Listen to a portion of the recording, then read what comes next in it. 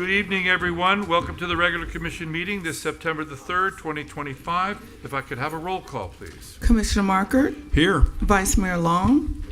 Commissioner Casal. Here. Deputy Vice Mayor Burns. Here. Mayor Carney. Here. We have a quorum. And I'm understanding that that Vice Mayor Long is not calling in, so we're not expecting voices from above. Gotcha. If you could all please rise for the Pledge of Allegiance. You almost said voices from heaven. I pledge allegiance to the flag of the United States of America and to the republic for which it stands, one nation, under God, indivisible, with liberty and justice for all. The clerk, the flag's supposed to be reversed? Okay. Early? Flag's always to your back right. Always. Always. Maybe they're dyslexic. Are we finished? I'm sorry? You want me to quick move it right now? No, that's fine. Give me 1 second. I'll look. That's fine. We're fine. For the record, I said it. Anyway, agenda approval. Are there any additions, subtractions, or deletions to the agenda? Not for me. None. Seeing none, then I need a motion to approve the agenda. Motion to approve the agenda, please. Second. All in favor? Aye. Any opposed? No. Good. Now we have a presentation from school board member Erica Whitfield, who I saw her there. There she is, approaching the day.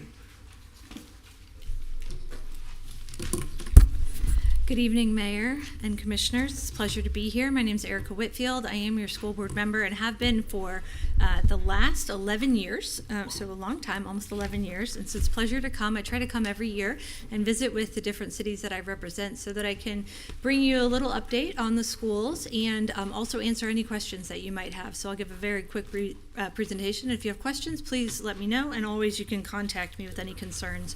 So I just want to talk to you a little bit about about our school grade. We're doing very well as a system. We have recently gotten an A rating again, so we're very thrilled about that. Some of the grades within your city have been very good as well, so just to share that information with you. Within the city, we have seen Banyan Creek go up to an A, so they're back to an A where they had been, so we're very thrilled about that. You've also seen an increase at Pine Grove Elementary School, so that has been an amazing achievement for the students over there and the teachers. We're very, very proud of them. And Miss King, who's over there. We have seen the grades stay the same for Atlantic High School, which remains a B, which is very good for a high school, and we think that that is something that you should be very proud of. Carver has stayed a C, so we're always working to see that improve. We are seeing Orchard View as a B. We're very proud of them. Plamosa Elementary School is still an A, which is wonderful. And Village Academy is a C right now. And obviously we would like to see them improve. And St. Spady had a bit of a slip this year. So as you're thinking about the schools in your community and places that you can support, obviously the schools that need some more support, Delray has always been an incredible place to support your public schools, and we thank you for that. So that is something that's going on. This past couple weeks, we just had a bit of a not so great news where we saw that we have actually lost some of the students that we thought we would have coming into our system. They did not enroll this year. So we are down about 5,516 students anticipated. The number it will be officially decided in October, so we may see some adjustment when October comes around for the real FTE count. But that is a loss of money to the school system because, as you know, we get our funding based on our per student count. So each school gets about $9,000 per student. Depending on their needs, it can be a little bit more than that. But those dollars are real dollars that are happening here in our school system. And so when we see that loss, we have to adjust accordingly. So your school district and your school board and your superintendent are adjusting the budget right now to make sure that we can accommodate for those changes. Luckily, it's not so much that we're not able to adjust the budget, and the schools should not see, and we should not see any losses of employees through that. However, when you look at school systems around the state of Florida, this is a trend that you're seeing emerge among school school systems is a loss of students coming in to their public schools. And so some school systems are looking at, they may have to close schools one day. That is not the case for Palm Beach County, I'm happy to report, but it's something for us to keep an eye on, and as we go forward supporting our schools, to make sure that parents know to bring their students in, that it's a safe place, and we really would like to see them in the door. And if you can come in before October, we would actually get the funding for it, so please come before October. Today would be good. Charter schools are having the exact same situation as the traditional public schools. We consider them very similar, and so they're down about 3.5%. We're at 3.4% across the board, so very similar outcomes there. And we are speculating on the reasons. It could be the impact of the vouchers. It could be just the communities changing, things like that. So we will continue to look into that to hopefully understand better. One of the things that I know has been particularly of interest to the city of Delray Beach has been the focus on the formerly Delray Full Service Center, now known as Historic Carver High School, and Historic Carver School. That is where we are putting our focus for adult education and technical vocational education. We recently had a report that was commissioned by the Education Foundation, on which I serve as a board member. That Education Foundation put forward a report to figure out how we should change our services going forward to be more in response to what the business community and employers in our community would like to see from our school system as far as the workforce. And that report came back and really just suggested, as we all suspected, more technical and vocational programming, which I think leads very well into our historic Carver School and the work that we're trying to do there. So what I'm asking my communities to do is, if you have any businesses that you would like to engage further with the school system, we are looking for not just people to come in and sponsor a program or anything like that. What we need is the experts in the field for all of these businesses that would like to see people coming into our getting employees from our system. We would like to see them come in and engage with their talents as well. So if they are an expert, they could come in and teach students that are in our program, so that we can be really on top of trends and the work that needs to be done. So I would request anybody that's interested in being a part of your school system in this specific way, please reach out to me, and we will hopefully be working on that. November 5th, we will be having a workshop, and I'd like to bring your concerns to the full school board and any suggestions that you might have. So with that, I will go ahead and stop and see if you guys have any questions for me. Commissioner Casal. You said 5. Thank you for the presentation, by the way. And the grades are exciting, but there were changes in how the grades were given out. So it's hard for me to judge how they are in relation to the last year's grades and what's actually changed. But I do appreciate that. 5,000 students in Delray or in the county? No, the full school system. Okay, because that's $45 million loss. That's astronomical. It's very high. We will be mitigating with some open positions. Okay. There's been a hiring freeze instituted by the superintendent on Friday last week to help mitigate with that. But it is a real loss, and that's why I want to share with our communities about the situation when students aren't in our school system. It impacts our budget and our ability to provide services. We can take some of a hit. We can deal with some of the issues. But, this is... we're going into a new school year. We are looking at our salary increases for next year, which everyone's concerned about. These things are very real Right. as far as the funding concerns are going forward. And if you don't think you're losing them to the charters or the privates because of the tax credit, then where are they going? No, there's some are definitely going for the tax credit. Okay, because the for tax credit the is over funding. $7,000. Well, no, it'll be the equitable amount for what we would get. So that's the $9,000 that we get. They would get the same amount of money to take it to a private school. And then the charter schools, very similar impact as us. They're seeing the same numbers Okay. in their decreases that we are. So I don't think it's that. But there's, we were going to be delving into this more to understand. I'm where interested we were to hear what you expecting- find out. Thank you. We were expecting 400 kids lower than last year anticipated, and the 5,000 was surprising. So That is it is a real impact. Wow. So I want to tell my communities, please, if Expect. you get the word out and talk to the students and make sure we're getting everybody in the door that we can, it helps us to provide the best services possible. Right. So either our taxes will go up or our quality of education will go down, but something is We bound don't to impact change. the taxes, unfortunately. That's a state allocation. No, so no, the I state understand, chooses, but yeah. still, it will have an ultimate impact. It does Because have I an imagine impact. this is not happening just, It's it's everything. happening throughout the state. Broward and Miami-Dade impact was higher. Wow. Yeah, they're seeing more throughout the state. It's really happening. Thank you for the information. Absolutely. I Thank you, appreciate Commissioner. updates in the future, if you don't mind, with Absolutely. respect to Happy that. Commissioner French? I just wanted to say thank you for the report. I was familiar with some of the things you said, but just glad to hear that Delray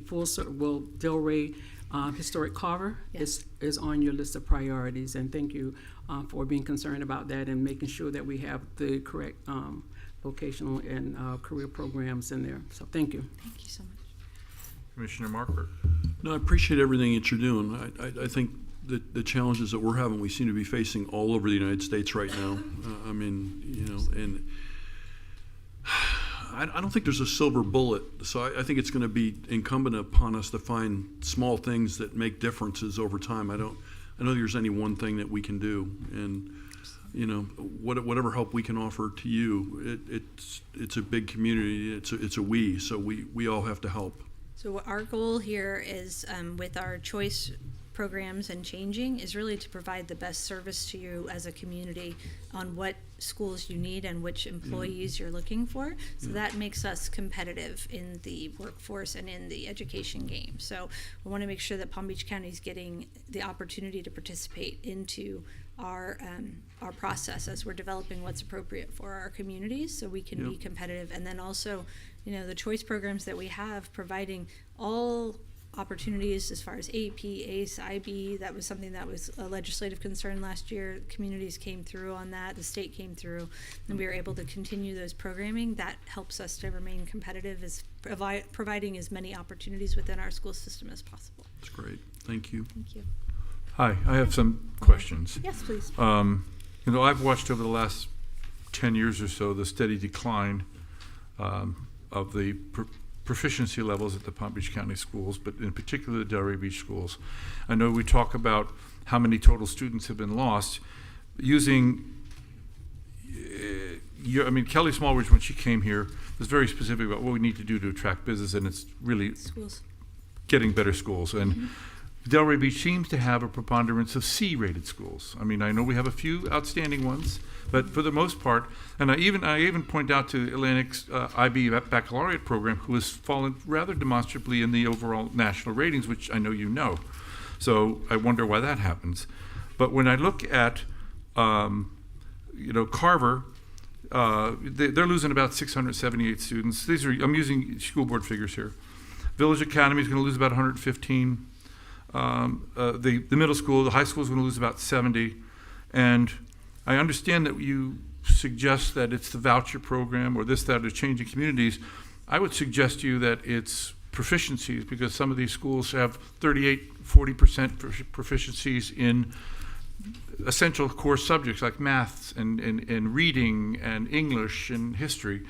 So I really want to know what you're planning to do about, first of all, getting the enrollment back, which I do think that the link to you're giving reasons of vouchers and everything, all of which are not irrelevant, but I would put it to you that if the school systems were producing proficiency rates of the students in the higher levels that some schools in Palm Beach County do, that might have a change. And what are you actually planning to No, do? I would Because love to address- we're as a deliberative body here, we're going to be coming back to you all with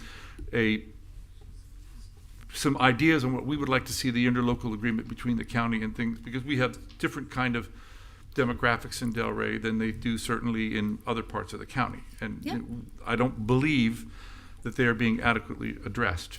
And by the way, the county makes more money out of the ad valorem system than the city of Delray does.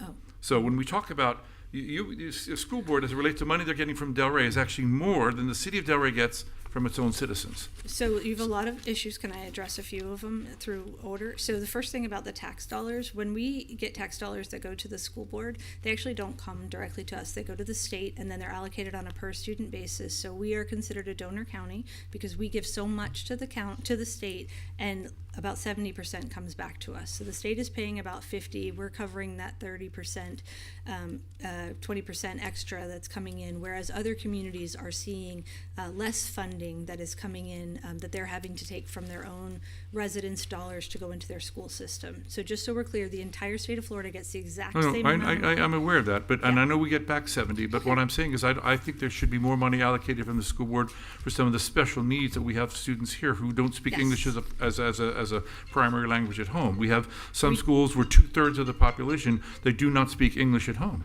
That's so true. Yet we're not making any Absolutely. provisions in the after-school programs to help them with their homework.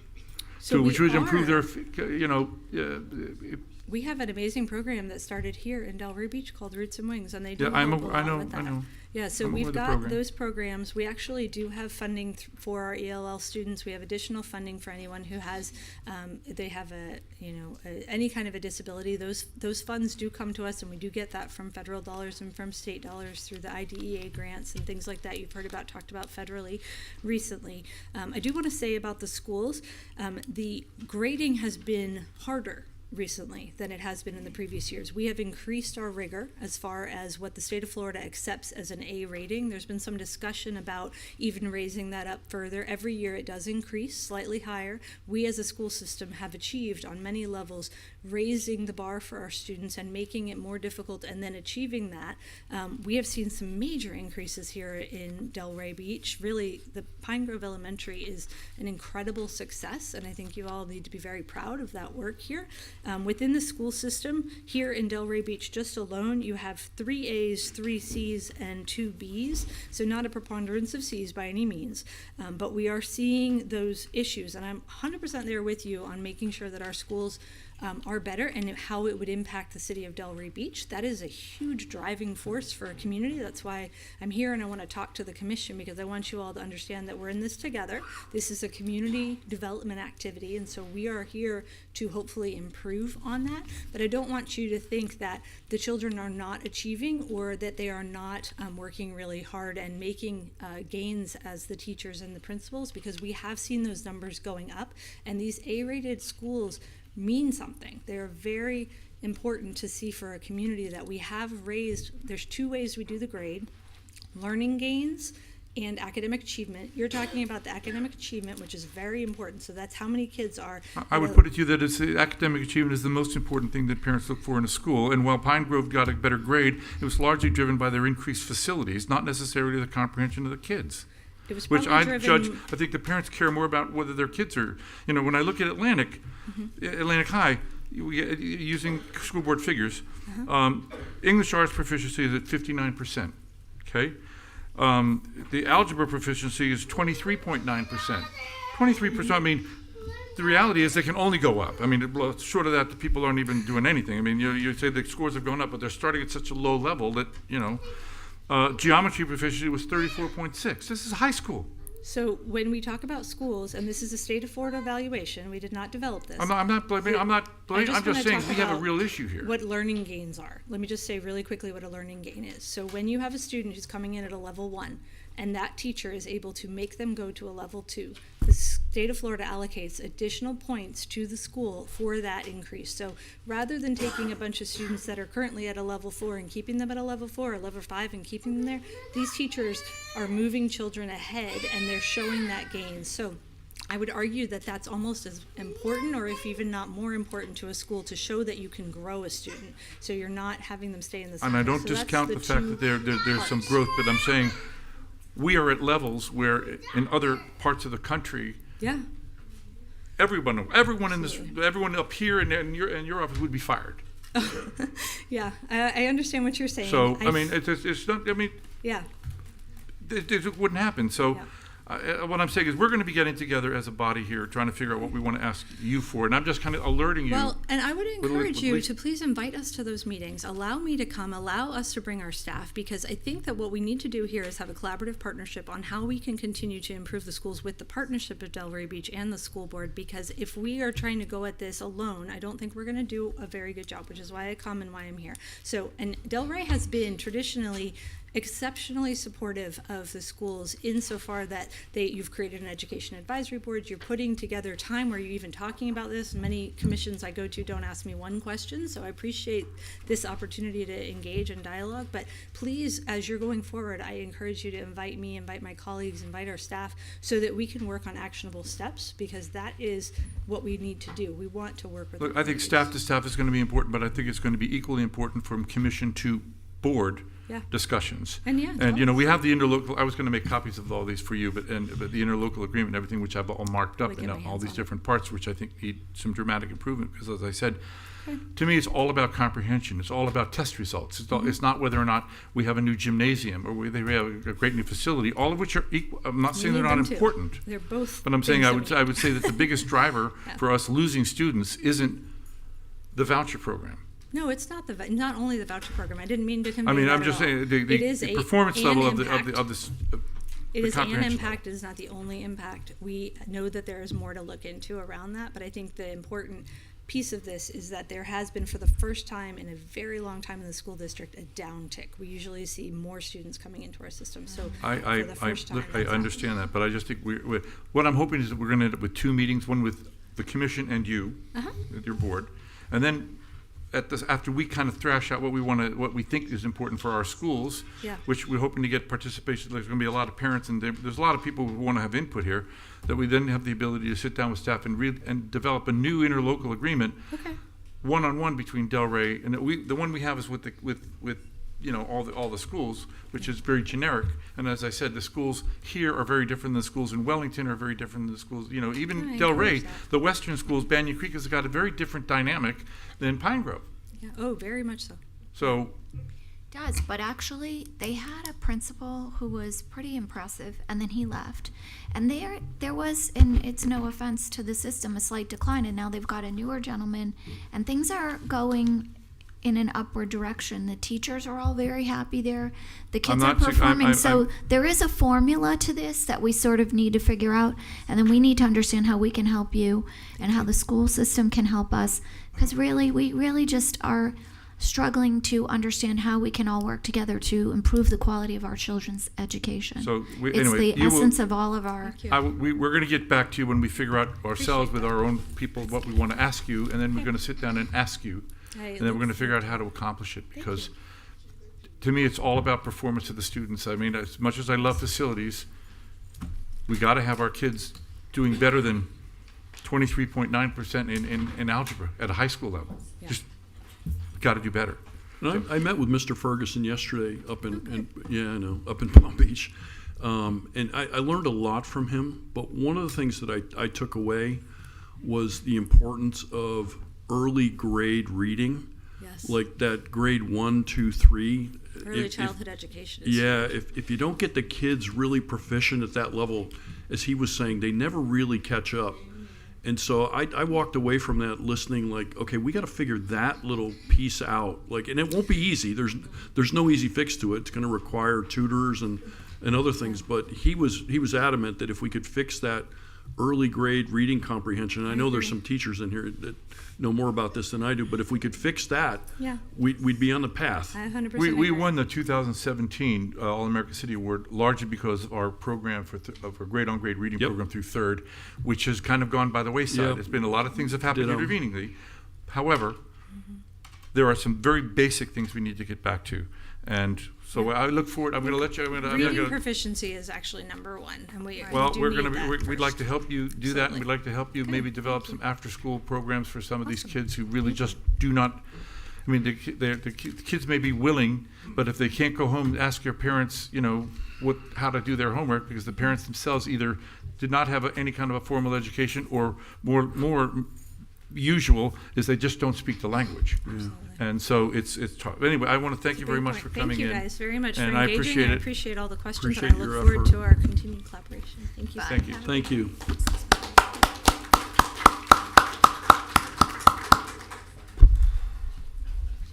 Comments and inquiries on agenda and non-agenda items from the public. And starting off with the city manager for any inquiries or and highlights of your response. I yield at this time, Mr. Mayor. Thank you. Okay, then this meeting is now open for public comment. Those wishing to speak publicly, please come to the, not on the public hearing items, which you're going to be separately called for when we do like the millage things, which are all public meetings, and those are going to be subject. These are for regular just comment that you want to make. Each will have 3 minutes. You come to the lectern, give your name and address for the record, and you have the floor. Good evening, everybody. My name is Eric. I'm the owner-operator of Windy City Pizza here in Delray, just west. I'm taking this. I'm sorry. I'm taking the opportunity today to just come here and speak to you guys in support of the DDA. I know there's a lot of things going on, and obviously budget things, and so many issues that are way out of my realm. But all I can do is to try to come here, use my voice, use my platform to speak on how important the DDA has been for me and for my business. My small family business, in which I use one of my passions, is the community. I go out there, I do a lot of things in the community for kids, for schools, for so many things. The DDA has been incredibly important for me, from when it comes to news crews, events, like the Art and Jazz Festival in the west side of the community. Obviously, my business is a little bit west. As the CRA continues to encourage new restaurants in there and the growth there, I think the DDA is extremely important. And when we talk about the number of it, like, I think we're talking about, like, you know, for me personally, like $200 a year, in which I really contribute to the DDA, which is not a big number, but to have that number cut back, I'm you know what I mean, in support of more an expansion of the DDA to the further western quarter and to the other things. But, you know, all I can do is use my voice to you know, ask you guys to listen and to take into consideration and your votes and your approach, you know. So I appreciate you guys very much. Thank you very much. These are could these items be discussed at the public when we have the public meeting as it relates to the DDA, or do we want to do them now because you got? The item on the agenda is regarding the millage rate, so, you know, if it's just in support of the DDA, That's fine. suppose it can Okay, occur. thank you. Okay. Next. Hello, Siobhan Baroian, 339 East Atlantic Avenue. Also here to just express my support for the DDA. They are an invaluable resource to downtown residents and business owners, and they drive so much fun and energy downtown. And they've been an invaluable resource and partner for our 3 businesses, and I think a lot of other businesses as well. So thank you guys. Thank you. Hi, my name is Lottie Gatewood. I'm a Delray Beach resident. I am also a volunteer. Mayor, excuse me, I don't think people are giving their addresses. Your name and address for the record. Okay, my name is Lottie Gatewood. My address is 5225 Monterey Circle, Delray Beach, 33484. I am an 11-year volunteer docent at the Cornell Art Museum. I cannot say enough about the value of the DDA. I look at where downtown Delray Beach and the Cornell Art Museum has come since the Downtown Development Authority has taken over after the COVID. Our attendance at that museum has risen exponentially. It has now become a destination location for people who are coming to visit Delray Beach. I, as a docent, I am the one that leads all of the visitors on tours of our museum. This is an absolute golden gem in the middle of our city. People love it. People flock there. I cannot say enough about what is being done, and that the fact that we have this in this little city is absolutely phenomenal. So thank you. Thank you very much. How y'all doing? My name is Timothy Boykins, 2554 Dolphin Drive. I just want to give a little of my opinion and my advice to see if it can help in some decision makings. And basically, I don't have the education that y'all have, and but I just want to share some things. Basically, I heard the young lady speak about a lot of schools are losing kids and stuff like that, but a lot of reasons of that is because a lot of parents are outpricing to stay here. There has been a lot of people that left Florida. They can't afford to stay in Florida. The taxes are too high. You know what I'm saying? So school numbers will drop, if you know what I'm saying, because we don't have that many people getting pregnant to replace the babies that left. So the thing about it, 1 + 1 = 2. That's all I know in school. I can't understand algebra and geometry, but I do know if someone is leaving and I don't have anybody to replace it, the numbers would drop. Kids' education would drop. Parents are struggling. That's a net loss. I agree with you. Parents are struggling to pay bills, and they can't find the time to help their kids with their education. So kids are raising themselves and trying to do the best they can. I got a son in college, and algebra is killing him. You know what I'm saying? It's not that I can't help him, but trying to pay these high insurance bills, high tax bills, and mortgage, it's just driving them crazy. And I think if a lot of our politicians sit down and take the money out of their pockets and put the money back in the people's pocket, we can stay in Florida, but we can't, because at the end of the day, it's too high to live here. We gotta leave. I'm thinking about going to Georgia. You know what I'm saying? But at the end of the day, the next thing I want to say is, this city needs to learn how to work together with everybody. The state. If the state make a ruling, we need to follow the ruling. I might be behind the 8 ball talking on this here, but the stuff that's painted on the ground, I can't paint a Bible on the ground. Take it off, and then you come up with a ludicrous scripture talking about it stopped the accident. That didn't stop the accident. Blues Room closed down. It's not that much traffic over there. But somebody came back and said, well, it's not have been a lot of accidents over here since we painted the ground. If that's the case, paint all the roads that color, and maybe we'll stop the accident. But some smart person said that, but it wasn't true. But it's because of Blues Room has closed down and the traffic has reduced. So I'm asking y'all to follow the state's order. Paint that stuff off the ground. Leave the state with the state road. If not, let me put the Black Panther paint on the ground. Let me put Church Bible down on the ground, because it's not right. Take it off. Let's leave the state original plans down there, and that's that. I know I got 2 minutes, but I'm going to use my 26 seconds. So evaluate everything. The reason why the schools are closing down, if kids are not going, it's not because of the teachers not teaching. It's because of y'all out taxing us. Insurance rates are too high. They need to have that like the motorcycles insurance. You can have full coverage or you don't, but they make you put replacement costs on the home, so we got to turn around and charge the people full of everything. We can't get no reduce. So anyway, it's a lot of things. Thank you for my time. I don't like that 3 minutes. Thank you very much for your input. I've known him all his life.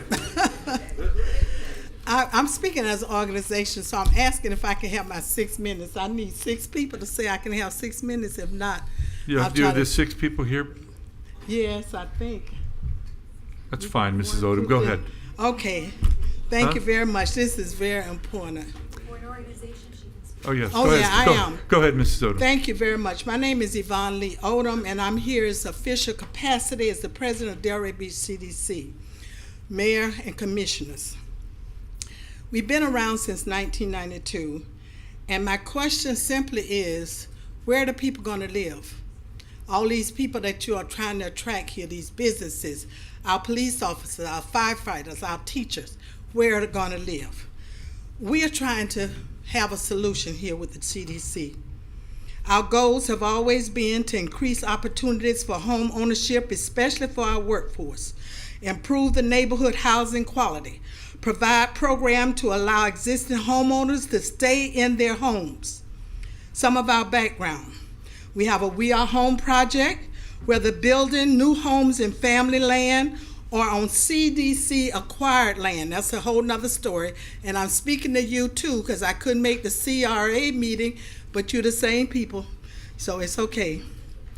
We've been partnering with large national home builders such as Pulte and Lennar, and before it was Hatcher, and we've had different ones over the years, so that we are able to sell a brand new home for between $234,000 and $300,000.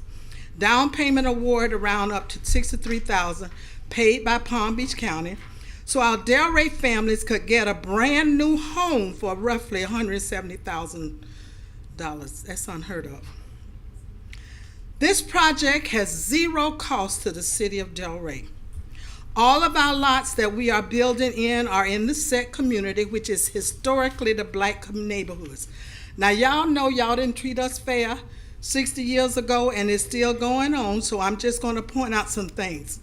Almost every lot in the set is narrow and deep. These narrow lots make it very difficult to build to standard city code. With the corner setbacks, we are unable to build with Pulte because they don't have any home models that are narrow enough to fit these lots. If a large builder, such as Pulte and others, have any plans that are that narrow and they build homes all over the county, all over the country, this should be addressed. Some of the lots that we close are enough to Atlantic, but where it still doesn't make sense to build commercial. One particular off lot that should be able to build a home on. Here we are. It's urgent. We are partnered. We've always partnered with for-profit builders from the very beginning. But here's a good example.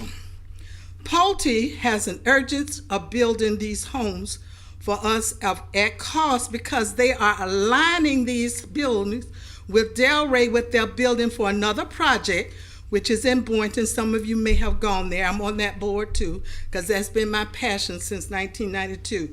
I want a home for everybody who wants one. So they are able to, because they're building so much, now they can, build a smaller house for that because they've got all the workers there. They're doing this. And we've been ready to submit permits for the city of Delray for affordable since May. Now, maybe it's not just us. Maybe that's the process. I don't know. But at our meeting on Tuesday, I said, let's go out here. I want to make this public because sometimes, and I'm not criticizing staff because I'm a city supporter, but these things take so long and sometimes we jeopardize bills. Let me give you 2 examples. We have 2 homes that we've been trying to get permit for 2 Delray young men, the head football coach at Atlantic and the director of EJS project. They have families. They are the people that we're trying to say, if you want a home, we want to build you that home. And we've been given time and time again, setback after setback. So I'm going to have to skip down because my 6 minutes is almost up. But here's what I'm asking. How can you help us? You should not be hindering our process because of paperwork. And I know there are always exceptions to rules. And yes, I'm a teacher. I've been one. I taught here for 45 years. Kids are exceptions. We have to make allowances for kids who come to us. They're not all equal. Even though we say they are not. Everybody needs sometimes special help. Sometimes we call accommodations. Right now, as a CDC president, we're asking for accommodations because we were not treated equally then because of the lots and the plots. I remember my husband's dad, walking off his lot with his feet, and that's how they got it. So what I'm asking, help us help these families. And I say again, all these businesses that we're trying to attract here, where are the workers going to live? I thank you for your time. Help us out. We're not going anywhere. Thank you very much, Mrs. Odom.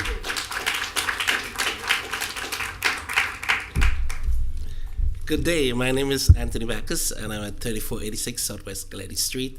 And I'm here to support the DDA and the Cornell Arts Museum.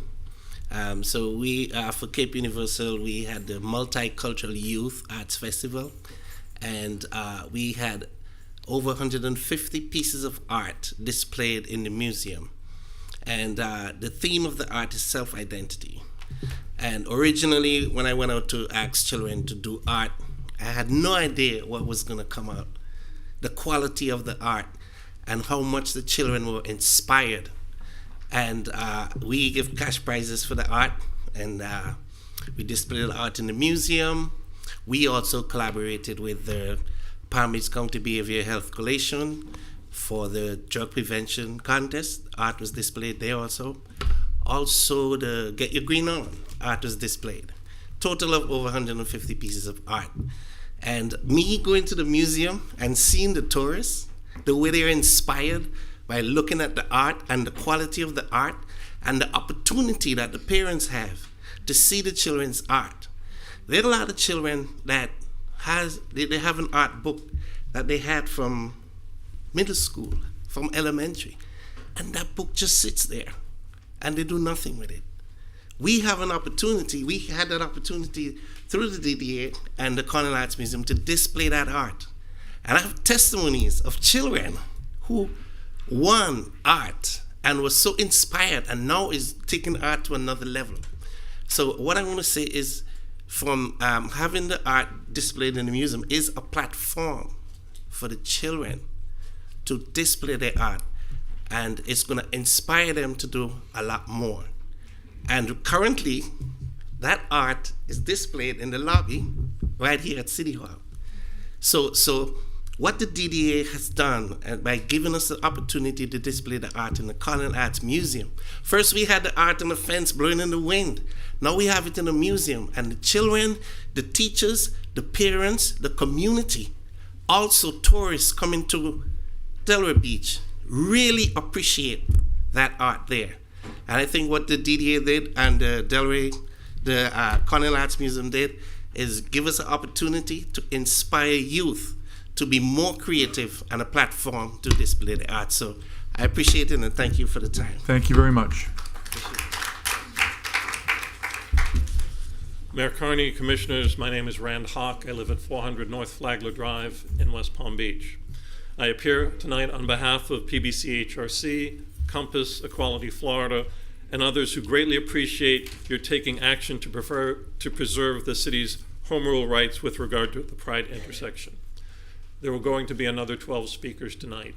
I believe I successfully discouraged them from taking up your valuable time.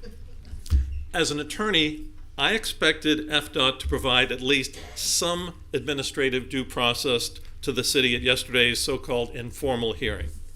However, it was not conducted by an independent administrative law judge.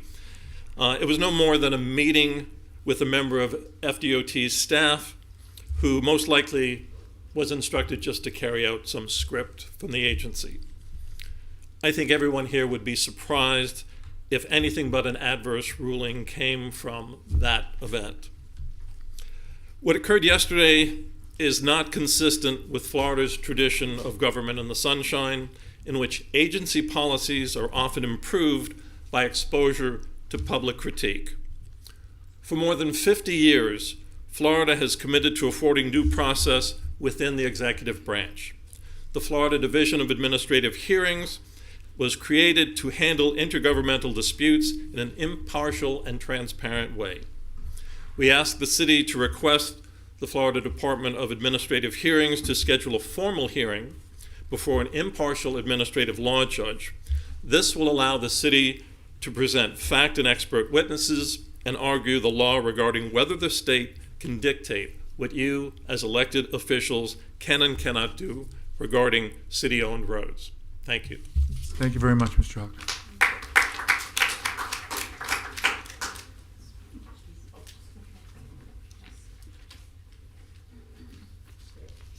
Good evening. I'm Bill Dorton. My address is 111 Southeast 2nd Street, 33444. I'm both a proud resident of downtown Delray Beach, and also I came here to represent Pure Life Fitness Center and Cafe. I want to share with you why the DDA is not truly the heartbeat of Delray Beach. The DDA does so much more than just put on events. They create experiences that bring the community together and support our businesses. They truly define the character of our city. When I think of the DDA, I think of variety. They have all kinds of events like Savor the Ave and Jazz on the Ave, which turn our streets into living stages for food, music, and culture. Fashion Week, Restaurant Month, Downtown Savings Pass all spotlight our small businesses and bring people into our shops, restaurants, and also our parking garages. Mother's Day Orchard giveaway adds a personal, thoughtful touch that makes Delray feel like home and keeps the Village of the Sea vibe that truly has made Delray what it is. I've been here for 15 years, and it came as a little small city that's growing, but little touches like that keep that little small town vibe, which is what Delray really is about. The concerts at the Old School Square, they provide music and joy that remind us of why people fall in love with our town.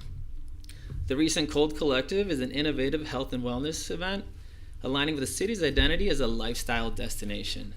We don't want to be only known for all the restaurants and bars and all that stuff. We want to be known to be somewhere where it's a healthy place to live. And we do a great job of that, and the DDA was a huge part of that event. And I was fortunate enough to be a part of it and showcase local gyms, vendors, and abroad over 400 community members out into the field, showcasing that we truly are a wellness community. As a resident, these events enrich our lives and create pride in where we live. As a business, they drive people through our doors, generating energy in the streets and keeping downtown thriving. I strongly encourage you to continue supporting the DDA. When you support the DDA, you're supporting the restaurants, shops, the artists, entrepreneurs, and the very heartbeat of Delray Beach. Thank you. Thank you very much. Hi, everyone. Mariska Gatto, Cultural Arts Director for the DDA. I oversee the Cornell Art Museum and also art projects for the DDA, some public art and more things. I just want to tell you a little bit about what's going on in the museum and new things that are happening. We've had a busy summer, which seems like an oxymoron, but we have had a busy summer at the museum. We opened with the pop culture exhibition with the Pop 2000 concert. We had 700 people at that opening, over 1,200 people at the concert, and it started there. We had the Harold Claudio Coco Goff art piece reveal that brought in over 300 people just for a talk. For an art talk. It was awesome. We're averaging 2,000 people per month in attendance. Our donations are about $1,900 on average per month. We are bringing in multiple groups for scheduled docent-led tours. Just recently, on the 28th, we had a group of 12 mosaic artists that came through Brightline from Orlando to see the icons of art mosaics. That's pretty impressive. They were here for the day, spent time in the downtown, and then hurried back on Brightline back up to Orlando. That was incredible. They're planning a return trip because not all their mosaic friends could be here, so they're coming back. We do First Friday Art Walk every month. We have music at the museum on Wednesday. We're doing an artist panel at the end of September for artists that just did a summer internship in Farindola, Italy. We're going to have them discussing their experience in Italy. We have Dorothy Gillespie opening on October 16th. We have Gustavo Novoa is going to be opening on November 14th. So we have things planned right along here. And then we're bringing back Art on the Square Fine Art Show in February 26th. So we're excited. We want you all to be excited for what we're doing, and we want you to come and visit us and join us. Thank you. Thank you very much.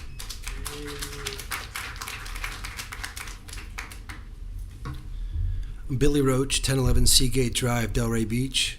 As you already know, we've been without a contract with the police since October 2024, and we started negotiating for that contract several months before that. I just wanted to make a comment in support of the more senior officers with the police department regarding the 8-year drop. I know 3 of the commissioners agreed to give us the 8-year drop with nothing being said about delaying its implementation.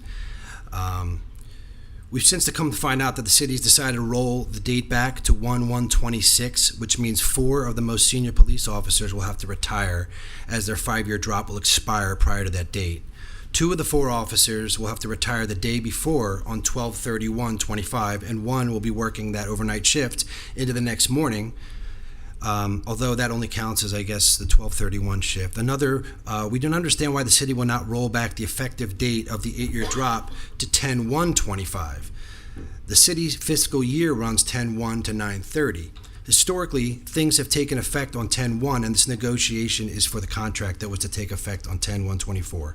They could save 2 of the most senior people by rolling back that date by just 1 day or 1 second, and save a 3rd person by rolling back 1 more month. With all the police officers resigning and finding jobs elsewhere, it's down 20 plus officers, with many more saying they still plan on leaving and they're just waiting to receive the call from other departments. If you make that drop effective on 10/1/25, as typically done at the start of the fiscal year, you retain 3 senior experienced officers. I just feel like with all the people leaving the department, why wouldn't we, and you're trying to encourage people to stay a longer time, why wouldn't you encourage your most senior officers to stay? It just seems to me like it makes sense. I have personal experience with some of these officers that go out of their way. They put their lives on the line every night, and I just think that we need to show them respect, and then the younger officers can see, they can learn from them. I know you're spending like $170,000 to train some of these people, and some of them you train them, they come in for a year, they get a better pay somewhere else, they're gone. That's taxpayer money that's being flushed down the toilet. I wanted to make another comment regarding something. I was on my morning walk and someone approached me and asked if I saw some episode of Friends of Delray.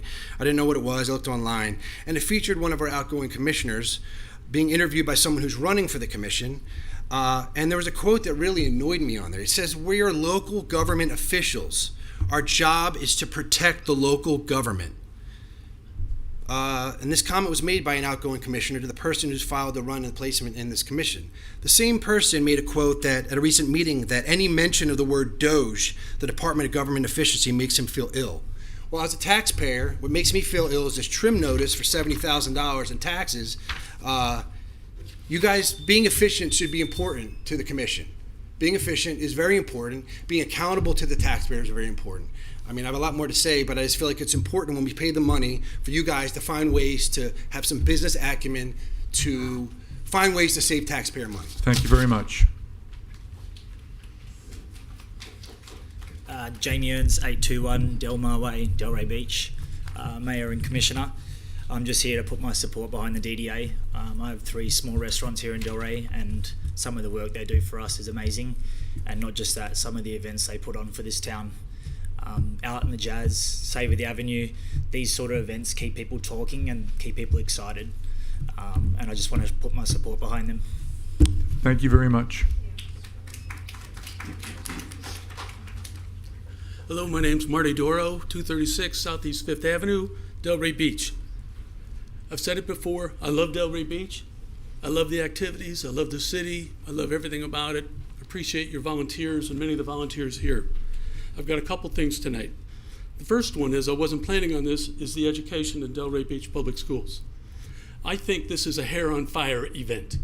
29% of the people, students, that's who's proficient in algebra, similar in geometry.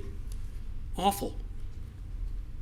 The school district is rated A in the county. I don't understand it. However, they're scoring it. And I've scored a lot of things in my corporate life about how to do it. You know what to put in the scoring mechanism. Hair on fire. I suggest we reduce the curriculum, focus more on reading, math, history. Secondly, I'd like to talk about finances. Getting a budget and allocating the budget are 2 of the most important things in running a business or running a taxpayer entity. The way we get budgets now are, my real estate prices go up, my taxes go up. My income and many other incomes didn't go up. So that means I'm paying a bigger percentage of what I have to spend on taxes. Taxes are important. Police, fire, security, cleanliness, I'm all for it. The idea that my taxes go up just because my property went up, because we kept the millage the same, doesn't make me feel comfortable, because then the entity, their budget goes up and they say, hey, our budget went up. How should we spend it this year? I like to look at the other way. What do we need to run this city, run it efficiently, run it well, make it a great place with great activities? Mayor, I'm sorry. The DDA is really here. For the public hearing. Sorry, what? This should really be made at the public hearing. Okay, then I'll just say this. I have Your many education friends part in the was DDA. fine. Hold that second thought until the public hearing later on. Okay. Thank you, Mr. Duro.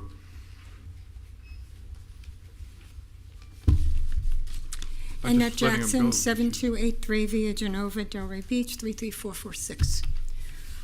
I was very disturbed today when I opened my Sun Sentinel and I saw your opinion, Mr. Mayor. The DDA needs transparency and fiscal responsibility. To me, it implies that the DDA employees are using funds for personal gain, and I don't believe that's true. I've been volunteering with Old School Square for over 20 years. I'm a docent at the museum. We have people coming from all over because of the DDA, not only from out of state, but we have people coming down from Daytona. We have people coming up from Miami, from Boca, from Boynton, from Tampa, from St. Pete, all because of what's going on in Delray. It's the most vibrant city around. We've been winning awards all over the place. The people I work with at the DDA are some of the most honest, hardworking people I've ever had the privilege of working with. But I'm very concerned, especially about the piece that's in here, if I may read it. Part of it says, I'm gratified that a majority of my fellow commissioners join me in asking the city internal auditor to review the DDA's expenditures. The results should be available in mid-September. I don't think this should have come out until after the audit was done. I think that this is a slur on the DDA, and once the audit is done and it's proved that they haven't done anything, I think an article should be put back in the paper clearing the DDA of any implications. Thank you very much for listening. Just for the record, we have to, the City Commission has to vote on it, so it's not a function of it can be done and then we move after the fact. There was no vote. So there was consensus. You're right, you did not give consensus. Good evening. Maurice Roisman, I'm the General Manager of El Camino. Mr. Mayor, Commissioners, thank you for giving me the opportunity to speak. But I'm coming out tonight also in support of the DDA. I've been the General Manager at El Camino now for a little over 3 years, and what I've witnessed, what I've participated in with them, and just the general welcoming that the DDA has done, not just for me as a business operator, but what I see them do for the community, for our guests, for the other businesses. You know, I can't put a value on that. You know, as far as the programming, the events that they do throughout the year, since they took over Old School Square, you know, keeping the concerts and the family events and everything else going, all of that is a direct impact on how well my business does, you know, how much foot traffic there is on the avenue and how well other businesses do, and how people looking into our community see our community. You know, when they see all these things happening around town, you know, that's a place that they want to be. That's a place that they want to visit. You know, I've operated businesses in other areas that have not had even a fraction of the programming and the diligence that the entity like the DDA does or has, that, like I said, you just can't put a price on that, you know, and it's something that I feel very important, or very strongly about, and it's important for our community. So thank you for your time. Thank you. Hi, good evening. How you doing? My name is Diana. I own Scoopy Doos along with my son. We're a dog ice cream and bakery shop, and yes, dog ice cream is a real thing. If Your address as well, ma'am? Excuse me? Your address. Oh, 507 East Atlantic Avenue. Hold on a second. I have. All right. As a small business owner in downtown Delray, I can personally say that the DDA has been a lifeline for us. The DDA doesn't just talk about supporting small businesses. It shows up, includes us, and makes sure our voices are heard.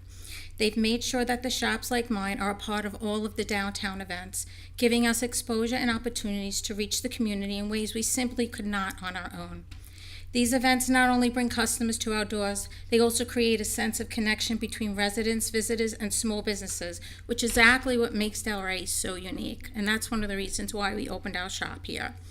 In times when order and structure are needed most than ever, the DDA provides a consistency and advocacy that small business rely on. I can share firsthand that when my shop needed grooming services, Laura from the DDA personally stood before the committee and spoke on my behalf. She took time out of her day. The kind of personal advocacy doesn't happen when small businesses are left to navigate city bureaucracy. The DDA is our voice, our bridge, and our advocate. The idea of shutting down the DDA and handing everything over to the city would be a huge setback for businesses like mine. The DDA is not just an organization, it is the boots on the ground, constantly fighting for small businesses to be included in events, constantly making sure no block is forgotten, as the 500 block that I am on is called the Forgotten Block. and constantly reminding the community that small businesses are the heart of Delray Beach, not these large businesses that are coming in. The mom and pop shops are the heart of Delray. Without the DDA support, that direct support and that personal connection and the relentlessness advocacy would be lost. So we ask that you keep the DDA around because we really like them. Thank you very much. Hi, Hillary Roach, 525 East Atlantic Ave. I'm an owner of the Colony Hotel, and I'm here to talk in support of the DDA. Our property taxes this year for our hotel and our club will be over $750,000. The portion that goes to the DDA is $10,000. Wow, what a deal we are getting. We could not do what they do on our $10,000. We are a small business and we need help. We don't have large corporate structures to support us. Collectively, we are stronger with the DDA. Delray is fantastic. Let's not lose sight of this organization that's been here for 50 years helping to build us into what we are. They listen, they respond, they problem solve, they're good communicators, and they give businesses a unified voice. Thank you. Thank you very much.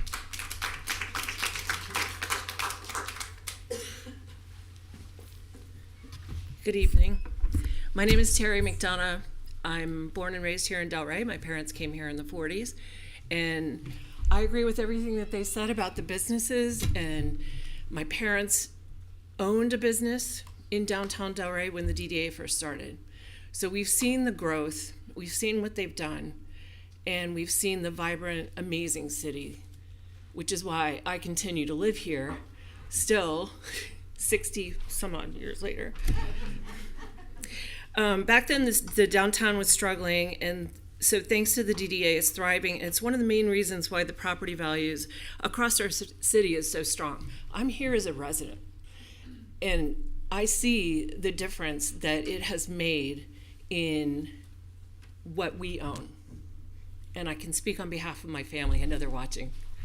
So I can speak on behalf of them because we all live here in Delray. And we want to see the DDA continue to do what they do and do best. And so I'm here on behalf of my family and other residents to say, please, let's continue the DDA and not mess with a good thing. Thank you. Thank you very much. Good evening, everybody. Sandy Zeller, 209 Northwest 12th Street. I'm here to speak in support of the DDA. I was a member of their board 5 or 6 years ago, and I was proud to be a part of the work that they were doing and with the work that they accomplished in the past and the work that they're continuing to do. The DDA is the mainstay, you've heard it from all these people, is the mainstay of growth in the city and its downtown. The DDA isn't broken. The priority to try and reduce their services by cutting their budgets or whatever, or their tax benefits Mr. Zeller. is misguided. If you're going to talk about their millage, you If have you're here to to talk about the millage, you have to wait to the other portion of the meeting. Okay. Okay? Then I'm done. Thank you, I sir. support the DDA. I think they've done an excellent job. Thank you, sir. Hello, my name is Tony Sirkin. I'm at 244 Southwest 5th Avenue over here in Delray Beach. I love my neighborhood a lot. It's a great little neighborhood. I'm getting concerned about how fast cars are going up and down those streets and the lack of police officers being able to patrol the neighborhoods because we're losing a lot of them. And something for your consideration would be, there's a lot of dogs walking down those streets with family members and a lot of kids walking down those streets going to school, and there is cars flying by on these streets 4 blocks away. And something that I'm hoping this board will consider is maybe some speed bumps. 1 or 2 per block would change the traffic and allow everyone to slow down and be a lot safer for the kids and the people that are walking up and down these streets. So I hope you consider that. You said Southwest 4th Avenue? Southwest 5th Avenue. Southwest 5th, okay. Yeah. Thank you. Yep. Thank you.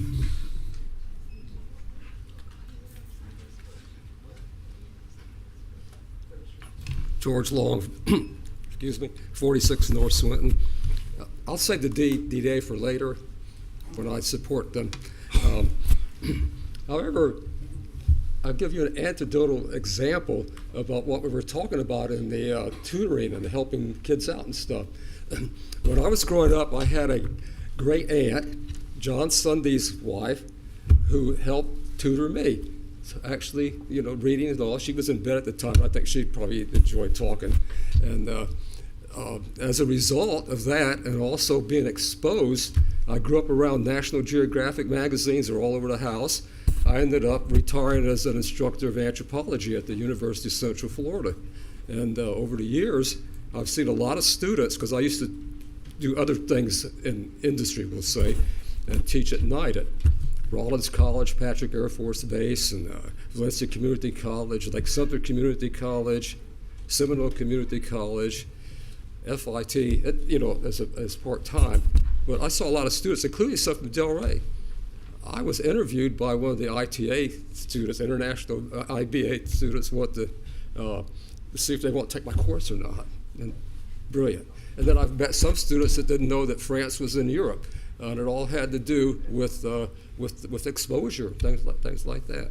Anyway, is there anything you could do to expose the students as you should to anything to do with writing at all? Even if they don't understand what you're talking about, the exposure will eventually pay off. Thank you. Thank you very much, Mr. Law. Hi, everybody. Marjorie Waldo from Arts Garage. Good evening to all of you beautiful commissioners and Mr. Mayor. Arts Garage is always grateful for everything you've always done. I was trying to make you smile, so I'm glad. That's all right. I smile. Mr. Mayor. Okay. Discover the Palm Beaches announced yesterday that the Palm Beaches set a new visitation record, 5.72 million visitors in the first half only of 2025, which is an increase of 500,000 visitors from last year. Discover says that the reputation of Palm Beach as a world-class travel destination with amazing beaches, a vibrant cultural scene, and signature hospitality results in Palm Beach tourism generating approximately $10.5 billion annually, and supports more than 90,000 jobs. The DDA is certainly part of that, and Arts Garage is trying to do our part in creating an impact as well. We announced our theater season this week, and it's an exciting collection of work to see on our stage. October 11th, they can look at it. I only had one, so I'll bring you more later. October 11th, The Cafe on Main by Jeff Pearlman. November 9th, The Boomer Legacy by Stephen Young. December 7th, Fighting for Freedom, Honoring Our Veteran Community. Those are original stories by Delray Beach's veterans. January 11th, Why, An Actor Preparing by Davian Tenarius Brown. And as part of our new Out of the Black Box Theater Residency Program, we will showcase from March 12th through the 29th a world premiere original production by Recchio Ensemble Theater Company. We've also launched a podcast powered by Arts Garage and titled Culture Under Fire with Marjorie Waldo. That's me. That too was funny. Making a case for the arts. You can listen now you need to bring episode. Cue cards next time. You know, I know. The audience Laugh, applause. laugh, Yeah, laugh. you need to do that. Applause.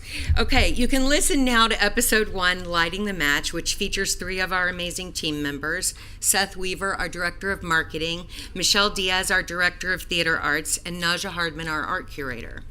On September 9th, we feature Morgan Funari. She's from the Americans for the Arts Action Fund, a national organization, in episode 2, The Arts Mean Business. And on September 23rd, we feature Dave Lawrence, the CEO of the Cultural Council for Palm Beach, in episode 3, Beyond Beaches, the ROI of Culture. Culture Under Fire is available on Spotify or Apple Podcasts. We hope you'll listen, like, share, rate, and review. Thank you. Thank you very much. Albert Richwagon, 298 Northeast 6th Avenue, 33483, downtown Delray Beach. I'm here to speak of my learning experience in regards to the DDA.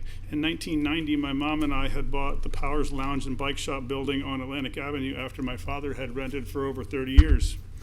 When I received my first tax bill, this was all new to me, I wanted to learn what I was paying for, so I got involved. I became a 2-term board member. They are my two businesses partners. They provide and promote my business. They enhance my business in so many ways with social media and print, and especially the visitor centers. They define the economic vitality and quality of life in downtown Delray Beach, marketing and promoting the downtown district, fostering business development, improving public and private spaces, working to ensure a clean and safe environment. Old School Square, the pretty lights and banners on the avenue. Palm Beach County has 19 cities in it. Most have no DDA. We have the best city in Florida. We have the secret sauce, the DDA. Thank you very much.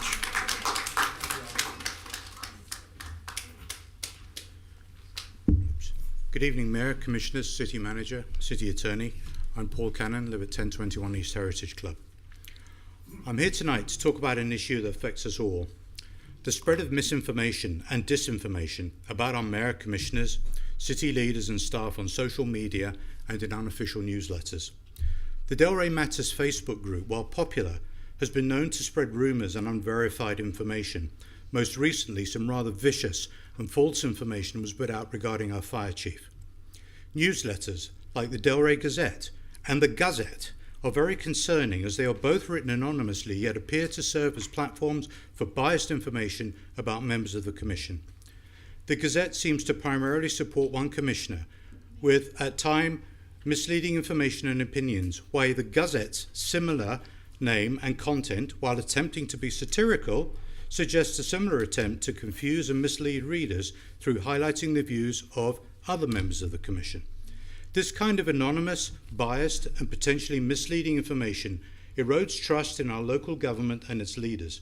I urge you, our city leaders, to prioritise transparency and fact-based official communication. This can include regular updates, clear guidelines for official communication, and a commitment to accuracy. By working together, we can promote a more informed and respectful community dialogue. Thank you for your time. Thank you very much. Are there any other members of the public wishing to address the Commission? Seeing none around the corner, public comment is closed. Thank you all very much. We now have the consent agenda. We need approval of the consent agenda. If you've all gone through it, if there are any, need a motion. Moved. Second. All in favor? Aye. Aye. Any opposed? The consent agenda is approved unanimously. Thank you all very much. Now we are into item 7A of the regular agenda. This is a quasi-judicial hearing. This has to do with 1180 Southwest 10th Street. And I am going to read the quasi-judicial rules here. This is the only quasi-judicial we have, correct? Yes, sir. No, 7A2. Oh, the same 7A, thing. 7A, 7A1, and 7A2 Okay. are all the same. Let me read you the quasi-judicial introduction here. This hearing shall be conducted in accordance with quasi-judicial rules. The applicant and the city shall each be allowed 15 minutes to present their case. The public shall be allowed to speak for 3 minutes each, or a maximum of 6 minutes if the person represents an organization or a group of people who are present but agree not to speak. The city commission and staff and the applicant may be allowed to cross-examine a witness. The city or the applicant will be allowed to offer rebuttal testimony. The decision to approve or deny an application or appeal may not be legally made upon personal views as to whether a project is a good project or not, nor may a decision be based on the numbers of citizens who support or oppose a particular project.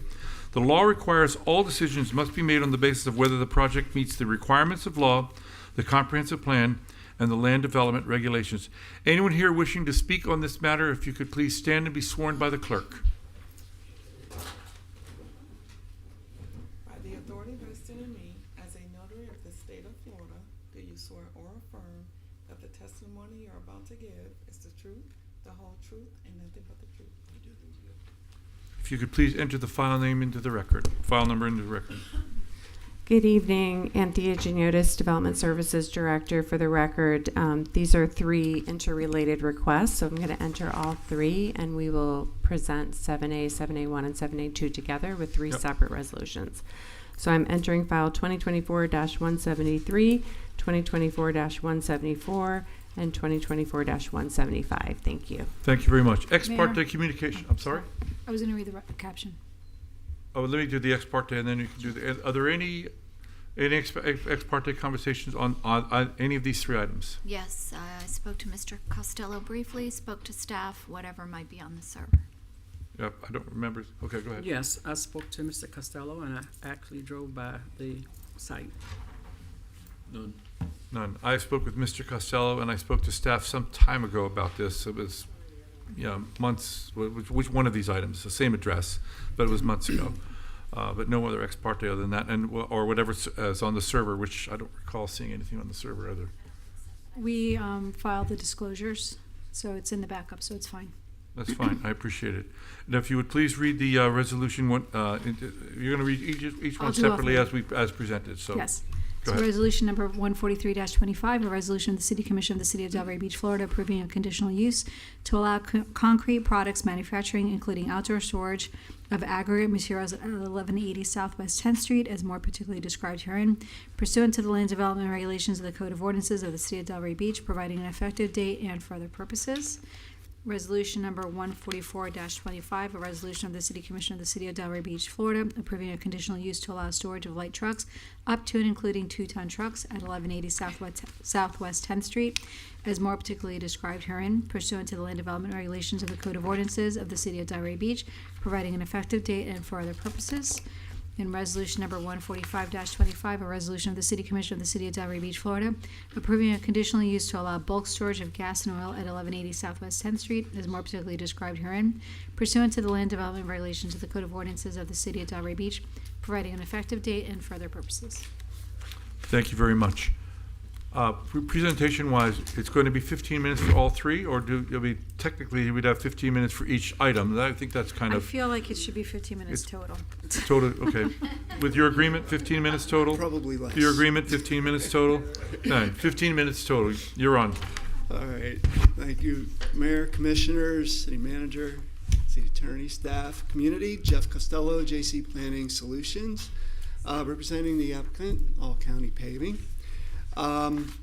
This particular property has existed at this location since 2014. This is the original site was about a little less than 3 acres, and then this involves an addition of 2 acres immediately west. So it's a little over almost 5 acres as a site. The existing facility, as I said, been established in 2014, has about 100 employees. 50 on site at any time, and 26 Delray Beach residents. And as indicated in the previous slide, they are hiring. So, just so everyone's aware, they have some available positions. The land use designation is industrial, zoning industrial. The adjacent zonings to the north are residential and RM, R1A. This south and east are mixed industrial and commercial, and to the west we have industrial. At the Planning and Zoning Board meeting, there was extensive backup in your staff, so I won't go into that. But most recently, the Planning and Zoning Board did hear this item, recommended approval of all 3 conditional use requests, with a condition of an addition of hedge on the north side of the fence facing 10th Street. These are just some photos of the site in the front along 10th Street. The south end along Royal Palm Drive, facing the industrial area. Again, to the north, you have Island Cove, recently constructed, single-family residential as well. And then to the south, industrial, basically pretty much on the southwest and east side is industrial. The proposal is, again, to expand the site to the west, to the pink area. About 2 acres, installation of parking, aggregate storage, ready-mix concrete silo, bulk storage, bulk fuel storage area, containment lockers along the west side of the building, dumpster areas, site lighting, associated landscaping. This will involve really a significant upgrade to this portion of the site. The right-of-way dedication has been dedicated. It's been dedicated. An item that was before you a couple months ago. The plat has been prepared, dedication of utility easements. Has been submitted and is in process. And the 3 conditional use requests, which were already summarized by the attorney and staff. The hours of operation, generally 8 to 5 for the corporate offices, and then you have various aspects that that start a little earlier and a little bit later. But for the most part, all access to this area that's under consideration is taken off of Royal Pond Drive, the industrial street. So there are no access onto 10th Street across from the residential, and which is really important as we look at this proposal. The proposal does involve, again, significant improvements to the west half of the property and landscape buffers. It's especially along the north side, in addition to the landscaping, that's really a retention area that'll be provided, and significant improvements in site lighting for the site. The area will include drainage, which currently doesn't, as well as extensive paving. There was this retention area basically accommodated this portion of the site, and this retention area here will address this portion as well, and there's also some outfall into this area. Again, as we go through it, there's a fuel storage area, parking for vehicles, and the aggregate in this location. Positive findings can be made with 3.1.1 regarding consistency with the land use map. The uses allowed within the industrial district. These are all 3 conditional uses. Concurrency, the staff report confirms project meets applicable adopted level of service standards. And then there is consistency with the comprehensive plan outlined in the staff report, particularly those of the neighborhood districts and quarters element, economic prosperity element, conservation, sustainability and resiliency element, and healthy communities element. Compliance with the land development regulations. There are findings that need to be made, conditional use findings that, in addition to the findings of Chapter 3 that we just went through, that the finding can be made that the establishment will not have a significantly detrimental effect on the stability of the neighborhood within which it is located, will be located, and hinder development or redevelopment of nearby properties. We did previously go through the surrounding zoning. To the north we have residential across Southwest 10th Street, and then we have industrial pretty much surrounding this. This is separated from residentially zoned property by a 100-foot right-of-way. The site itself, the actual storage areas, the parking area is 60 feet, setback 60 feet from 10th Street. The areas, again, meet the setback requirements on the west and south sides. The west parcel containing these additional uses, they have coexisted for many years. However, at this point in time, we're here to really get the formal approval and provide significant upgrades to this site and continue the operation. There has been new development in the area with the industrial as well as residential. Regarding the 3 conditional use, the materials, the aggregate storage, they're stored in bins on the southwest corner site, highlighted there with the red rectangle.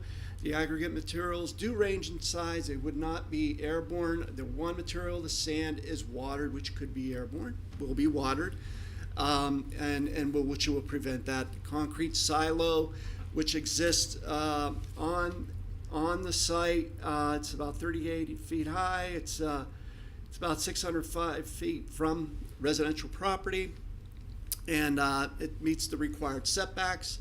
And we did also, All County has submitted the air general permit registration with FDEP.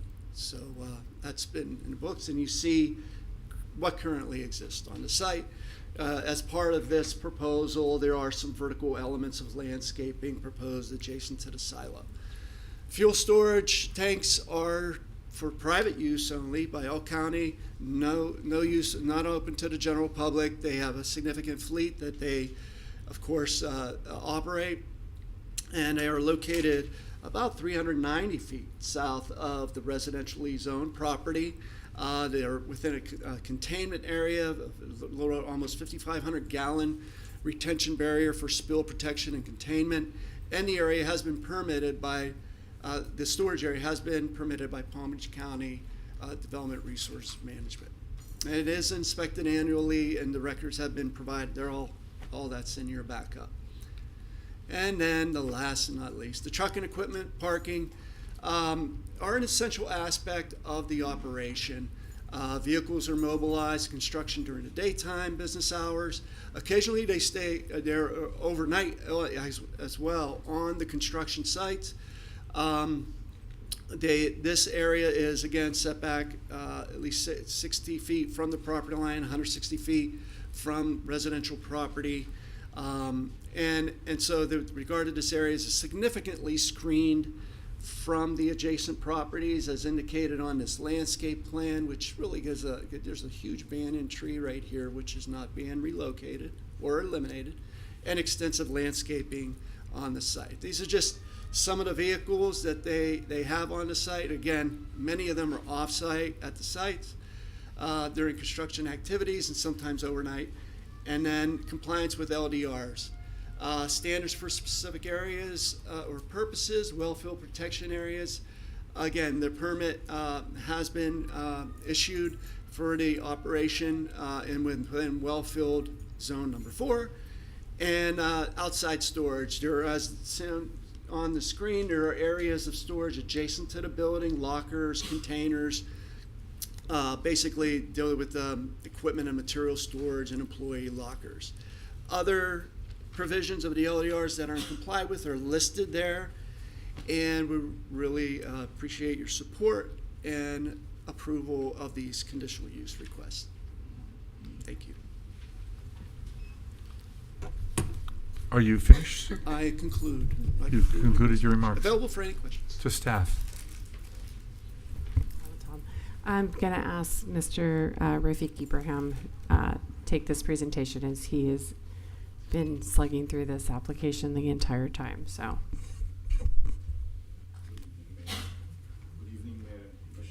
Is that Turn your on? microphone on there. Are you all on? No. It's on. Okay. Lights on. Yours wasn't any better. No offense. It was very. It should soft. work now. Oh, there you go. It works. There you go. Thank you. Three conditional use approvals. I try not to repeat what the applicant mentioned.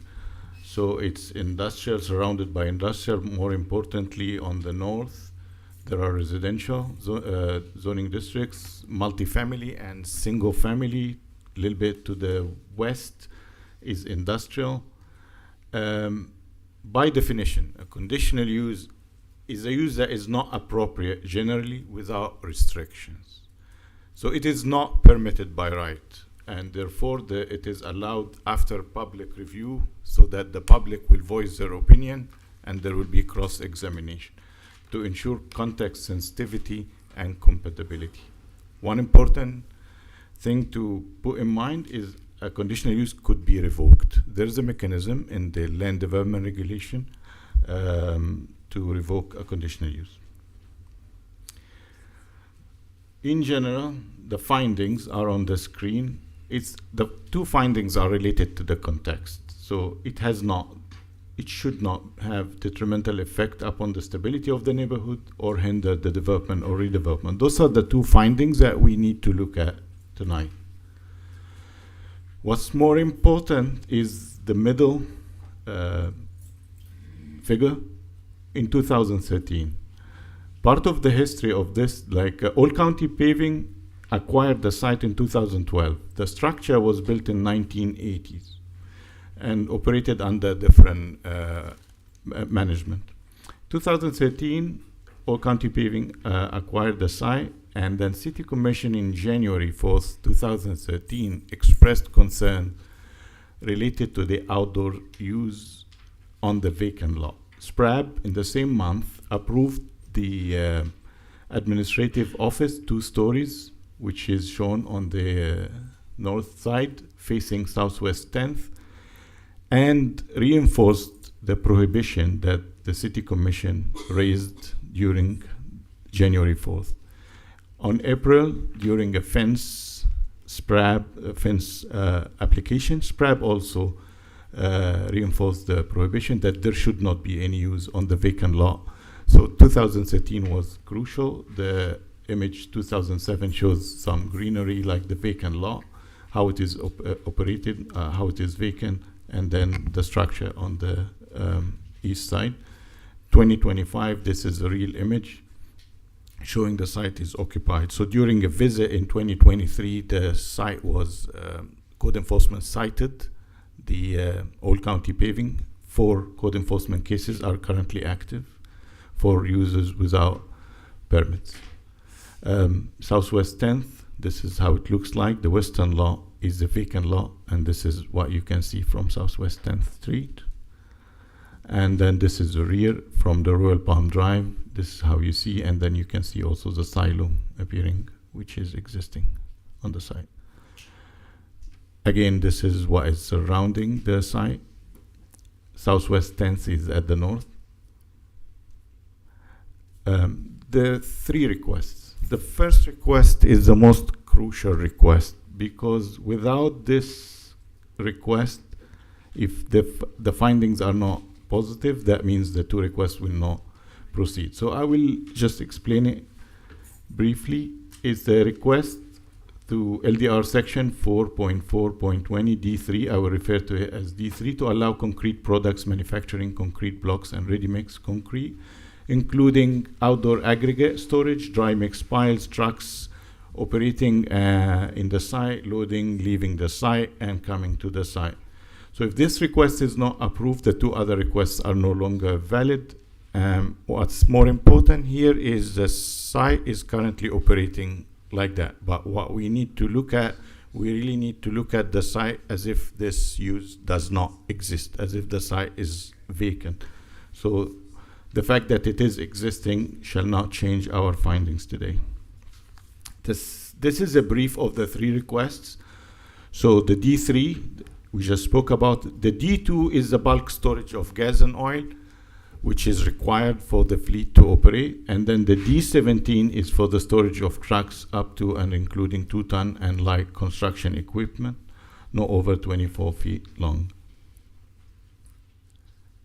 The next 4 slides are showing where are the conditional uses, where are the uses, and also gives more details on what exactly is being stored. So on the screen there is a coin for scale, so that you can see the scale of the material being stored. And on the right side there are like red boxes, and then the circular one is actually showing the silo, which is rising 38 feet. And this is actually the first conditional use request, which is D3. The second one is related to the storage of oil. The photo that you are seeing here is real from the site, and the tanks are actually existing right now.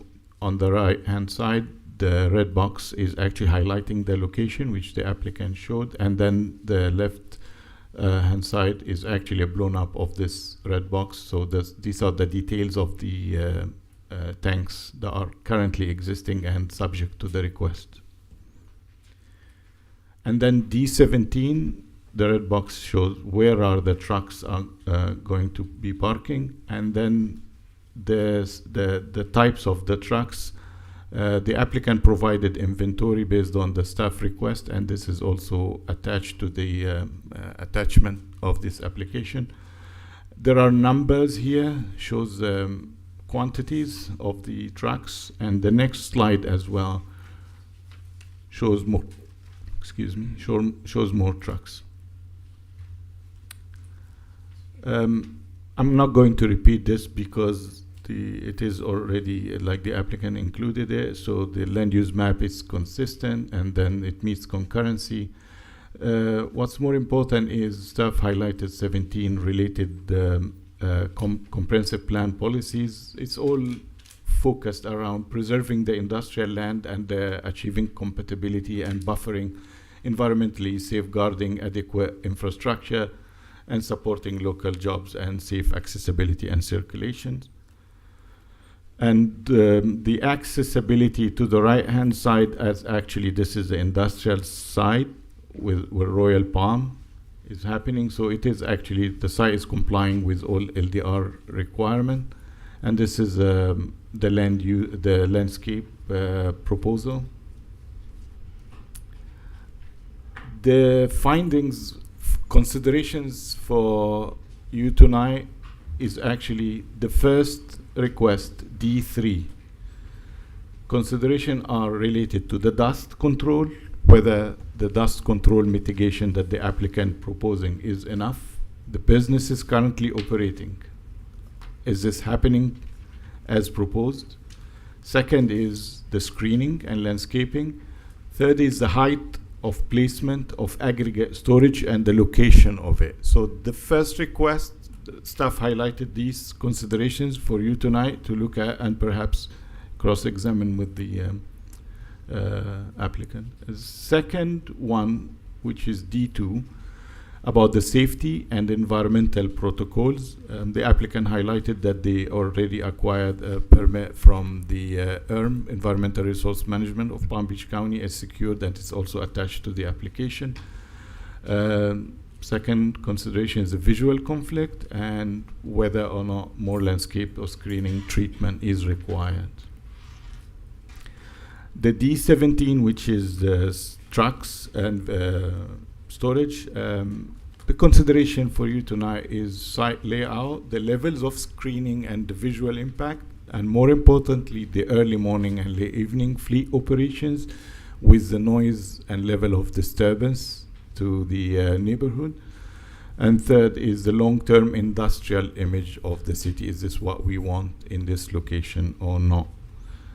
And once again, the findings are whether or not have a significant detrimental effect upon the stability of the neighborhood within which it will be located. Second is it shall not hinder development or redevelopment of nearby properties. The application was before PZB on July 21st and was approved 6-0 with the condition that a hedge is installed along the outside of the north perimeter fence, and this will conclude my presentation. Thank you very much. This is a public hearing. Anyone, members of the public wishing to speak on this item, please come to the lectern, give your name and address, and you will each have 3 minutes. Seeing no members of the public comment is closed. To the applicant and to the city, is there any rebuttal testimony that you would like to offer? Any questions, etc.? You have 3 minutes. The only thing I would ask the applicant to rebut is whether or not the watering and the impacts to keep the dust under control of the aggregate that is proposed is underway since the site is fully functional. Is that already something that the applicant is doing? I drove by today, but it was raining, so it didn't matter. So, and then just to confirm on the record, the planning, because we did draft the resolutions with the condition that the planning board requested that the fence be lined on the residential side, the north side, that your applicant is okay with that. Right. Officially yes. On the record. So for the record, the aggregate, really the one that needs to be watered is the sand, and that does occur on a regular basis. With regard to the landscaping, yes, what was shown on the north side of the fence is going to be now a clusia hedge rather than the liriope that was shown. So that will be significant and will be allowed to really grow to the height of the fence itself. So for the record, that's what the applicant has agreed to. And I do want to thank staff for their guidance through this process. It was a lot of work and appreciate it. Good. Thank you. Anything? Yeah? Then to the commission. Commissioner Marker. No further questions for me. Commissioner Burns. No questions. It seems that everything is in order. The conditions are being met that were recommended. And the other findings does not hinder the surrounding area. So I'm ready to support. Thank you. Great. Commissioner Casal. Hi, I have some questions. It appears on one of those slides that they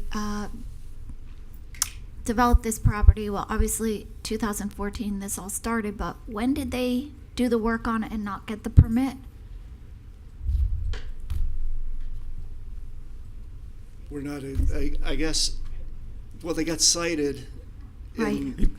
I mean, is this current work that occurred? It looks like this has been an evolution. And because we're looking at these pictures, right? Yes. 2013, it's still, so somewhere between 2013 and present, all this happened without a They permit? established on the site in 2014. That's when they got all their approvals and the addition was constructed. I think assumptions were made over the years incorrectly. Okay. And kind of bled onto the site. And so we're here to correct that I appreciate that. and really provide a significant investment into this west side and upgrade the site. Question unrelated to the determination, but are there financial consequences when someone doesn't get the proper permitting? And have those factors been met, if there are? They're under code enforcement right now, so I Okay. think they're waiting So to rectify and then it will be, okay. Remember the goal of code. Yeah, code understood. enforcement I is just was compliance. curious, if you don't get a permit, is there a fee incorporated into the process after the fact for getting it retroactively? The permit Oh, fees the typically. permit fees are increased, right? Yeah, they're That was double my or question. triple feed. So when the Thank you. permit comes in, they will be more expensive than they would have been had it been following an actual site plan approval. So once they did get cited, Right. the action was taken to submit, and they submitted last year. I got involved last year, and here we are today. Okay. And and in the meantime, in order to not delay moving forward, we submitted the plat, which was going to be a condition. We submitted that application to Okay. continue that going through, and the applicant has obtained bids and is ready to submit for permits. Thank you, I appreciate that. It's difficult when we see people come in after the fact, because you ask yourself, would we have permitted this originally? And I would, because I really appreciate when industrial property land use is used for industrial. It's important to us, it's important to me in the city. I would not want to see this property go to a live local project that developed apartments, so I support that that aspect of it. But I do have some additional questions. The city asked about the dusting. How long have you been watering for dust? Did that just start as a result of issues, or have you been doing it all along? My understanding, they've been doing it all along. Randall, you're. Yes, please come. Thank Please you. come and give If your you name and don't address for the mind, record. I Thank just. you.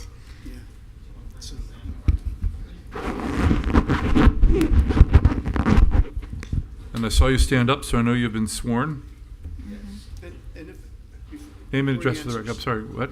Before he answers this quickly, so the aggregate, all different section, there's sand in one bin and larger aggregate. We have samples here if you want to see those, but really the one of the Some of the samples were rock size, yeah. Right. Mhm. The one is the sand.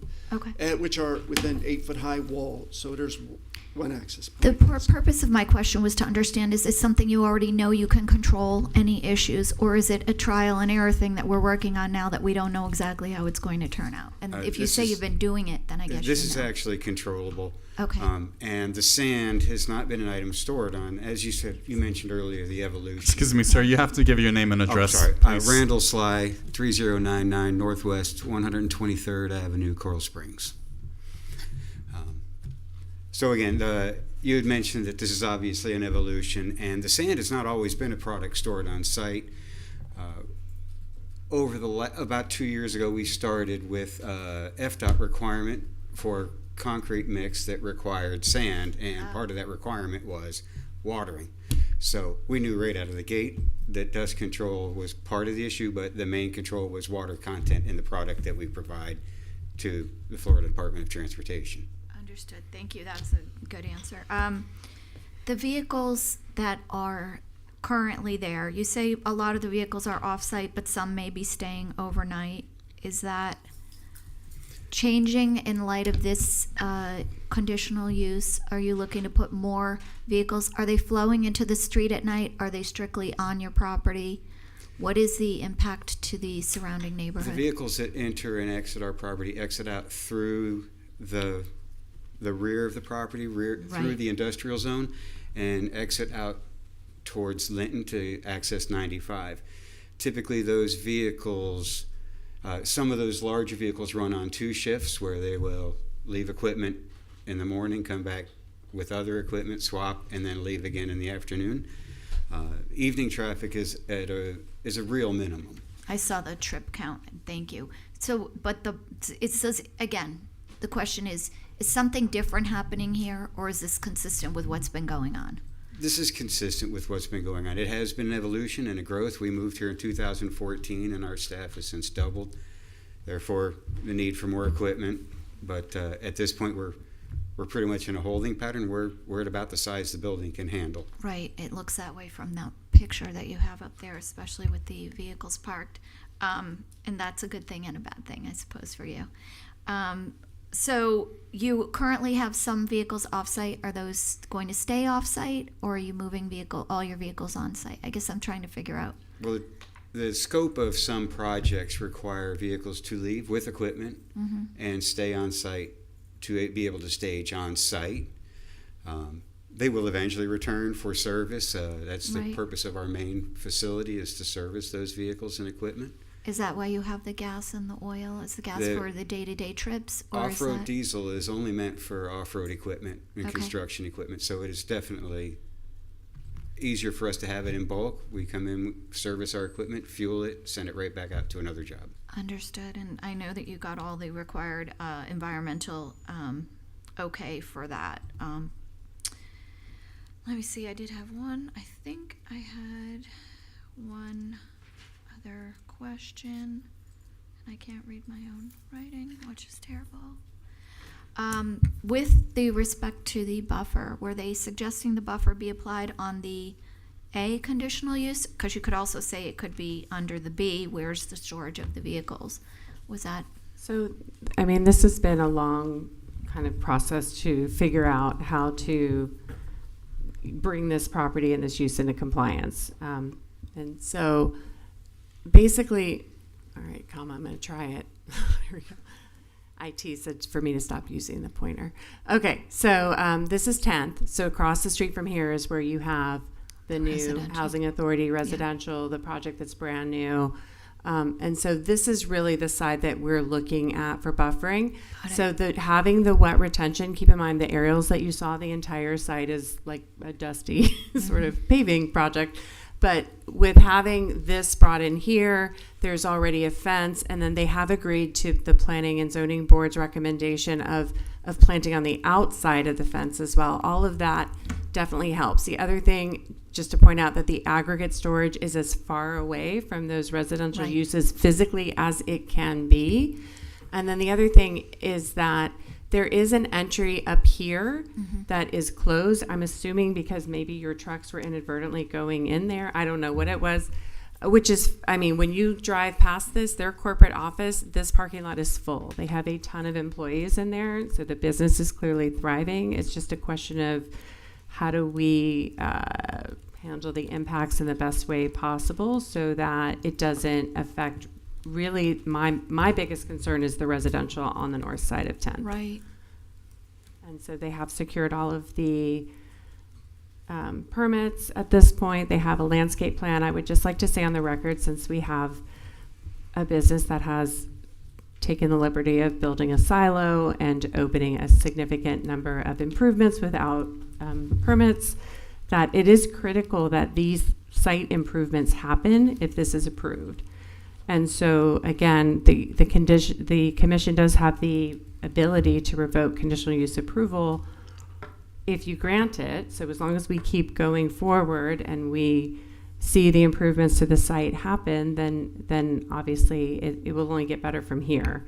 So, but if the dust isn't controlled and if the landscaping and the buffer doesn't happen, you do have the ability to recall the issue. Right, but it's not an easy process to recall that. So I guess the question is, can we make, can we create a timeline for completion as part of a conditional use that can be revoked or not? I wouldn't recommend that. I know you wouldn't. The conditions have to be related to the use, and giving somebody a timeline I don't think is appropriate. Okay, because there's always other variables, and then they're just going to be back before you on a potential revocation. So Thank you. The site plan approval and the landscape plans that you're seeing are administrative at this point because they're Right. not adding square footage. This Right. it really is the major part of the approval. So Mhm. finishing this and bringing it into a class 1 approval should happen fairly quickly. Okay. And we're ready to submit in a couple weeks for permit if we can. And so Thank you. perhaps it's the code enforcement action that would be Mhm. stayed with that debt, and that would be the more appropriate place to put the timeline. Correct. Oh, okay. That's a good solution. Thank you. Okay. Thank you for answering the question. The two principal findings, whether they're significantly, and that's the key word, not just a detriment, but significantly a detriment. I don't find that significantly detriment, and I don't believe it's going to hinder any the development to the contiguous properties, considering they're mostly industrial to begin with, except across the street, which is fully developed. So I'm gonna support this. So I need are we gonna do them one by one? Please. Yes. Okay, so I need a motion to approve 7A. So somebody want to give me? So moved, and do we have to do the condition that the P&Z It's already recommended? in there. Just if you can just state the number, resolution number 143-25. Resolution number 143-25, motion to approve. Second. Call the roll, please. Commissioner Margaret, Yes. Commissioner Cassell, Yes. Deputy Vice Mayor Burns, Yes. Mayor Carney. Yes. Motion passes. Okay, I need a motion for 7A1, this is resolution 144-25. A motion to approve resolution number 144-25. Second. Call the roll, please. Commissioner Cassell, Yes. Deputy Vice Mayor Burns, Yes. Mayor Carney, Yes. Commissioner Margaret. Yes. Motion passes. Now, I note that that's the same resolution for both 7A1 and 7A2, so that, It's a different number. 145. 145. oh, 145, I'm sorry, I was looking at the last number, okay. So I need a motion to approve resolution 145-25. Motion to approve resolution number 145-25. Second. Call the roll, please. Commissioner Cassell, That's the one I'm not a little sure of. I think I'm going to say no on that one. I'm sorry. Deputy Vice Mayor Burns, Yes. Mayor Carney. Yes. Commissioner Margaret. Yes. Motion passes. Was that a yes, Julie? No, I said no on the bulk You gas said no on storage. the bulk storage, I did. okay, so it passes 3-1. Yep. Okay, Thank you, Commissioners. Thanks again to staff. Appreciate it. Thank you.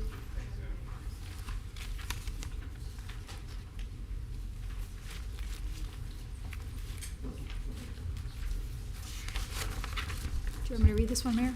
yes, please read this one, this is, Resolution number 171-25, a resolution of the City Commission of the City of Delray Beach, Florida, amending its budget for the fiscal year beginning October 1, 2024 by providing for supplemental appropriations in the amounts identified in Exhibit A, repealing all resolutions inconsistent herewith, providing an effective date and for other purposes. Mr. Dokowitz. Mr. Mayor, Commissioners, City Manager, City Attorney. Got the city We have clerk. a presentation. So this is an agenda item for budget amendments. Mr. Dakowitz, can you speak into the microphone more clearly, please? I will, yes. So this is for budget amendments for this month of September. So we have different funds that are affected here. When there is a zero in the dollar change, normally that's a shift from one line item to another. If there's a dollar change, then if the expenditures are going up, that means there was a revenue source.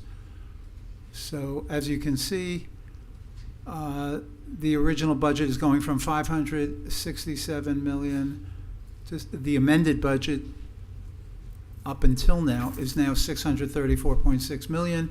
We are increasing it by 350,000 for a total of 634.988 million in the various funds.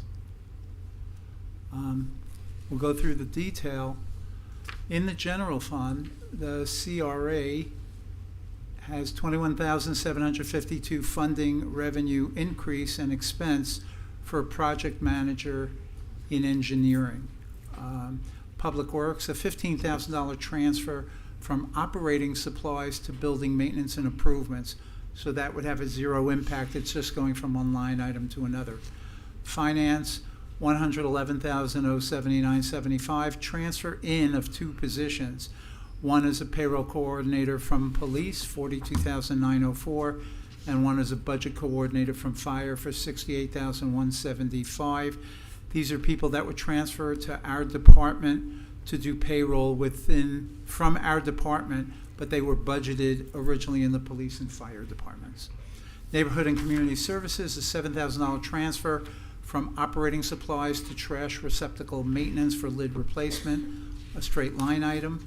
Fire, $41,921.35, transfer from operating supplies to other machinery equipment for patient stretchers. Fire, $70,000 transfer from operations overtime to ocean rescue overtime for anticipated holiday pay obligations. In the special revenues funds, recreation impact fee, $30,000 transfer from non-operating contingency to repair maintenance services for upgrading the water line at Seacrest Soccer Field. So again, moving from a contingency line item to an operational line item.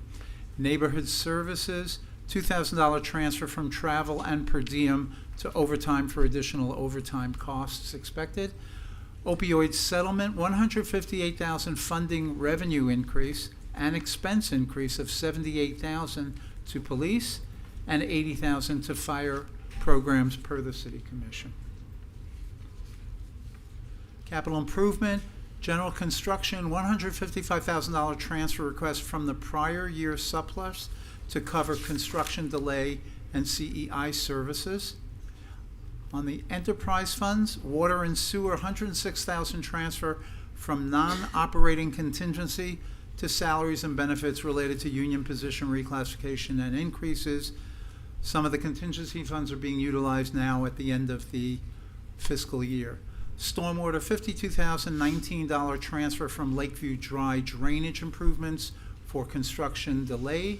Cemetery, $15,290 transfer request from prior year surplus to capital outlay mausoleum to increase a purchase order to cover the full value of service needed.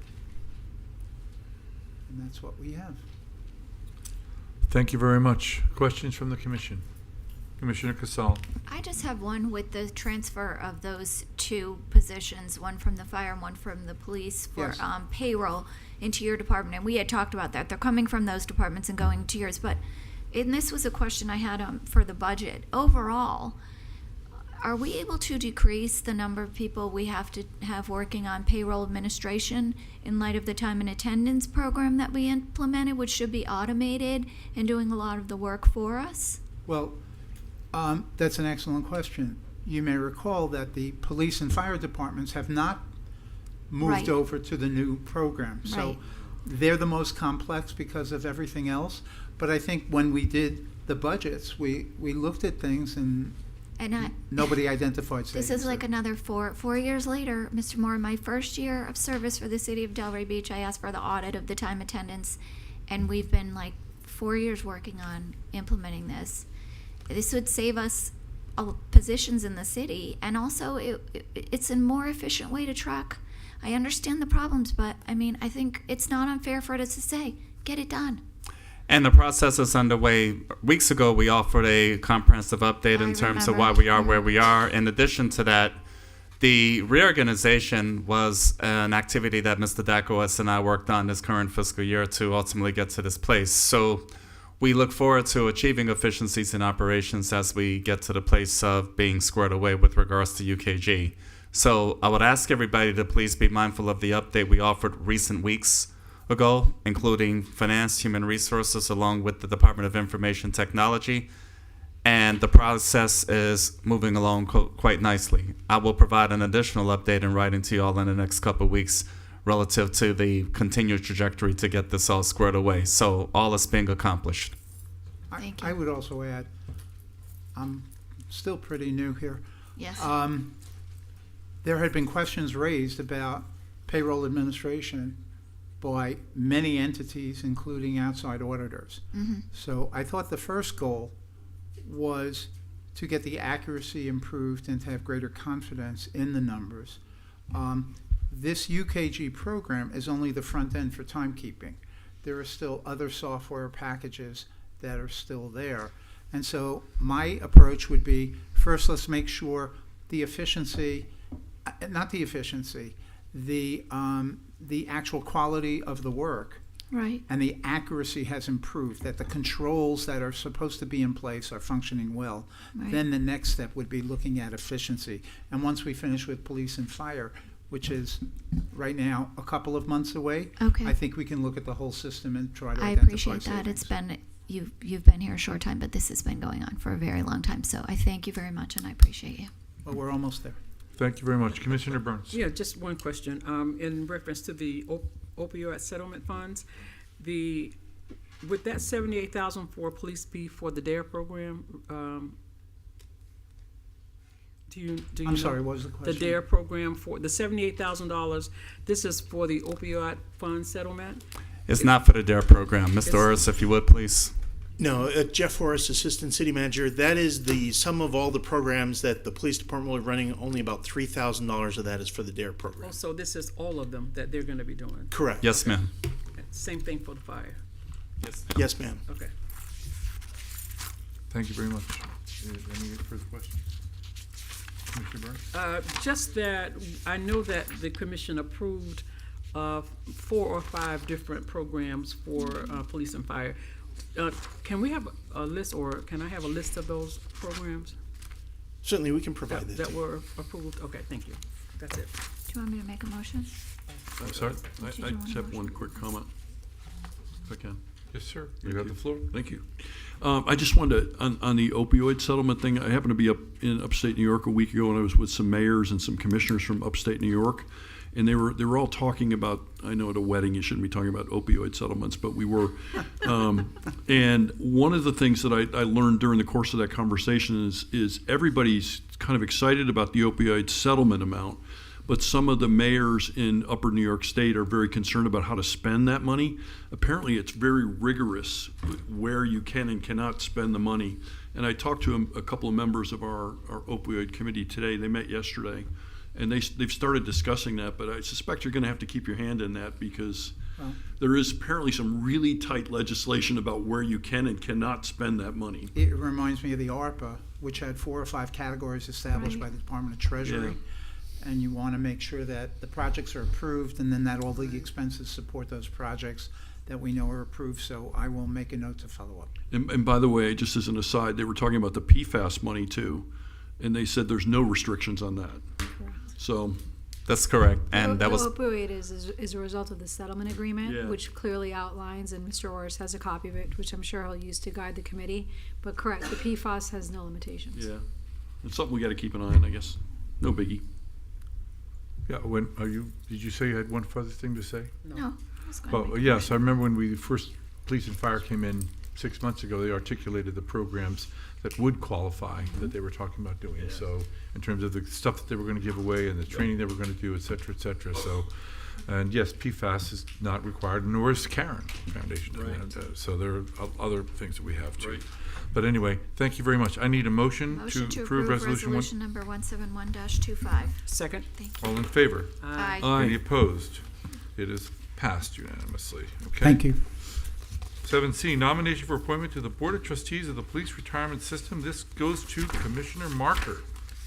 It's a one regular member to serve for an unexpired term, and the term that it will be expiring on October 31, 2027. I would like to nominate John Brinkerhoff. Second. All in favor? Aye. Any opposed? It's passed. 3 show passed. So We still have a quorum. we're fine. 3-0. All right. We are now to the public hearings portion of our meeting. We're going to start with 8A, which is Missy. Is it Missy Barletta? Are you here?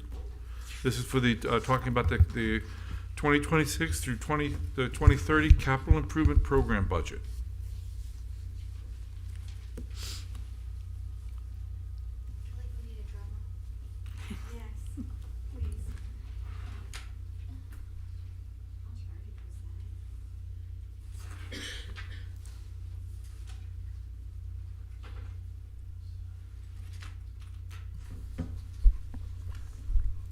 Good evening, Mayor and Commissioners. Missy Barletto, Public Works Director, along with my sidekick.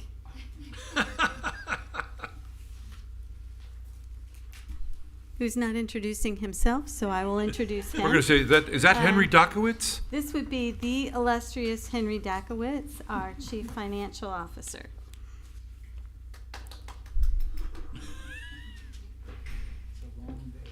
It is a long day. It's going to be longer. So this presentation has a lot of slides in it, but I'm only going to talk about a couple of them just to make sure that you know the day is not going to be as long as you might have expected. So since the last time that I presented the capital improvement budget to you, the amount has gone up from about $295 million to around $300,638,066, which is divided up in between the funds that are on the screen here, with the largest amount of that going toward the city's new water treatment plant.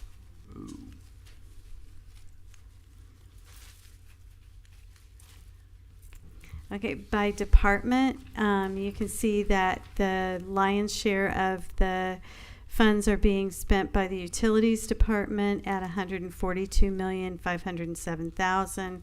That goes mostly toward the new water treatment plant this year, followed closely by the Public Works Department at $104 million for a variety of projects that involve roadway reconstruction, complete neighborhood projects, stormwater infrastructure, and other smaller projects.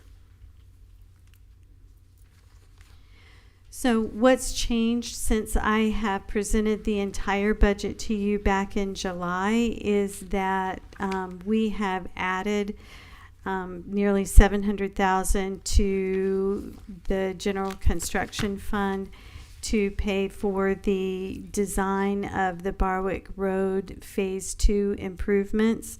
That is a grant from the Palm Beach Transportation Planning Association. We pay for the planning piece of it, which is this piece, and then they will come in and match funds with us for construction later on. We've also included $942,000 on the on a project with the South Florida Regional Transportation Authority to put a pedestrian crossing arm on Lowson Boulevard on the south side of the street, where there's one missing under the I-95 overpass. Before we can complete the sidewalk project on that particular roadway, we're going to have to put a pedestrian crossing arm there, and then we can complete the sidewalk. Right now, people are still walking in less than safe conditions across the railroad tracks and through the dirt, rather than crossing the street to the other side. In the government obligation bond for recreation, Fund 382, we have moved forward $2 million from the FY25 budget into the FY26 budget because those funds will not be expended this year. So we've gone ahead and moved that amount into the upcoming fiscal year so that they can be expended. The Utilities Department and the Water and Sewer Fund added $110,000 to upgrade 2 of the bathrooms in their office complex. And in the garage fund, we added the debt financing for the capital lease program. So the total increase in the budget from the July 16th meeting to tonight is $5,225,416. If you want, I have every one of the fund summary sheets. I can run through all of those again. They're not significantly different since the last time that you saw them, other than the changes that we just discussed on the last slide. And if you have questions, I'm happy to take them. Great. Are there, Commissioner Markert, any questions? I just have a quick one, way out of my league, but I know right now at Old School Square, neither elevator are working at this point? In the garage? In the garage. Yeah, we actually have a significant amount of money in the budget this year for repairing one of those elevators. We're going to completely rebuild that with all new hydraulic system. And then in the upcoming budget year, we have the other one budgeted. So we will be doing completely rebuilding both of those elevators. And I know they're expensive, but got to have them, and we just Yes. got to have them. So I'm glad to see they're in the budget. That's it. Thank you. Commissioner Burns. No questions, thank you. Commissioner Casal. Yeah, I was actually going to comment about the elevators. I mean, it's constant, so rebuilding them makes sense because I think our issue was parts related to whatever the manufacturer we used and the product. So, thank you. And I want to say thank you, Missy. And this, we used to get a book 2 times this size with a lot of stuff in it that you could argue maybe we didn't always feel like we needed, like that boat one time, and the no offense, the bathroom, the bathroom on wheels that we could utilize at events. I want to thank you for knowing what we want up here and cutting it down to the bare minimum. But I did want to ask about that $10 million for reconfiguring the page 8 for reconfiguring Anthea's department, and we're using the building fund money, which is fabulous. Yes. But I think at one time we had talked about, because we always worry, how are we going to use that money? Because it has to be used and for only very specific things. And we had talked about potentially looking at, could we have some portion of code under that? And I just wonder if we're still, that may be another discussion for another time, but when you think about how are we going to utilize that money, that's something, I'm talking to the wrong person as I'm speaking to you. I know, Anthea, I apologize. I'm saying this to Missy when it's really for you, and I'm sorry to make you I get can it. explain what we're going to spend the money on. No, you don't have to. I read the cover sheet, and I understand. I'm just thinking in the future, not this money. So this isn't really this item, No. and Missy can absolutely answer how we're dealing with facilities. I know but it's not this item. What Yeah, you'll see sorry. in the other budget, like where the operating and the salaries, we spend a lot of time, Missy's team, and Hassan's team in particular, where she has engineering and people who are in the building permit workflow. The statute did loosen a little bit this last session. Planners that are in the workflow of reviewing building permits. So we sent a, I'm sorry, I'm going to try to say this faster. It's more succinct. I should have just asked you this No, separate, what you'll 'cause I see know is this that isn't CIP, we but- have shifted a portion of the employee cost Yeah. from Public Works and utilities for those employees who are in the building permit workflow. So when you look at my budget, it looks like I was fantastic and lowered my reliance on the general fund.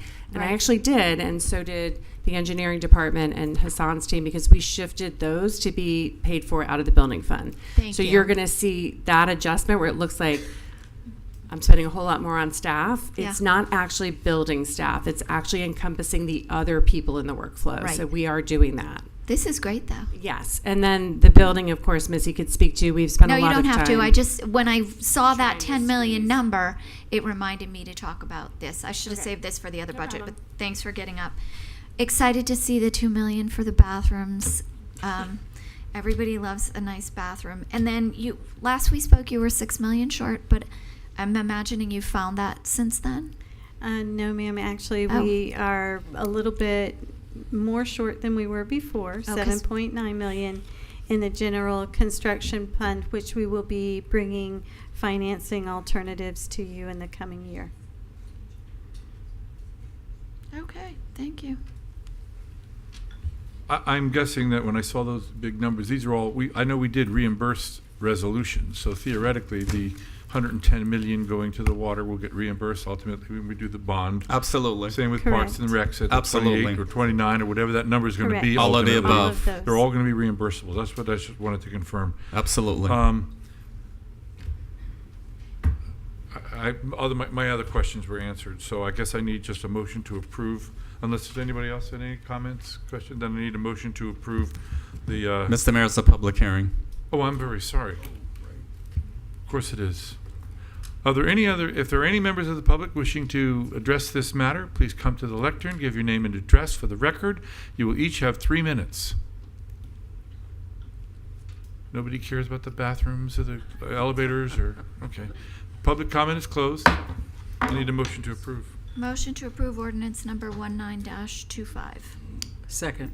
All in favor? Aye. Any opposed? Unanimous. Thank you. We now have 9A, ordinance number 19-25. Actually, I think you skipped to the next item. This should have been a motion to approve the capital improvement budget, and the next item is the ordinance. Okay, so you want us to You're on 8A. we just approved 9A, correct? No, we did No. 8A. I We did apologize. 8A. I did the wrong. I'm sorry. got you. I checked You it can off. do a redo. Motion to approve 2026 capital improvement budget. Second. Well, that's technically a public meeting too. Is there any members of the public wishing to address on that particular Thank matter? you, Seeing Missy. none, good, that's closed. We have a motion and a second. All in favor? Aye. Any opposed? Adopted. Thank you. Thank you.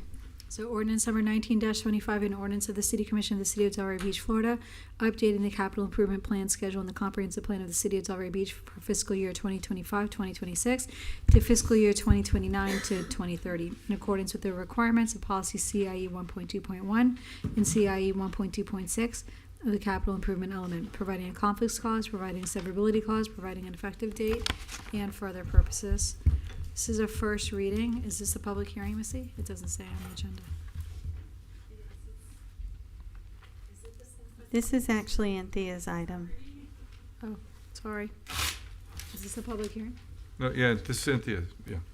So this is a public hearing, Mayor? This is a public hearing, correct.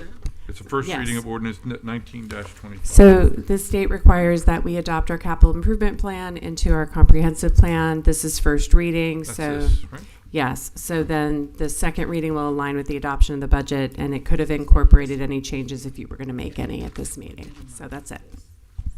Great. It's just first reading. This is a public hearing. Anybody wishing to speak on ordinance number 19-25? Come up front, name and address for the record. Seeing none, public comment is closed. Need a motion to approve. Motion to approve ordinance number 19-25. A second. All in favor? Aye. Any opposed? Adopted unanimously. Thank you. Resolution 180-25. A resolution of the City Commission of the City of Delray Beach, Florida, certifying to the property appraiser and tax collector of Palm Beach County the proposed rates of millage to be levied by the City of Delray Beach for the fiscal year beginning October 1, 2025, establishing the City of Delray Beach's proposed general fund operating millage at 6.1611, establishing the City of Delray Beach's proposed debt service millage rate at 0.0309, providing for an effective date and for other purposes. The intent of the City Commission is to adopt an operating millage rate of 6.1611, which is necessary to fund salaries, operating expenses, capital expenses in the general fund, and to adopt a debt service millage of 0.0309 for a total millage rate for fiscal year 2025-26 of 6.1920. Great. Mr. Dokowitz. Yes, thank you. I am still Mr. Dakowitz, CFO. I'll give you full title next time if it makes you feel better, sir. Mr. Mayor, it's just fine. Let's get to the essence.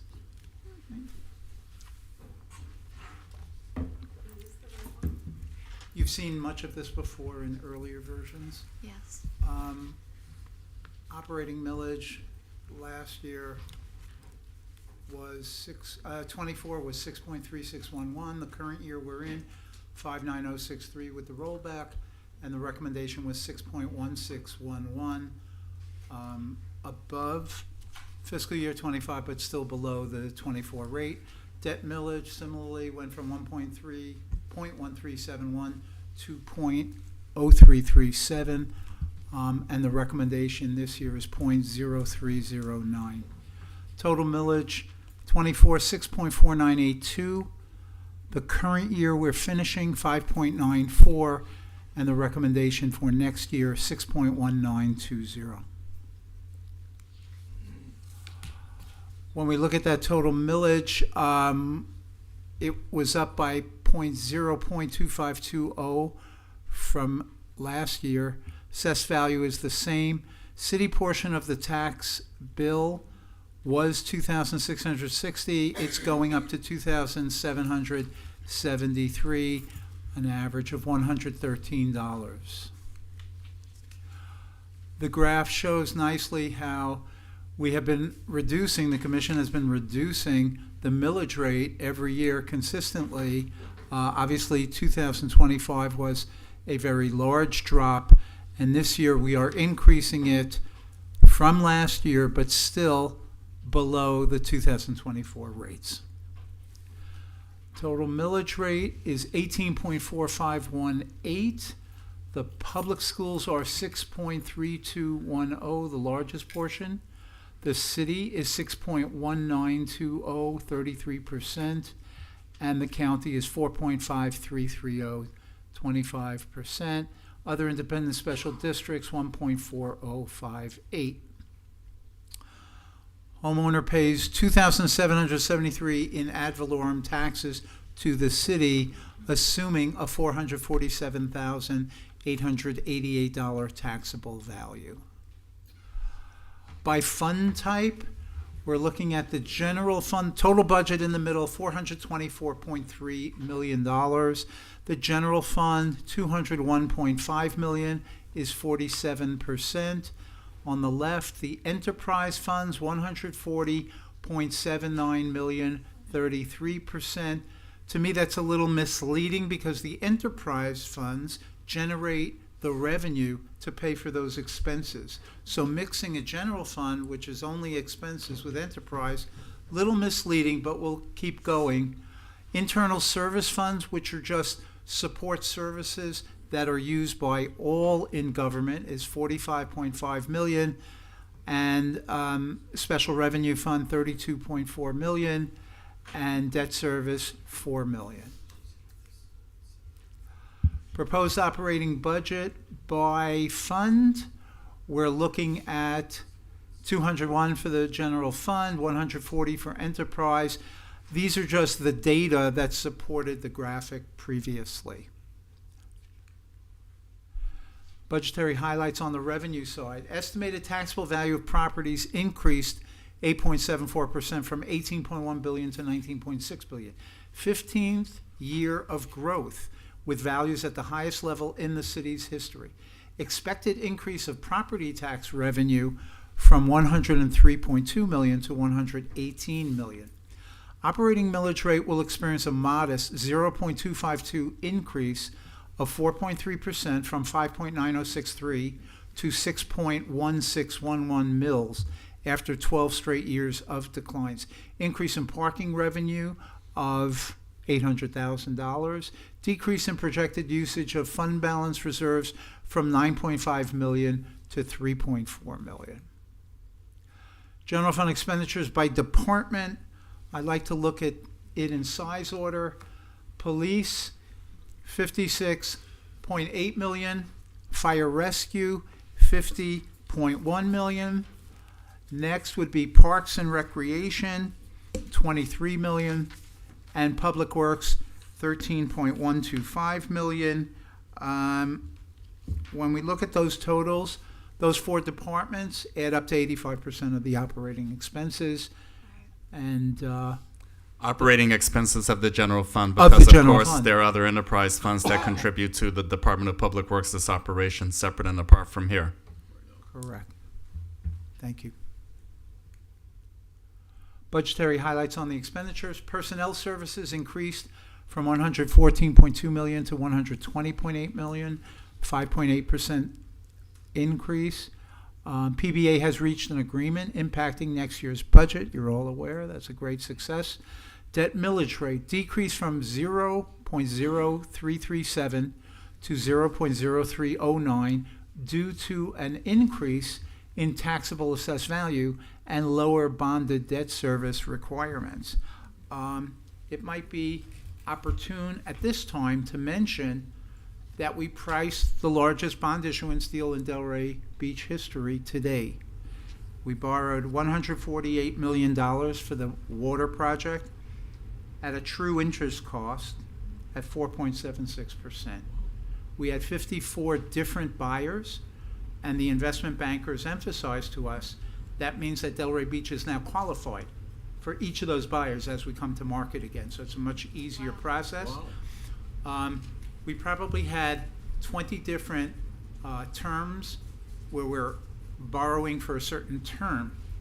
In the middle, we were 10 times oversubscribed. On the edges, we were 3 times oversubscribed. And when that happens, the bankers go back to the investors and say, we're lowering the rates. So some drop out and they still do the deal. They said it was exceptional. We're the largest Florida deal this week, but we were positioned well. They priced aggressively, and we did a good job. So I thank Jay Glover of PFM, our financial advisor, the syndicate of underwriters, and everybody who obviously worked very hard on this deal. Lynn, and everybody else who contributed. It was a real team success for the city. Great job, Henry. It's huge. So the debt service line will go up a little bit for next year. Can I just clarify one thing? And I know you know this, but the PBA union, they haven't ratified the agreement yet. It's going to come before you at our next meeting. So I just want to clarify that. I anticipate it should pass, so does the union, but for today's purposes, it has not been voted on. That was a legal point. From a financial point of view, it's, you know, Money. we're good. We work well together. Increase of 3.3 million tax incremental revenue payments to the CRA, driven by an increase in estimated taxable value from 21.3 million for the district to 25.3 million. At a glance, water and sewer fund, these are the enterprise funds. Rate adjustment of 4.5% to be effective on October 1st, 2025. This is part of the whole process of adjusting rates to make sure that they cover all the expenses, including debt service, as we go forward. Projected monthly bill of $72.20 for average customer with 6,000 gallons of usage. Stormwater fund, new stormwater rate structure implemented in October 2023, funding of capital projects and grant matches. Sanitation fund, rate adjustment of 2.14% effective in a couple of weeks, October 1st, 2025. Curbside collection for residential single family of $19.54 per month. Municipal Lakeview Golf Courses, overdue renovations and repairs. We're lining up the next bond issuance for the golf course. City Marina Cemetery, construction of mausoleum. Next steps, September 15th will be the final public hearing. October 1st fiscal year begins. Questions? Not yet. You finished? No. I think so. It's the end of the slide. Okay. Thank you very much. You're welcome. So to the public hearing. Oh, this is a public hearing. Anybody wishing to address this issue from the public, please come to the lectern, give your name and address for the record. You will each have 3 minutes. We're talking about the establishment of the millage rate for the city of Delray Beach, just in case anyone's confused. Seeing no public comment is closed. To the commission. Commissioner Casal. Do you want to just do the whole budget conversation versus just the millage and then the budget? Because he just showed us all of it, so we might as well just do it all, I suppose. Well, because Thank you for the I presentation. think we should do one at a time because there's going to be different comments on each one of the on each one of the items. Okay. I So could let's just do consolidate it my as comments, but I appreciated this exhibit you gave us in our packet of information because it shows us, you know, expected incoming ad valorem at this rate of 6.1 gives us $118 million, and the cost of public safety is $109.2 million. And people really in the city need to understand those numbers because those are contracts that we are obligated to. And the remaining money, plus whatever additional revenues we can get, is what we function off of. And it's really, truly not enough. You know, if you look at this, we get an additional $14.8 million in revenues with this increase to 6.1 and the value of the properties increasing, but $11.5 million of that is used to cover the required healthcare increase costs and the required costs or obligation to our employees for their pay increases. No matter how you look at these numbers, I appreciate, Mayor, that you would like to cut. I would like to cut too. But I don't see how the numbers can work unless we figure out where we're getting additional money. And I suppose I could talk about, I'd rather just talk about it all at once because it's all a message. But it's a challenge. You know, we're contending with it. The financial pressures, divided commission on what to do. That's not a great scenario for the city, obviously. You have emails going out saying some of us aren't working, some of us aren't giving cuts. It's not a pretty picture for our residents. It's not comfortable. But how do we deal with it? I mean, there are rising costs of services. Yeah, we're getting increases, but our costs are increasing at a greater rate than the money we have coming in revenues. And that has been an ongoing problem. I will commend you, Mr. Dakowitz, because I'm assuming that lower use of the reserves is very important to me, as you well know. So where does that put our reserves at the end with this budget? I believe that. Is it still at the 21? When we prepared, that was one of the constraints. And yet you're using less than we thought. So Correct. Obviously, right. And, you know, out of the gate, you took what the various departments gave us and you cut $4 million right there. And I appreciate that. I think what we really need what we have to do, none of us want to raise taxes.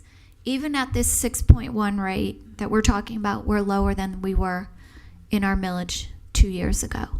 And that's important for people to understand. No, 2 years ago. Well, 20, yes.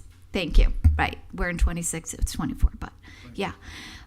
We need to try to look, Mr. Moore, at what are our fees for services, especially with respect to other cities, right, where we're providing services to other municipalities. Are we doing that at the appropriate cost to us? Are we increasing revenues? I think last year I sat up here and talked about our EMS services, that it appeared when you review them that we were giving a little bit more of a discount than other surrounding communities. And I'd still like to look into that because I think that could be a source of some revenues. When you look at it, they haven't really increased from last year. So clearly we haven't done anything since last year when we had this discussion. Impact fees on development. I sat up here, our city attorney can tell you, 5 years ago, we had big projects on the horizon in Delray, and we got no impact fees from them. We maybe got a $5,000 park fee for Aura, $5,000 to our parks. These developments got through our city process without giving back to the residents, and that's why I voted pretty much no across the board, among other things. But at the time I sat up here, there wasn't a taste for it, if you will. The majority did not want to implement, and it didn't happen. But then eventually, after all, as I think Anthea, to quote you, the horse was out of the barn, and all these big projects were already approved. We implemented something that was going to be, you know, minimal, but still give us revenue. Yet I see none of them in this budget. And I'm wondering why that is. Where are those revenues for impact fees on development that we should be getting right now? I don't see them in the current budget that we're operating in, and I don't see them in the future budget. So I'm wondering why we aren't getting impact fees as a source of revenue for our residents. We have efforts underway to evaluate the level of impact fee charges that be applied in that regard. Do you know anything about this? Because you are giving a different look. Then, if you don't mind, I don't want to put you on the spot, and I apologize, but I would like to know what's going on. Why are we not getting these revenues for our residents? They haven't been adopted. Why is that? We had an agreement for a study. Could you speak into the microphone? I'm sorry. For whatever reason, the understanding was that the study would be done in 120 days, which is as you know how things work, that's an unreasonably low amount of time. The study wasn't completed, the agreement expired. Wait, the agreement with the people doing the study expired? Yes. So we are now in the process of securing a bid waiver. So we're starting all the way over from scratch? No. The company has agreed to resume the work, but they can't resume the work till there's a valid contract, and that's what has been worked on for the past few weeks. Weeks? This has been a year? No, it's not more. It's way more than weeks. The actual drafting of the bid waiver documents and the new agreement has been in the past few weeks. That's what I'm But trying some to say. delay occurred in the process. Oh, there was a very long delay, and candidly, our finance director left. Apparently, he was in charge of the project, and then once he left, that's when the project basically fell apart. Is my understanding. That's extremely disappointing. Thank you for that. So there's some revenue that we're not getting, haven't been getting, but could be getting. Another question, and maybe this is for you. Interest and other earnings. If you go back and look, that's on page 4. I sort of expected we would be developing greater interest and other earnings, but it looks like the number that we have assumed is 2.9 million, whereas in 2024 we were getting 3.9 million. Which is page 4. I'm on the worksheet, the last worksheets that were typed out, not your slide. I apologize. I worked off the 500-page worksheets. I would just tell you that we've done very well, but we have an RFP, and we will be selecting a new investment manager to advise us. Okay. So the funds are there; they're coming in. Okay. And it's a question of maybe budgeting, and we tend to be conservative on the revenue. Understood. And conservative on expenditures. But we are investing wisely, and we're getting good returns. Great. Thank you. So we're looking to upgrade that, and it will eventually flow through the actuals, even if it may not have come through the budget on this go-round. Okay. And then in looking at those worksheets, fund transfers, so to page 12 and 13 of our worksheets, we had an issue prior to your arrival here with some money being transferred out of the funds and into the general fund. It involved 3 years of health insurance being taken out in a year well after it should have been. Mm-hmm. I want to make sure that Citron Cooperman recommended in their report to us that management develop policies and procedures, and our auditor is here, so hopefully that Citron Cooperman recommended that we develop policies and procedures to ensure that all expenses are being accurately allocated to the proper fund. And I want to make sure that our department heads are engaged in that process, because you see where the department head is giving the number, and then you see the city manager changing the number. I'm assuming there's a formula for that to happen, but in light of what had transpired before, I would like to make sure that we've improved that policy. I think on the health insurance that Citron Cooperman was remarking on was specifically the chargeback to Highland Beach for the services. No, it wasn't. No, we're talking about It's utilities. another item, and it's Mr. Moore knows what it is, and we can discuss it offline. But the point being that if you look at that, I don't believe the department heads had any say in those transfers, and I think that we need to make sure that those transfers from funds, say if it's the garage fund, that Ms. Barletto is well aware of what it's for and is in agreement. If it's the utilities fund, That is part of the process as far as working closely with department directors since we concluded this presentation by Citron Cooperman. That took place back in March 2025. They offered their recommendations, and so as we engage with department directors, the office of the city manager, that of the chief financial officer, working with everybody to be square in that regard, that is part of the mix moving forward prospectively, and part of my orientation, if you will, working closely with the internal auditor does include providing background information so that she can be comfortable in that context as well. Thank you. I want to make sure that's So the that's a case. continuous process, ladies and gentlemen. Please be mindful in that regard, but it is underway, and that was to continue to be the case. Okay, and then page 32, you have watering for trees coming out of the sustainability fund where we typically would have that out of the tree fund. Why are we doing that? Watering of trees from the... On the worksheets, page 32, your Yeah, worksheets. I don't have them in front of me. Go ahead. It's the budget we're working off of. Mm-hmm. It says under the sustainability department, watering for trees. And I thought we always did tree planting and watering out of the sustainability fund. The tree planting Out piece... of the tree fund, excuse me, not the sustainability department. The tree planting piece is actually, it will not be as robust for the upcoming fiscal year. That was one of my other questions, but neither here nor there why it's robust or not. Why is it coming out of that department versus the tree fund? Because it's existing trees we're talking about versus new trees. Okay. Have we eliminated community greening because we don't see that? We have not. So we will be following up with community greening at the beginning of the fiscal year. Okay. Because of course there is a impact to the tree trust fund. It's not as heavily generating revenue as had previously been the case. So it is a significantly less amount of revenue anticipated for the upcoming fiscal year. Okay. So we will be adjusting our working relationship with community greening. However, it's not to be eliminated. Okay. So we will be updating the commission in the coming weeks in terms of what that looks like. In fact, my office, along with others involved, will be meeting at the beginning of October to outline what that path forward will look like, and we'll be updating the commission from there.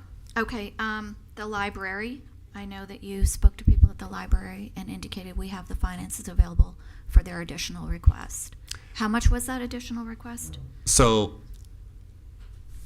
the additional request was $55,000. So they made a presentation to the City Commission a number of weeks ago, back in July, in which they outlined the basis for that particular request.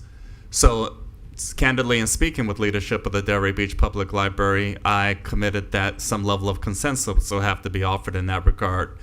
Given the millage rate structure recommendation as well as all other expenditures, we would be prepared to take under consideration some other offsets in advance of the September 15th adoption, should there be some level of support by the City Commission to offer that additional $55,000 increase request. However, the current budget position is existing funding levels. However, working closely with the Department of Finance, we feel that we can achieve some sense of offset to help accommodate that. So if there is any interest and level of consensus on part of the commission to proceed in that regard, we can prepare adequately for the September 15th meeting to proceed from there. Okay. Okay, no offense to the police department, but the $7,000 treadmill. I feel like we can run on the street, and we've proven it. Page 97, there's a $7,000 life cycle treadmill. And I'm just saying, I don't know if we actually need all that. The Delray Open, you see it in multiple line items. There's $100,000 for police. There's another line item, page 75. There's, I think, another 20 some odd thousand. I think it was last year that we asked, we've been receiving requests to discuss that contract. I know we all have. And I think we asked last year to get a real breakdown of all of the money. Every penny we're spending in the city for that event, so we can have a reasonable understanding. Are we getting money for parking? If so, what is the money? What are we paying out for security? What are our obligations? I would like a line-by-line breakdown of that so that at some point, if there's a conversation, I understand exactly what's going on. Because I still, you can go and look in Delray Open and you can pull up all these line items, but you don't have a whole understanding. And I know the costs are much greater than the contract itself. So I just would like to know what that is. Let's see. Drone. I don't know. I thought we had a drone program and we got funding a grant for a drone, and yet we have a drone in here for $28,000. There's some weird things for office supplies and equipment that don't make a great deal of sense. The overtime in the fire department is still remarkably substantial in this budget at $2.6 million, I believe. And I thought we were working our way down on that overtime. The Explorers program is listed in the fire budget, and I think it's suspended at this point in time. If we are not proceeding with the Explorers program, it could be pulled out of our budget. I don't know why we'd have line items for something we're not doing. There is some momentum to bring it back for the upcoming program year, and that's why that's in place. I love the idea of the Explorer program, but I think we need to make sure our policies, procedures, and everything is underway in that department before we bring children in to that department. Absolutely, that's exactly the case, and that's what's been the case throughout much of the calendar year. We were riding in vehicles with unlicensed people. Let's just cut to the chase. It's something you should probably discuss thoughtfully before you open that program back up. Of course, that's a continuous process. We budgeted money for emergency disaster relief that was about $778,000 higher than in past years, and I'm not sure why that is. We have a utility service fee for the American Legion for $7,791. Do we know what that is?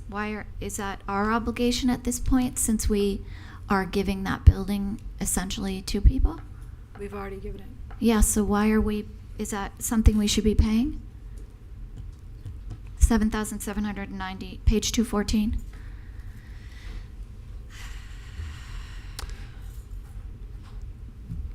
This was allocated prior to the transaction involving them, so that may be something we can eliminate, and that's a potential offset.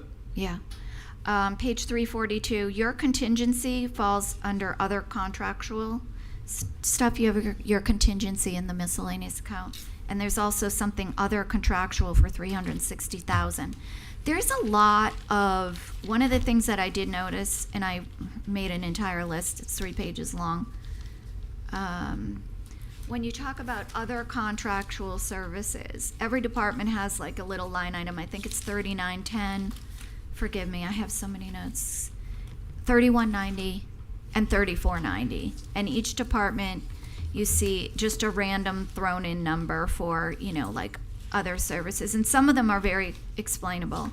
And some of them I'm thinking are just, potential buffers that we may need for outside services, consultants, or what have you, but the numbers are kind of interesting, and I think that's probably an area where you have a little play, if you will. And frankly, we've made a number of downward adjustments in those line items during the course of the proposed budget process. So if one were to examine previous year commitments in that regard, there's a downward trend in terms of expenditure commitments, including some of the aforementioned considerations you just offered in your commentary, Commissioner Casals. So that is something we've consistently done what we could to make reductions and scrutinize the request in those regards. Okay, and then one other thing, well, actually two. This one's silly, but just notice that sometimes steel toe boots are like $425, and other times they're $1,200, which is fine, but interesting. But the one other thing, contributions from Waste Management.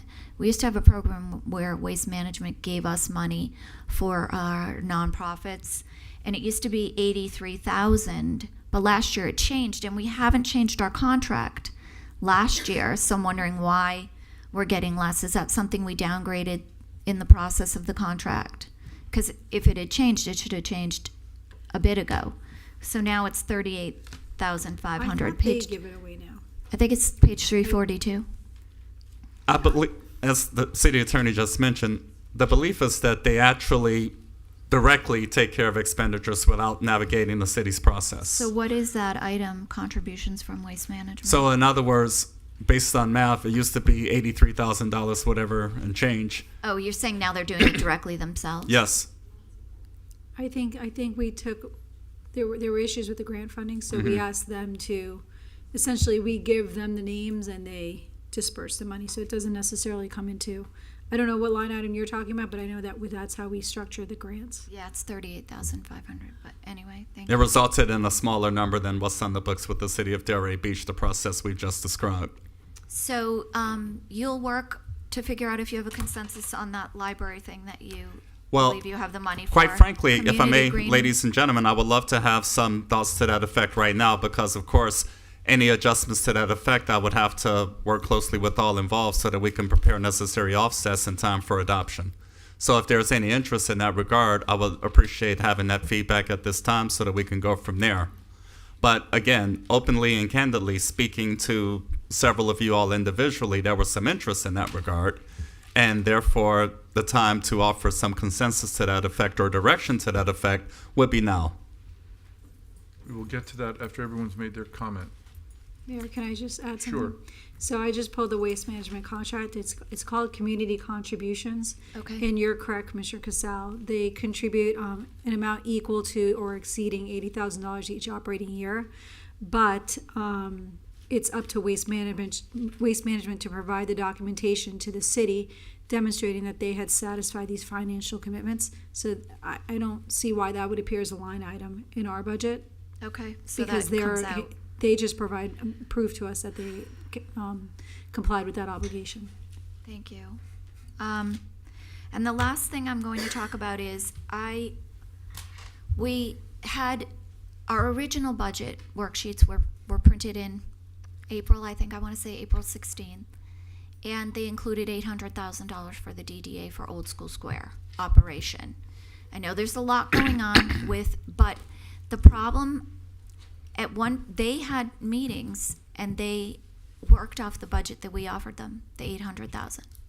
So I like to know what comes out of services, how that works, and make sure that works. I like, notwithstanding all the issues you're bringing up, and I'm not saying what's valid or what's not, because I still don't have any of the supporting documentation, but I have some good sense of what's going on. But I would like to know that we're not losing activities.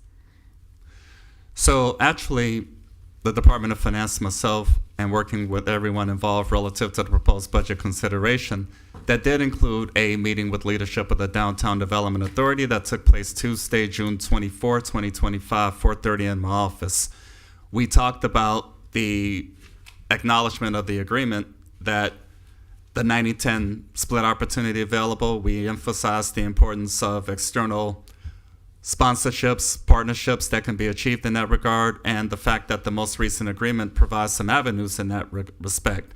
And in the process of helping to achieve a balanced budget recommendation, the advice and communication and commitment at that time was that we would go forward with a $700,000 program recommendation. The agreement between the City of Delray Beach and the Downtown Development Authority as it relates to the Old School Square campus is such that financial commitments or allocations are to be accomplished on an annual basis. I think everybody understands that pretty well.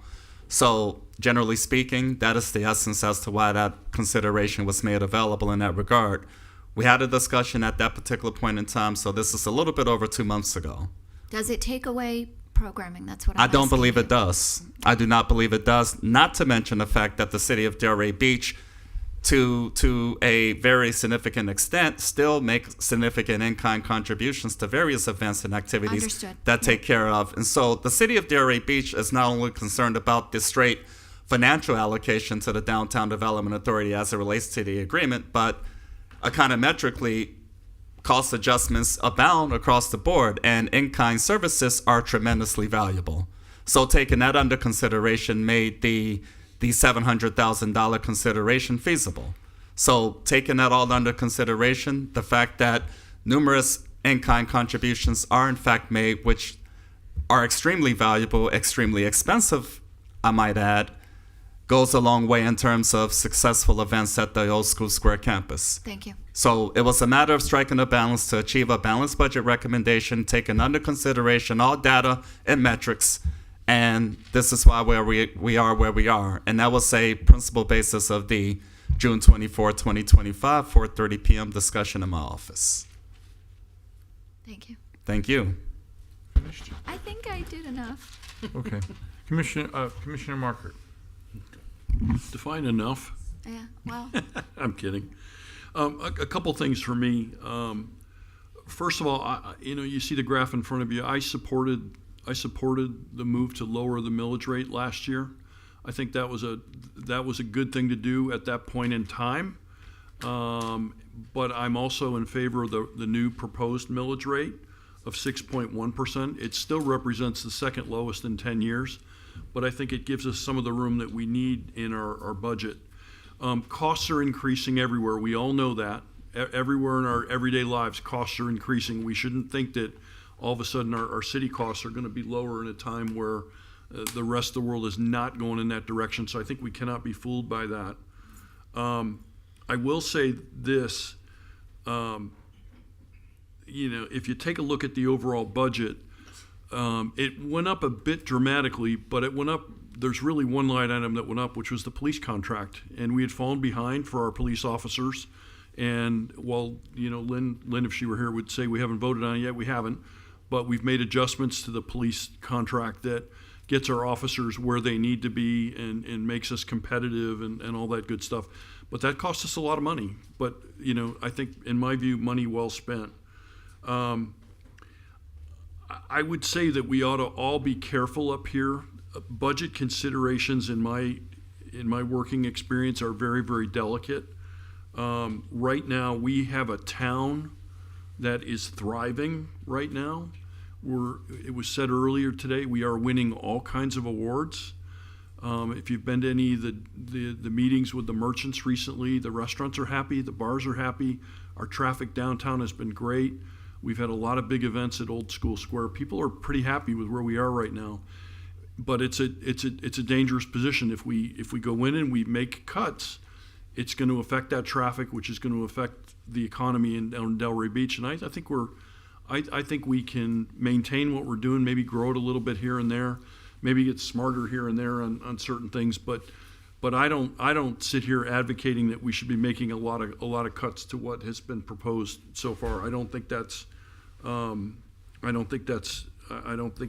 in our best interest. So I would ask us to take a realistic look at the budget this year. As you can see by the graph, we're still lower than we've been in 10 years, but it's giving us enough fuel that we can continue on with the programs that your management team thinks are really important for our town to continue to thrive. So that would be my high level analysis. Mayor? Commissioner Burns. Yes. Just have one question concerning any specific line item. The in lieu parking fees, was that transferred to general fund? It was. The total balance of the monies? I think there was a reference of 0.8 million. So $800,000 would be proposed for transfer. I believe that was referenced in part of your presentation, Mr. Dakowitz. If perhaps we can go back to that line. I believe that's what you're referring to. Yeah. We talked at one point about considering taking that out of the general fund and doing with it what it was originally meant to be doing. Right. That's my. I know that's where you're going because you're not. Is that administrative though? Because some portion of the process is probably administrative, and some portion of those funds is allowed to go to the general fund when it's. That happens with the utility fund. That happens with all the funds where there's work to be done to keep them going. That is actually correct, and so that dynamic is distinct from the dynamic that they're talking about. Is distinct from. Okay. So the answer to my question was yes. Let's give some specifics, some additional context to it. Yeah, just to give you the context for that, the in lieu parking fund is specifically meant to pay for parking improvements and pedestrian mobility issues, right? Bicycle and pedestrian mobility issues. The funds that we're utilizing to repair the elevators at the Old School Square garage in the coming year are coming out of the parking in lieu fund. Okay. Can I just ask a new guy question? My understanding was that the original plan for the in lieu parking was that we would collect that money and then utilize that money to build new parking facilities around the community. Am I wrong about that? I may be know that missing. there has always been a lot of community discussion that's what that fund was supposed to be paid for. But in the actual ordinance that sets up the fund, it is specified to make improvements to parking conditions and for bicycle and pedestrian mobility issues. Okay. That fund, the in lieu funds, have never risen to the point where they would be able to pay for a parking garage facility. Those are very expensive facilities. Yeah, the numbers to build. haven't gotten there. I agree with So I agree with that. when we brought forward the discussion about the performance-based parking program, Yeah. we talked about establishing a parking benefits district, not this year, but next year, in order to start to be able to put a greater amount of money aside to pay for the things that you're talking about. Okay. That'd be good. I think it's one of those things that we probably need to message a little bit better. I need to do that as well. It comes up at meetings. You and I have been in meetings where it's come up, and of course, we probably could do a better job messaging it, because I think what you just said makes sense. All right, thank you for Sorry, answering that question. It's just a You point really of. sorry? You finished? Yes? No, I'm not. I just wanted Sorry, to I'm not rushing. I just wanted to say that, I realize that our budget is a challenge, and I was not in favor of last year's budget rollback, and I also was not in favor of raising the millage for this year. Just in consideration of, all of the expenses and that life is causing all of our residents. So I do not support the raise. It doesn't take care of the issue. We're still taking from the fund. I realize and I appreciate all the work that you've done, Mr. Moore, and staff, for trying to come up with a solution to this issue. So I am still where I was, and we still have to look for some revenue streams, and it seems that we have some downward adjustments to find and make. Okay, thank you. That's it. Okay. All right. My turn.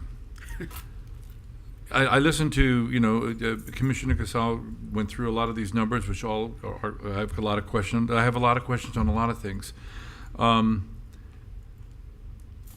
But when people talk about, the costs increasing, and we've heard people talk about, it costs me more for bread and milk and everything, all of which is true. But the cost to cities is based on what's called the municipal cost index. And when you look at the municipal cost index starting with 2017 to today, our budget has gone up over 100%, but the municipal cost index hasn't gone up, and that includes salaries. That includes, in municipalities, we pay additional insurance too, but we pay group rates. We pay different kinds of things. So the impact of a city buying insurance for anything, including health, including their automobiles, including their buildings, is not the same proportion that it is for me at home, which pays, a lot higher percentage. So I think that it's very easy to just worry about, we can set a millage at 6.16, and we're going to be able to cover everything, without first digging into your own books and figure out where we can save money. I mean, you've articulated a few things, or where we can raise money. And I think until we put the city feet to the fire to find those cuts, they're never going to come. You correctly stated that we talked about things last year. Nothing's happened with looking at the special events. Nothing's happened with looking at the various impact fees. A lot of stuff hasn't happened, and the reason it doesn't have to happen is because we keep coming in with the Band-Aid, saying, okay, we're going to increase, we're going to cover it with this expense. So my view is and remains that we need to look at our own house first, and all the cuts, and find the cuts, and force the city to find the cuts, then say, we're going to increase the millage, and therefore we're going to be able to find it. But don't worry, next year we're going to look for them. It never happens. It never happens. And while I appreciate and I've had this conversation with Mr. Dokowitz before, and I appreciate you say that the impact is only $116 increase using an average value of a house of $447,000. I would suggest to you that included in that number are a lot of the senior housing and subsidized housing and things such as that, which really drag the true value, the average value of houses in Delray Beach down, because you can't go to anywhere in Lake Ida or Tropic Isle, or I'm not even going to mention the beach because that's an obvious, but every different parts of this city and find a house for $447,000. And you know that. If we go back, in certain sections which has a lot of senior housing and these controlled housing and things such that, yeah. And that big number takes down the real number. So it's not $170, whatever it is per month. It's going to be a lot more for the average taxpayers, who also is, as I mentioned, not worried about the municipal cost index. They're worried about the CPI. They're going to be paying more for their insurance. They're going to be paying more for their housing. They're going to be paying more for their food. They're going to be paying more for everything. And so to the extent that I can save them something, that I think it's important to do. And so, you look at, we've been talking about impact fees. We every year we just talk about, well, we really should talk about increasing our impact fee. Yeah, we should. We don't even have them. I'm saying, but there are a number of things here. You articulated some of the issues with the Delray Beach Open. You articulated some of the issues with base management. You articulated these things. And so there are, until we really force someone to sharpen their pencil and figure out what the number should be, I cannot support increasing people's amount of money they pay in taxes. We can pretend millage rates, whatever you want. But you yourself talked about that there's going to be increase in ad valorem. That means even if everything stayed, even if we kept it at the 5.9%, 5.9 mils, everyone would still be paying more in taxes this year than they did last year. Just because the values have gone up. So 5.9 mils against the increase in values of properties, everyone's going to pay more. So we're pretending by saying, oh, well, we're keeping the millage, we're lowering the millage. You have an 8% increase in something, and you reduce your mills by a fraction. You're still going to pay what, 7% or 6.5%? Everyone's going to pay more. Until we start diving into our own numbers, everyone's going to pay more. And I just believe, everyone didn't want to pay attention when I talked about the 505 Center. Okay, that's costing us just about $500,000. It benefits 13 to 15 students. I would put that $35,000 a student is probably too much to pay, and that there are not-for-profits out there that could be running this thing. But we're not even trying to find them. They're saying that,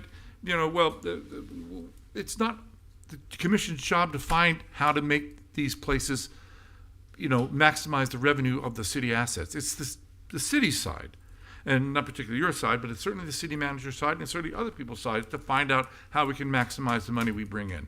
And,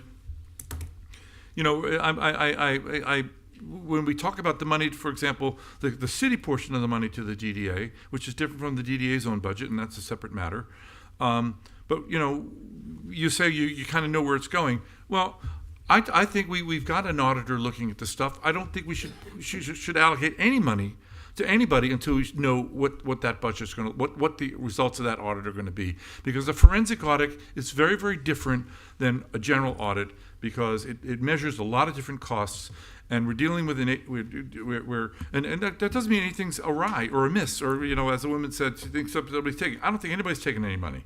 I do think the expenses are out of whack compared to other portions of the budget. But that's just my own view, and that's what the audit's going to determine, whether or not the money was spent properly. And I think we're talking about giving money to someone without understanding whether all the money was spent properly. That is not a disparagement of the work that they do. That is not a disparagement of really anything, although I will take some exception to everyone talks about, they seem to forget the city's role and the CRA's role in doing downtown. It was the CRA and the city that did Pineapple Grove Main Street and created the great values along Pineapple Grove. It was the city that created the stuff on East Atlantic, and because as you recall, the DDA had no money back then. We all know they had no money back then. They had a little bit, but their real money is coming in now. So let's not discount what the city did and the CRA did to build up, what our downtown looks like today, because they deserve a tremendous, both the city and the CRA deserve a tremendous amount of credit for getting that done. So we have 7% increase in staff, but 38% increase in budgeting in the last 5 years. Okay, well, maybe it's justified, maybe it's not, but the issue is there's more money that I believe there's more money we can find in terms of the adjustments that you talked about, some of which were articulated by Commissioner Casal, but there are others out there, and it's not our job to go through the budget and find them. It's not our job. It's your job, and their job. So I'm not pointing generally to you all back there on staffs for your different departments. Hi, Mr. And so, Long. Get up here. So anyway, so no, so I am not happy with just saying we're going to go to 6.16 because I believe the number can be lower. I truly believe the number can be lower if we dig in and we find the money. And we're not even trying to find the money, but yet we're asking the taxpayers to go ahead and pay more money. Mayor, can I just ask you though? When I'm finished. I'm supporting your argument. But I don't understand, how do you get around the union contracts? We're not talking about cost of safety is $108 million. Our I'm just saying there's $500,000 sitting there with the 505 There's $500,000 with 505. Do you want to sell the building and then take the money? No, you could lease it to a non-for-profit. They'll do it, and they'll have a heck of a lot more than 13 to 15 kids.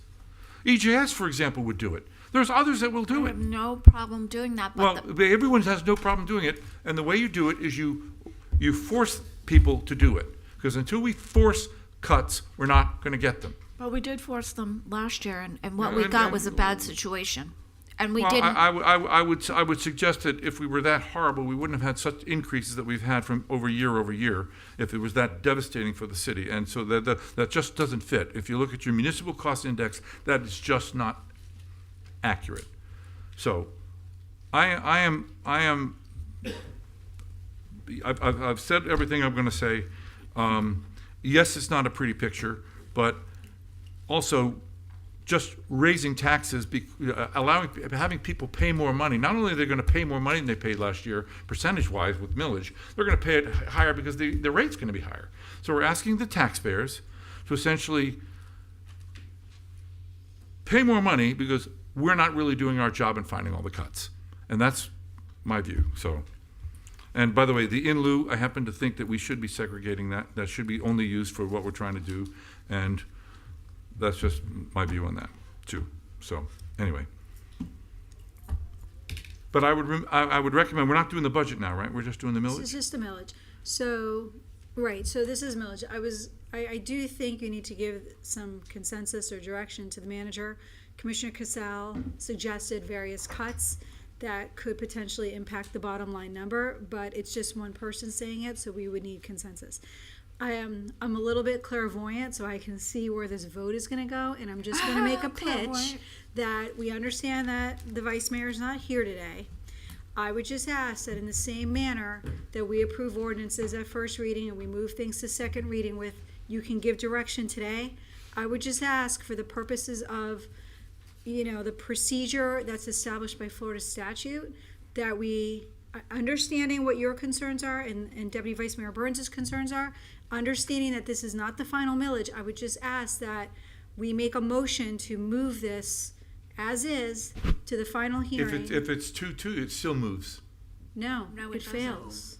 2-2 So fails. I'm If making. it's not adopted, it moves. What we would have to do, I had one of the attorneys research it for me, is we would have to essentially recess this hearing, put out a notice in the newspaper, schedule another meeting, and what my concern is, I don't know if the 15-day window will now start from the recess meeting or if it starts from today.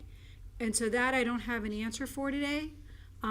This doesn't come up very often. Recess meeting. I believe it's recess. It's from when you adopt the tentative. So if we're not adopting and we're recessing today, to put a notice in the newspaper, Ms. Gibbons is going to tell you it takes a few days. And so in the interest of just moving this along, understanding everyone's concerns, and understanding that some of the recommendations from your colleagues can be adjusted in the next item, I would just ask that the same way that we move first readings just to second reading automatically without a presentation, I would just ask that we do that today so that we don't create an issue for ourselves going forward. Now let's talk about what the law says. Mm-hmm. Okay. If we don't adopt it today, it's not like it goes away. It's a default position, isn't it? Don't we go back to the prior year? Well, that's for the budget. That's if you don't adopt a final budget. The That's millage not is what we're the doing same. today. This is just a tentative. But you're right, Mayor. If you get to the final budget hearing and the commission does not approve a budget, it's 2-2 or it fails, then yes, you go back to last year's budget, which we all know is a rollback rate, right? So that's what would happen. That's not what's happening today. For today's purposes, It's actually not the rollback rate. You're doing 5.9. It's the same millage rate. Your tax rate would. I think the budget stays the same, and you just have to work off of that until such time. Well. I'll defer to you.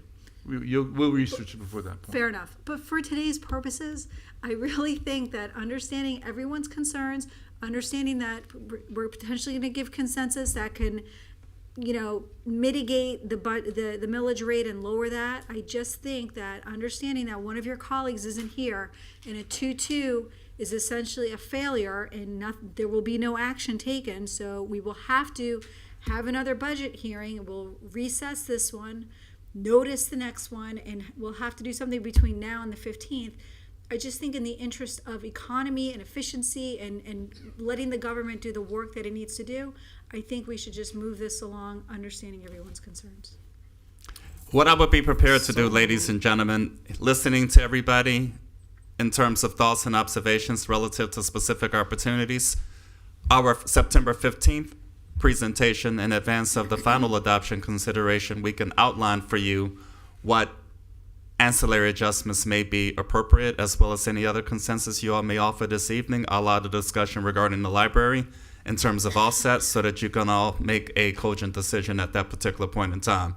So I will work with the Department of Finance and everybody else involved based on all the input and observations you've all shared today so that some sense of direction can be achieved at that time. And I would like to motion to move this to a second reading as the city attorney has advised us to do. So that would essentially be a motion to approve resolution number 180-25. Second. With the understanding that if this vote is not, because I am not voting for a tax increase here. I'm not going to vote for a rate increase. I'm not voting for a tax increase. I think everyone has made the record very clear, your positions. This is not the final millage rate. So I think when we discuss the budget next. Well, because in the this is not the because final. we're going to run out of time on the calendar. And you can always set another workshop or another meeting between now and the 15th. Let's set up 3 of them because Rob was going to really love that. Well, listen, I think that some of the suggestions that were made today are warranted and they could result in an impact to the budget. And I don't think it hurts to have one final pitch to see if that is going to positively affect the residents with a lower tax rate. I don't think that's a bad thing. But I think for today's purposes, we don't know what those impacts are. We don't have consensus right now because we only have one person making the suggestions. So I think you need to have further conversations in order for the manager and the CFO to be able to bring those changes to you. Can I just go ahead. Sorry, Terrence, I'll be quick. The only thing I would ask as we do this is if we are going to make some cuts, and I'm the last person that would be against making cuts, I just want to understand the effect of those cuts. Well, that's what I'm saying. What are we giving up? Like if we're gonna bag 3 events downtown?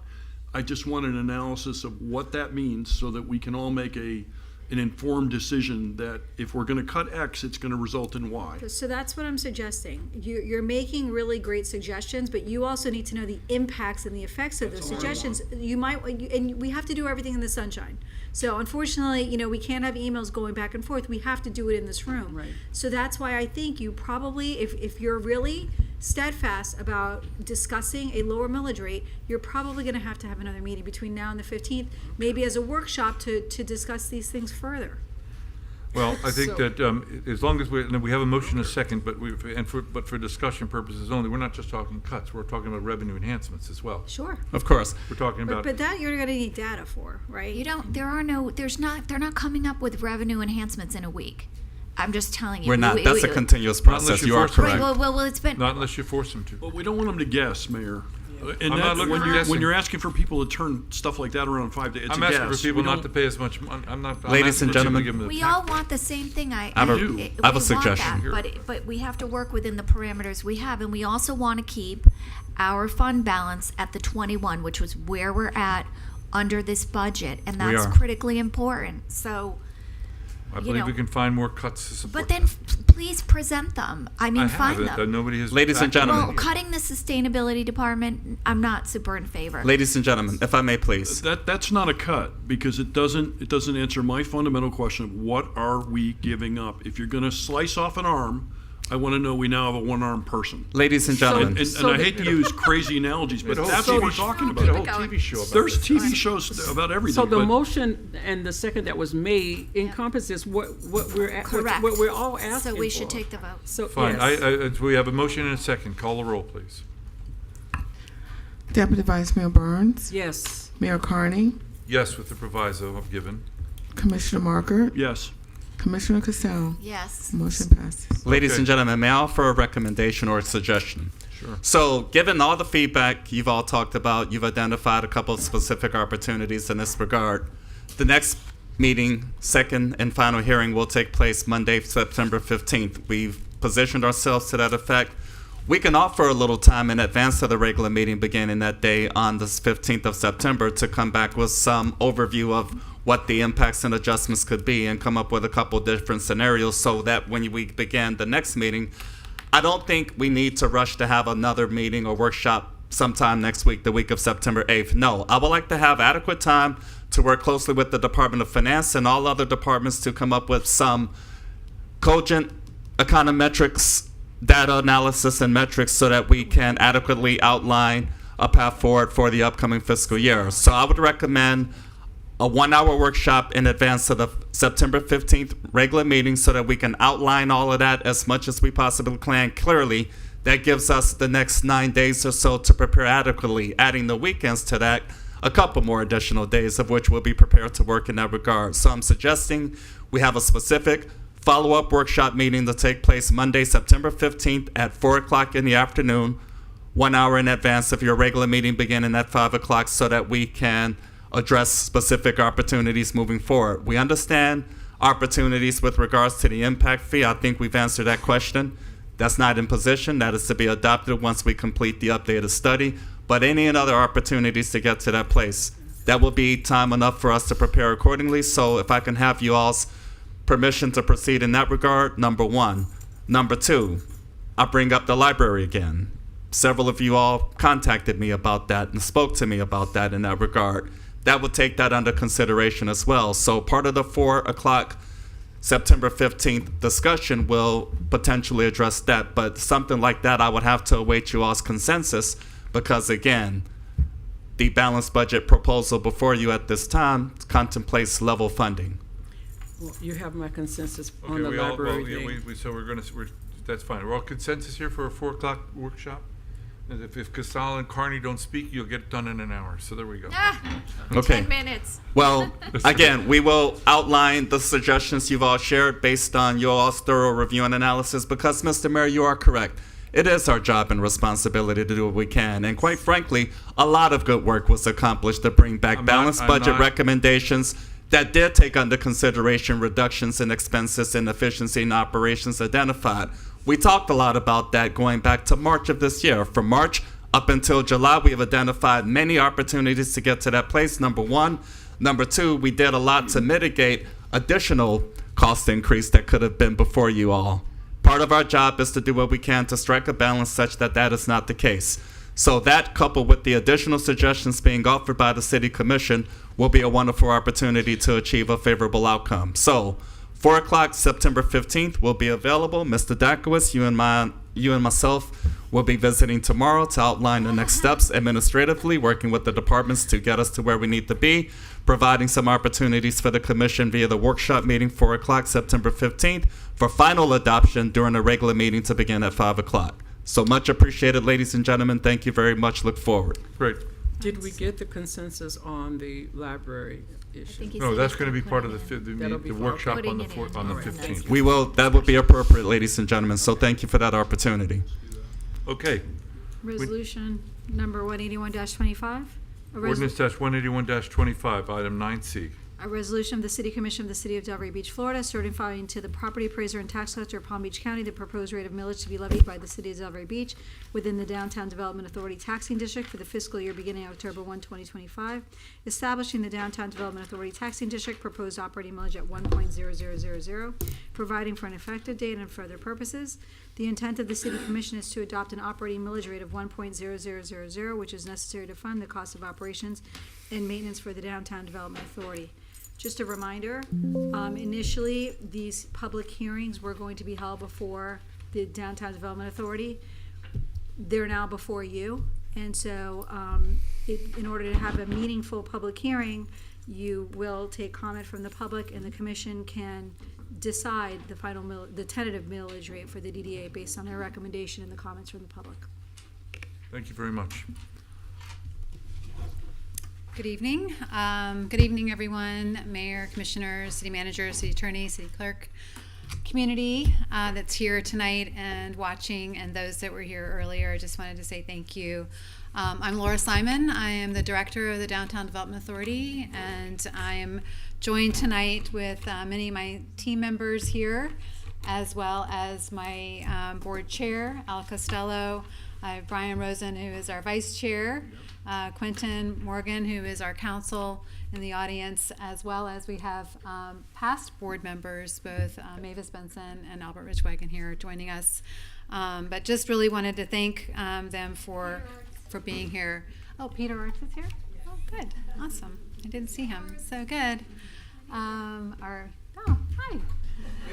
Our past chair, 3 years as chairman. So, and I recognize them and those both past and present, because it is about decades of leadership with our organization that has really brought the downtown, as Albert coined, the secret sauce for Delray Beach, in collaboration with the city, the Chamber of Commerce, and the CRA. Over decades of bringing downtown back to life and the revitalization. So the Downtown Development Authority's mission is here on the screen as the DDA stimulates, enhances, and sustains the economic vitality of downtown Delray Beach and the quality of life enjoyed by locals and visitors alike. So with that, I wanted just to share tonight with you some little in the community, take this time to not only talk about our proposed millage, which are based on our state statute, is a maximum. It can be only a maximum of the 1 mil. It can be lowered, but it only can be at the 1 mil max. Our partners and our colleagues in West Palm, the DDA in West Palm Beach, can assess a 2 mil. So it does make a difference here in our downtown Delray Beach, that we are a little different. We were established in 1971. We are a dependent special taxing district. And again, it is about oversight of the downtown area and the tax from the commercial. We were actually voted, the commercial property owners in the district voted to be taxed, a special tax to be reinvested back into the downtown. So we're really responsible to our tax constituents for that reason, as Albert really coined that, and saying like, what does this DDA do? So this year, the 25-26 tax estimate value has increased. The property values continue to increase, really seeing significant increase with the new construction in just the downtown district, which is significant. And what we're seeing post-pandemic for the past 5 years, and we've seen only from 2020 and 21, we saw a $15,000 increase. So it's just seeing some increases over the new construction coming in from the property value that we're seeing collectively. This is just a highlight of our district. I show this because we did expand twice, back in 93 and 1998. We are a collection of commercial, residential, municipal properties within the downtown, and we also are home to many residents now. It was a commercial corridor, but now as the urban center has changed to be more of a mixed-use environment, residents of 5,000 in our downtown, seeing 3 million visitors, as well as 11,000 employees. What we do is placemaking, economic development, and marketing. These are our three main buckets that drive our engine in the downtown. And it is, really about building up that vibrancy. Some priorities, we break these down. Placemaking, we just recently had a town hall, and again, we are also an organization that, prides ourselves and really the outreach and the community outreach and the engagement and the collaboration with our stakeholders, those that are both invested in the downtown as well as those that are using it, and also visit here. So we've done over many years of surveys and town halls and merchant meetings and just getting that feedback to drive what we do. Recently, our town hall on the 13th really showed that there is a huge still focus on the place and really making the place, as we are becoming more of a luxury county and a luxury environment, really focusing more on really the use of the space and the actual beautification, the charm, and as kind of raising that bar, if you will. So that is going to be a huge focus for us. Strategic planning and economic development, business retention through our programming. All of our events and programs fall in our economic development bucket because they are programs to drive, and they are merchant driven. So they're meant to be events that actually benefit and also work for those that are being involved in them, such as our summer program, which was really wellness programs. Because we have such a wellness industry, we created and also a savings pass. We wanted to make sure that works before we do it again.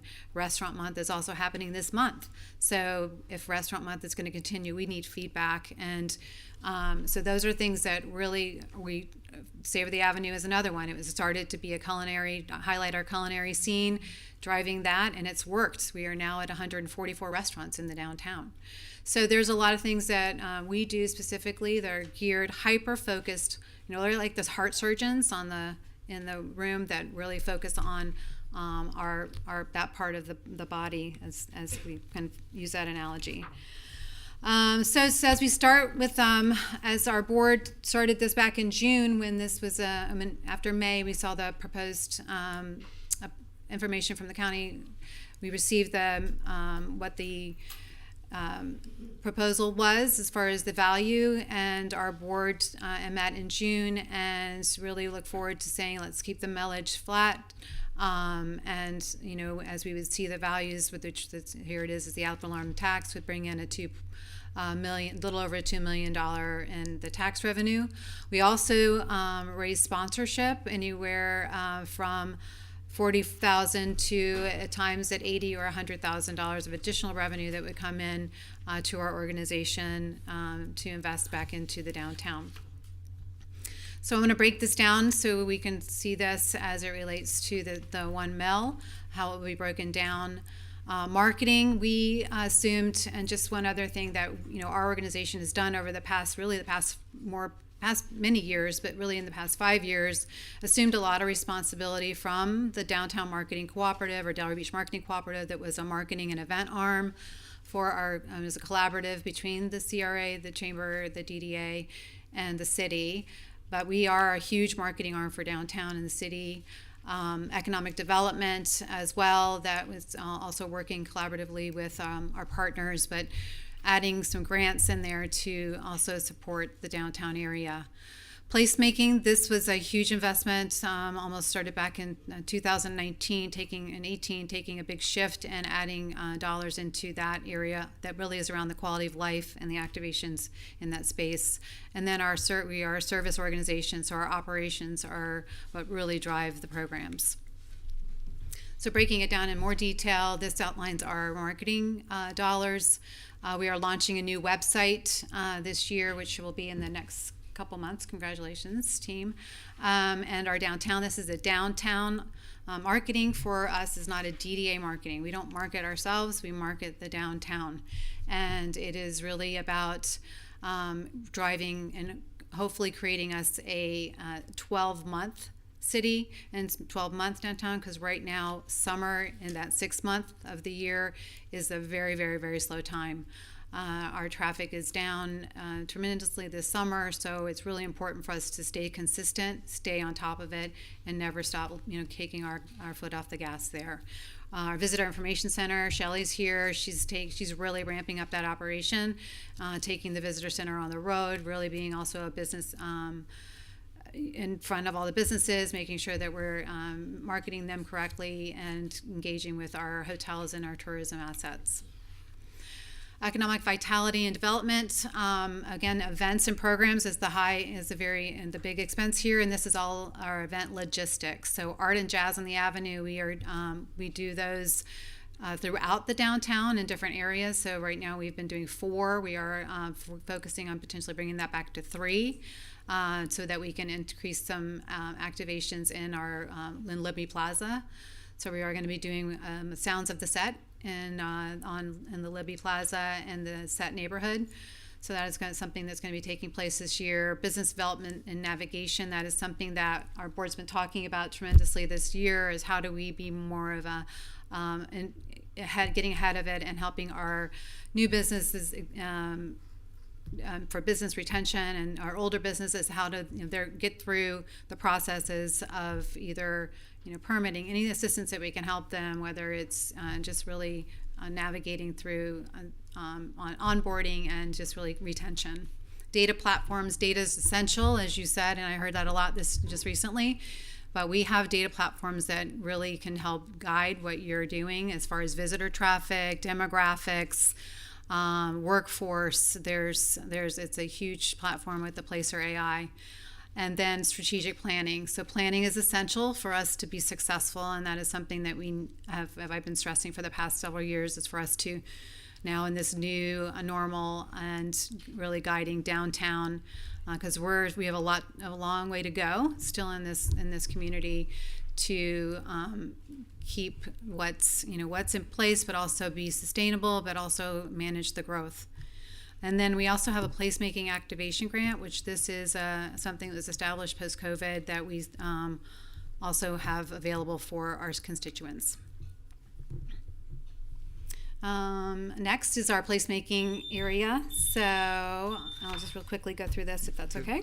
Continue. This is the last one, or 2. I have 2 more. Safety ambassador placemaking is really, again, activating public spaces, but activating our public spaces, the public realm in our downtown area. So quality of life really falls into this, and the ambiance in our downtown feels safe, looks good, is beautiful and clean. People will return, they'll come back, because that is really what makes our engine run, is that loyalty. First impression and last impression are essential. So with our Safety Ambassador Program, which we started in 2018, continues to be a huge asset and resource for our residents and visitors and business owners that are here, as well as working closely with our police department and fire department and our public works and neighborhood services team on the street. Our street pole banners, we are launching a welcome banner program this year.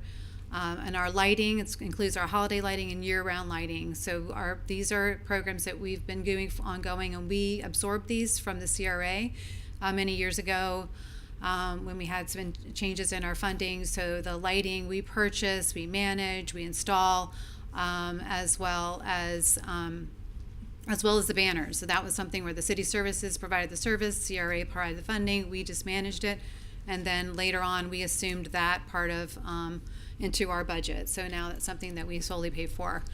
Our beautification piece is really that. It's taking we've developed a partnership with the beach keepers to help supplement what the city does on litter abatement. They're out there 7 days a week, almost 8 hours, sometimes 10 hours a day, cleaning up litter on our streets, gallons and gallons of buckets of litter.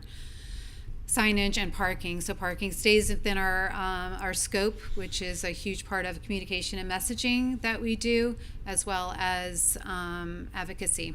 And that is something, obviously, that's not it's more of in our operations, but it's really what our planning, recommending, analyzing is what we do in providing that. Our focus on parks and park planning is really something that has been a conversation this past year. Libby Wesley Plaza is a plaza on our West Atlantic corridor. Worthing Park is in the Central, and Veterans Park is on our intercoastal, all within the downtown, all needing enhancements and need attention and planning and activation. So it's a small number in here. The Veterans Park is going to be a bigger lift. We're hoping that we can start that dialogue to really have some good plans in place as we move forward with the finalization of the Atlantic crossing and operations. So this is the back, the house, but it is the engine that runs the operation. So you'll see our team is 6 team members, benefits, our contract obligations, which is our auditor, bookkeeper, legal services, office expenses, and then some capital expenses, which brings us to $940,000 there. And that's it. So that I also want just again our mission up here of what we're doing as an organization. I also wanted to I have an additional slide just to share with you some options as we look at our millage rate.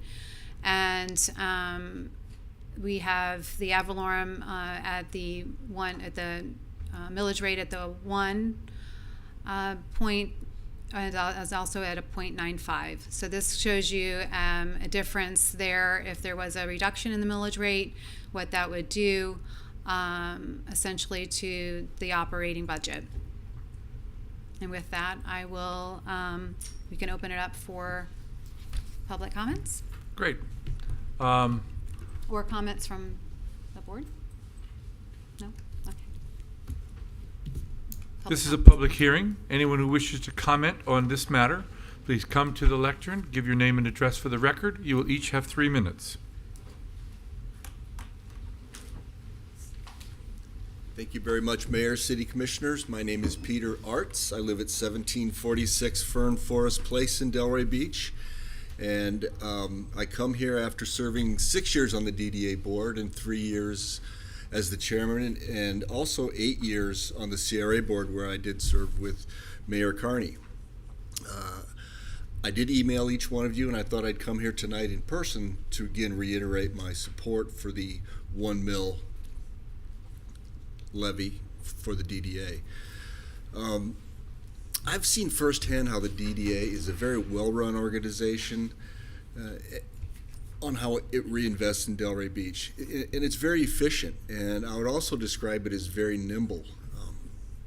I can say I think every resident and business has seen the fruits of those labors, and it takes a lot of organization and talent, and more importantly, expertise to execute the program of work that the board has put together. From merchant programs, events, you saw a little bit about the website design. The analytics are very impressive, and I think that's something that we need to know about. And also the Visitor Center, we're very proud of that and what it continues to do for Delray Beach.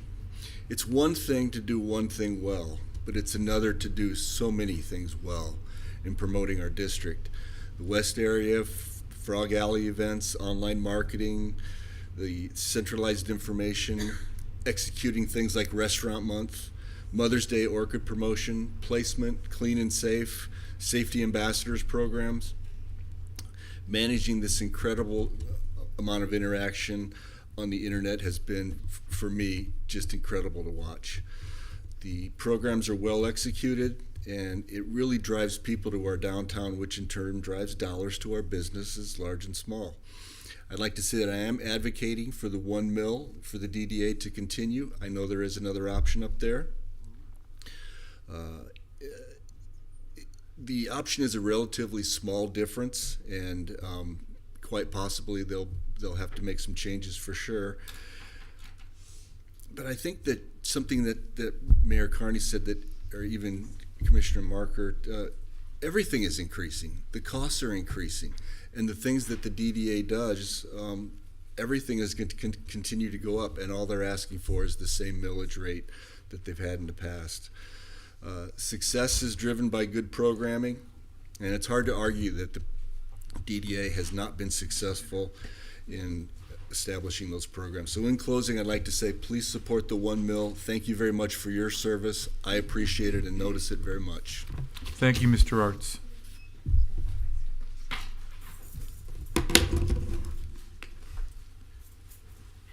Good evening. Marty Doro, 236 Southeast 5th Avenue, DDA resident. I'd like to start out by saying I enjoy the DDA. I have a nice relationship with many members of the DDA, the staff. I think they do a really good job. My comments are not, excuse me, an evaluation. I think they're great. They do good things. I'm very happy about that. I've had nice conversations with them about my point of view on a few other things. Mine are more financial oriented. As I mentioned earlier, the size of the budget and how the budget is allocated are two of the most important things an organization does. The size of the budget, in my view, I would love to see it, especially in all governments. Let's start out, I'd like to see zero-based budgeting, but that's really too far into the future. So let's start with last year's budget. Let that be this year's budget, plus whatever increases CPI or whatever number you want to do. Why do we start with what's my property worth times the maximum ad valorem?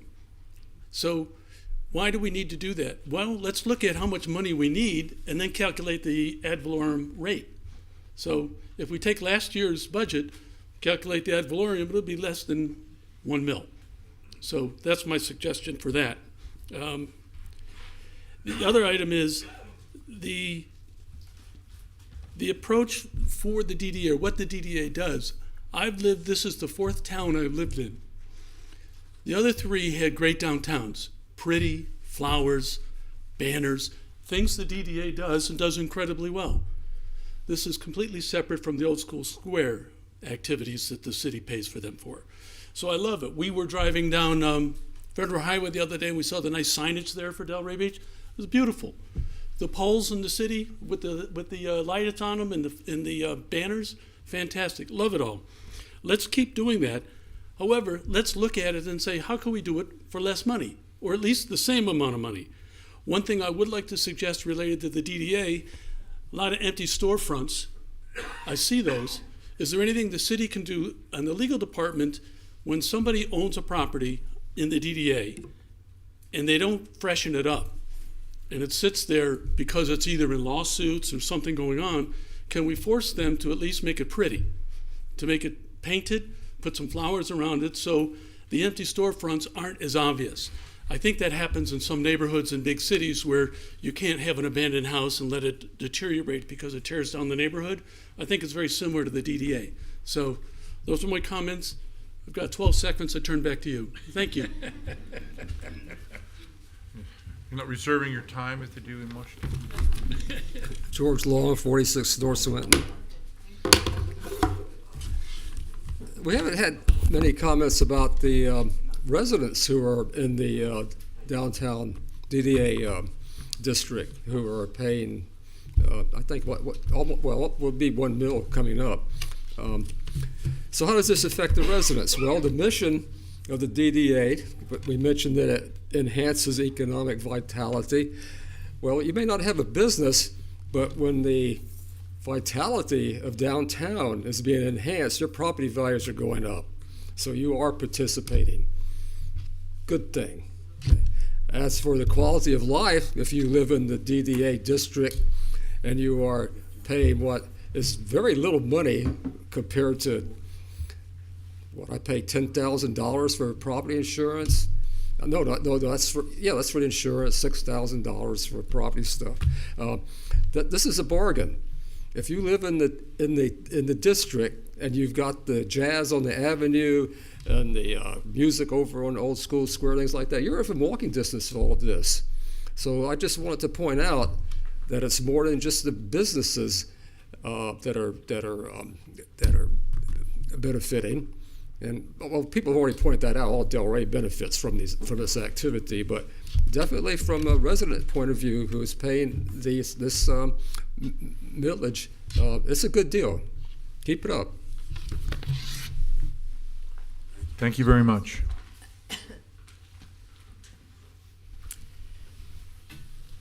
Good evening, Mayor and Commissioners. I'm Mavis Benson, 800 Greenswood Court.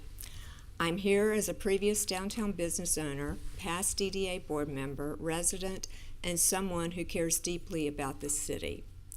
50-plus years ago, after the issue of parking was handed over to the city, the DDA was tasked to build a strong commercial core to draw businesses into downtown Delray Beach. The property owners at that time asked for and agreed to an ad valorem tax to sustain this growth. Over the past 50 years, those dollars have been invested wisely and responsibly.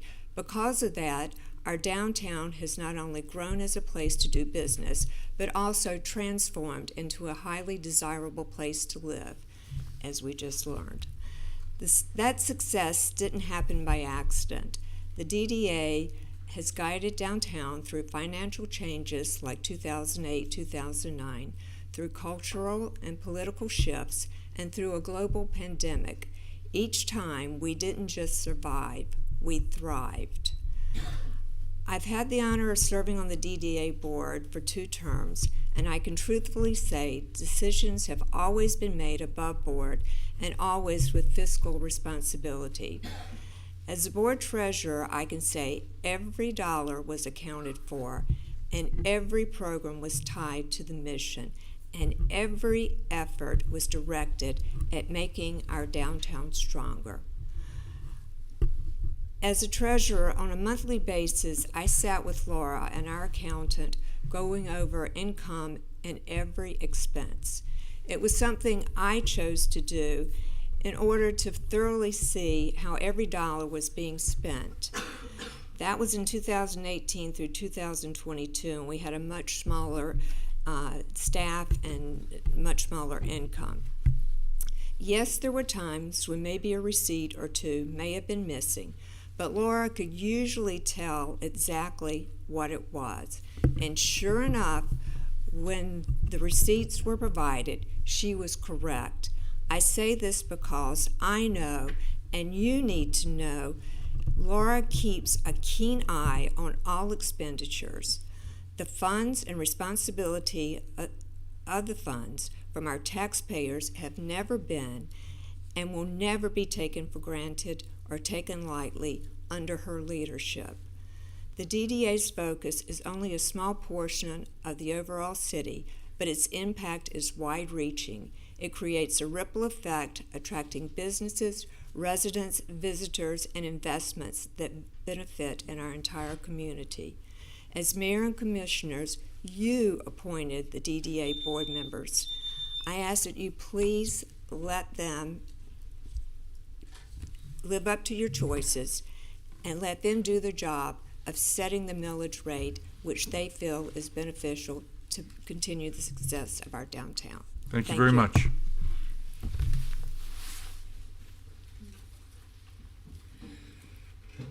Hi, everybody. Dr. Alan Costello, current chair of the DDA board. I can't be as eloquent as Peter or Mavis, and I'm not going to try. I'm just going to say I'm proud of what we do, and I'm happy to be here tonight to support the DDA. And I wanted to thank everyone that came up and spoke with us today, and I'm very grateful for it. Thank you. Thank you very much, Doctor. Are there any other members of the public wishing to speak?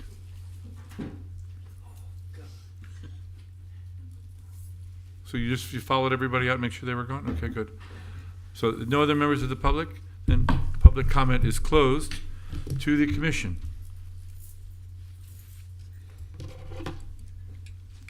Commissioner Casal, do you wish to start? I'll start. Look, really, they don't even have to be here in front of us, is my understanding. They could do this on their own in their own organization, had it been done a particular way, correctly? Well, no, I mean, they have to be here because Tallahassee said that they need to do it here. I don't necessarily agree with that, but they haven't had a public hearing in their own board, so they do have to be here Right. in order It's to based on properly have it levied. Based on our dependent, we are a dependent Right. district, so. their board unanimously agreed to their budget, and I really want to support their board. I do think there's so much going on that the DDA does that nobody even knows about, and I'm only just becoming aware. Like, Mr. Richwagon celebrated 65 years, which is quite amazing, in business in Delray, and the DDA had a party. There were videos done. There are the businesses, if you're out talking to the businesses, they are remarkably appreciative of the services that the DDA provides. One of our missions is to ensure the vitality of the downtown. That is part of our mission, as noted in our budget book. And the DDA is doing that. And I understand what you're saying, Mayor.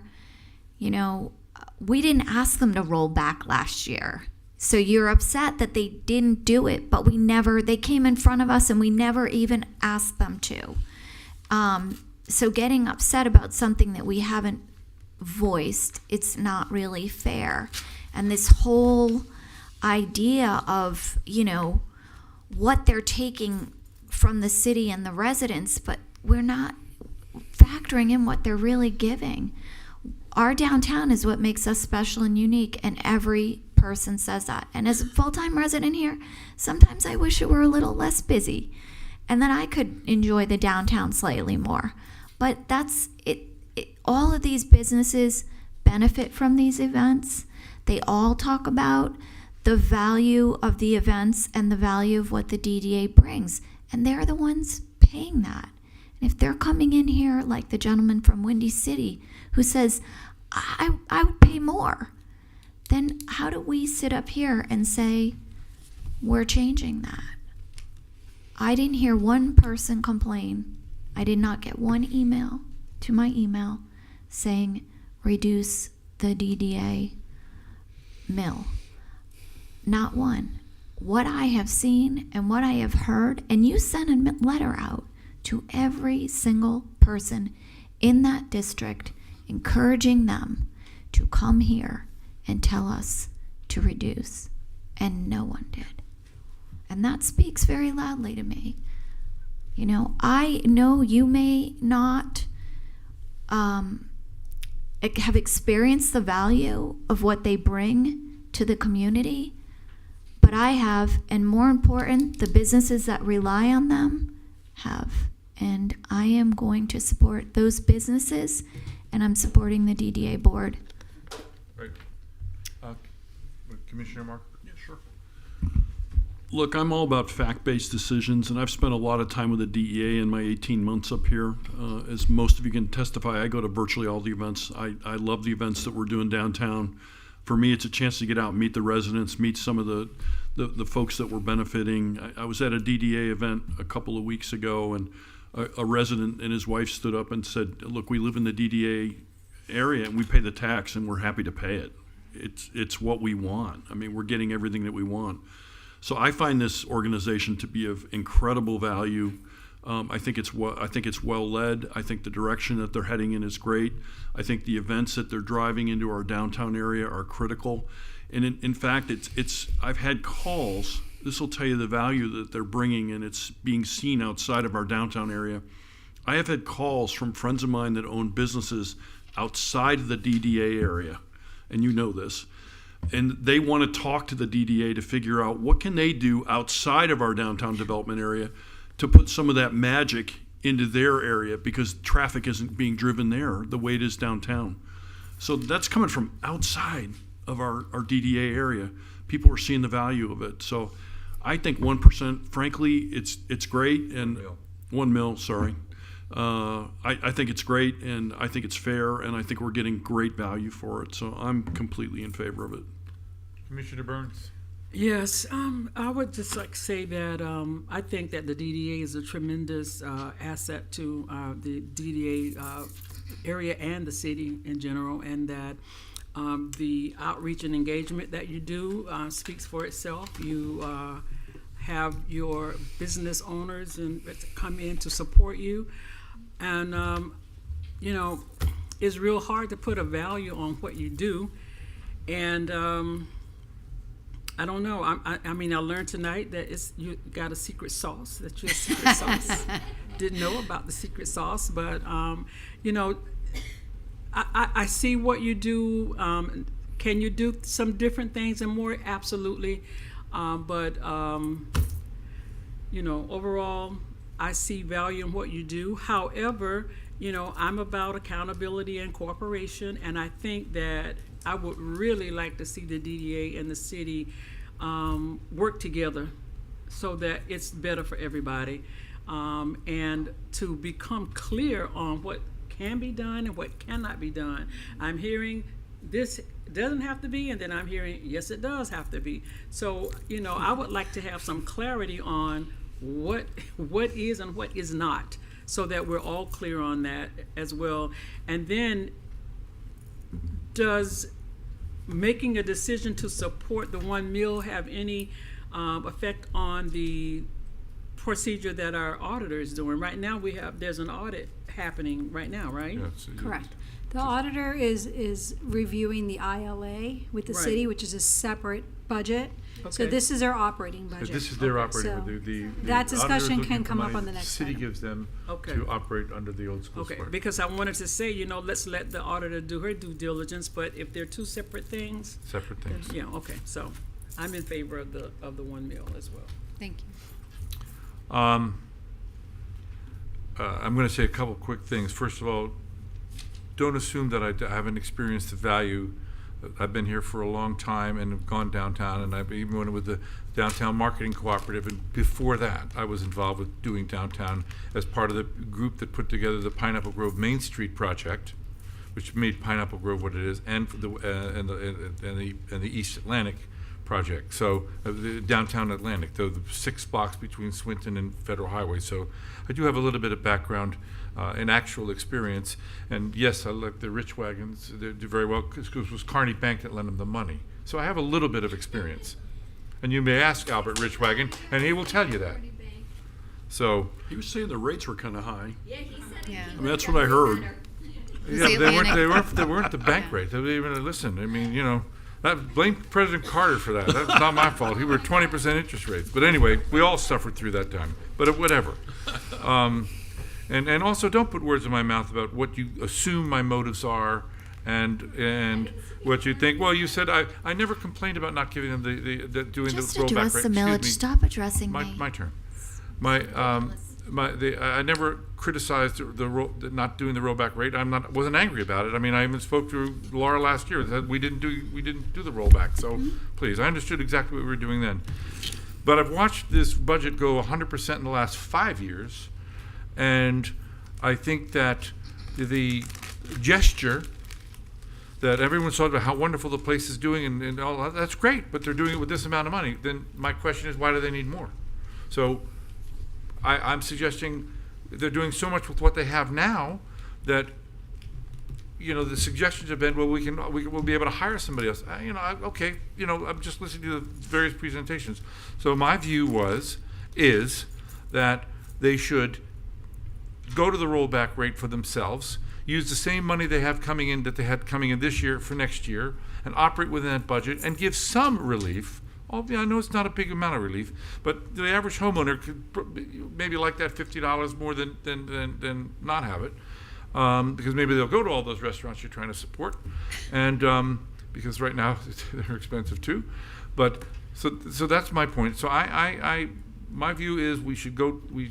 Not for the mill. Go back to whatever the rollback is for what they're making this year, which is $1.9 million, and it's certainly a lot of money. And they do great. They've done fabulous work, as everybody testified. Fabulous work without a amount of money. So therefore, I don't know why they need more. So that's my view. It's a rollback this 0.95. I don't know what the actual rollback. If they've used 0.95, I don't know if that's the 0.93. number. I mean, 9.3. No, it would be 1.18. So rollback would make our current budget is 1.8. 1.8 Yeah, million. 1.8. Right. That's right. Right. Yeah. We bring it So back the to the 1.8, which you're doing, brings- which by all accounts, Right. except one or two, said you're doing fabulous work with. So that's my view. I mean, I think give some relief to the taxpayers who didn't get it last year, because understand these homeowners don't get the benefit of the cap for the homestead. So, not a lot of money. I certainly think you can operate within that amount of money, and they don't. The 1% is not part of the homestead. Our benefit of the rollback last year, though, that's they got the benefit. Agreed. Some did. Most did. So that's my position. So I mean, I'm standing here with what I think, and you all think what you think, and so we need a motion to do something. Can I? Would you like to? Can I respond or comment or? Yeah, not technically. So, okay. Well, no, I appreciate everyone's input. As we are, we are here to serve. And also our board's input at all of the meetings that we've been going through our budget and what our plans are for and proposed plans based on surveys and feedback from our constituents, who really we work for. So. A lot of things have been brought up, such as beautification and investing in that and activations of the space and the place. So when we're asked, and Pineapple Grove Main Street is an example, taking care of and maintenance of public art and public art management of all of the artwork that's in the Pineapple Grove area is something that we are responsible for now. So those are things that are going to be impacted, and because we haven't been able to get to those with the current budget. So as we move forward, part of our proposal is to really, again, lead with that and take care of those districts and those areas that need that attention. So those are just where I want to comment, and I appreciate it. And we're here to, it's your decision, and we appreciate that. So thank you for your comments and support and attention and time tonight. Thank you very much. Well, I mean, I have no comment to that, so nobody really does. So we have I have an ordinance, I have a resolution, I need a yeah. Motion to approve resolution number 181-25. Second. Call the roll, please. Mayor Carney. No. Commissioner Marker. Yes. Commissioner Cassell. Yes. Deputy Vice Mayor Burns. Yes. Motion passes. Great. Okay, now we're at 9D, Resolution 182-25, which is the adoption of the tentative budget beginning October 1, 2025. This is also a public hearing. Mayor, I need to read the caption. I'm sorry? I need to read the caption. Albert, am I correct? 100%. I know I'm 100% correct. And we loved you and your dad and your mom. Thank you all. We would never own property without Mr. Carney's bank loan. Okay. Well, and we were happy to help. Resolution It's number so 182. cold. I'm sorry. I'm shaking when I'm speaking. It is cold in here. Resolution number 182-25, a resolution of the City Commission of the City of Delray Beach, Florida, approving a tentative budget for the fiscal year beginning on October 1, 2025, and ending on September 30th, 2026, providing for severability or parts hereof if declared invalid, providing an effective date, and for other purposes. This is a public hearing, and for Commissioner Burns' benefit, this is where the contribution to the DDA would be discussed on this agenda item. Okay. Otherwise, Mr. Mayor, ladies and gentlemen, we've completed our presentation via agenda item 9B, and this is simply an opportunity to engage the public hearing obligation. Nevertheless, we have our path forward for September 15th during the regular meeting, as well as the support for my suggestion for a workshop meeting to take place that same day at 4 o'clock. Okay, so my understanding then from what you just both said is that on the 15th at the workshop, we can also discuss the contribution to the OSS from the city, right, to the DDA. And today, I would recommend. I mean, we can do it today. I mean, absolutely. But if we do it today, we still have to move it forward to the next week, correct? Right. Correct. So how are we in a different position now that we were with the previous agenda item? If you felt it's appropriate, you can have a discussion about reducing it. You can have a discussion about, really, I guess the only recommendation I would make is to reduce it. I would say not to completely cross it out at this point, Right. because you do need to hear from the auditor. But I do think that going forward, we need to have some direction on that, because typically what happens is after the second budget hearing, I amend the ILA with the DDA, and then that's when we discuss the payment, the amounts, and how they're going to be dispersed. And so it's, and I see Elena here, depending on when that audit is completed, I think that's gonna be a to be continued discussion.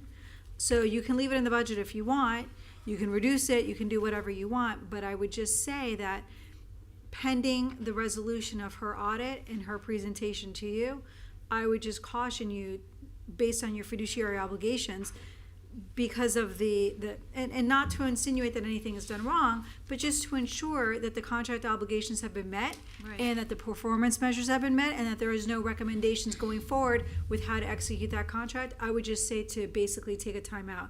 Maybe leave it in the budget with an understanding that we're not going to amend the ILA until that audit is completed and you're satisfied with whatever is presented in that document. Like, that was the point I was trying to make earlier. It's just Sorry. wait till I mean, because whether it's 700,000, 800,000, or 500,000, I just want to make sure that the money is being spent in accordance to law.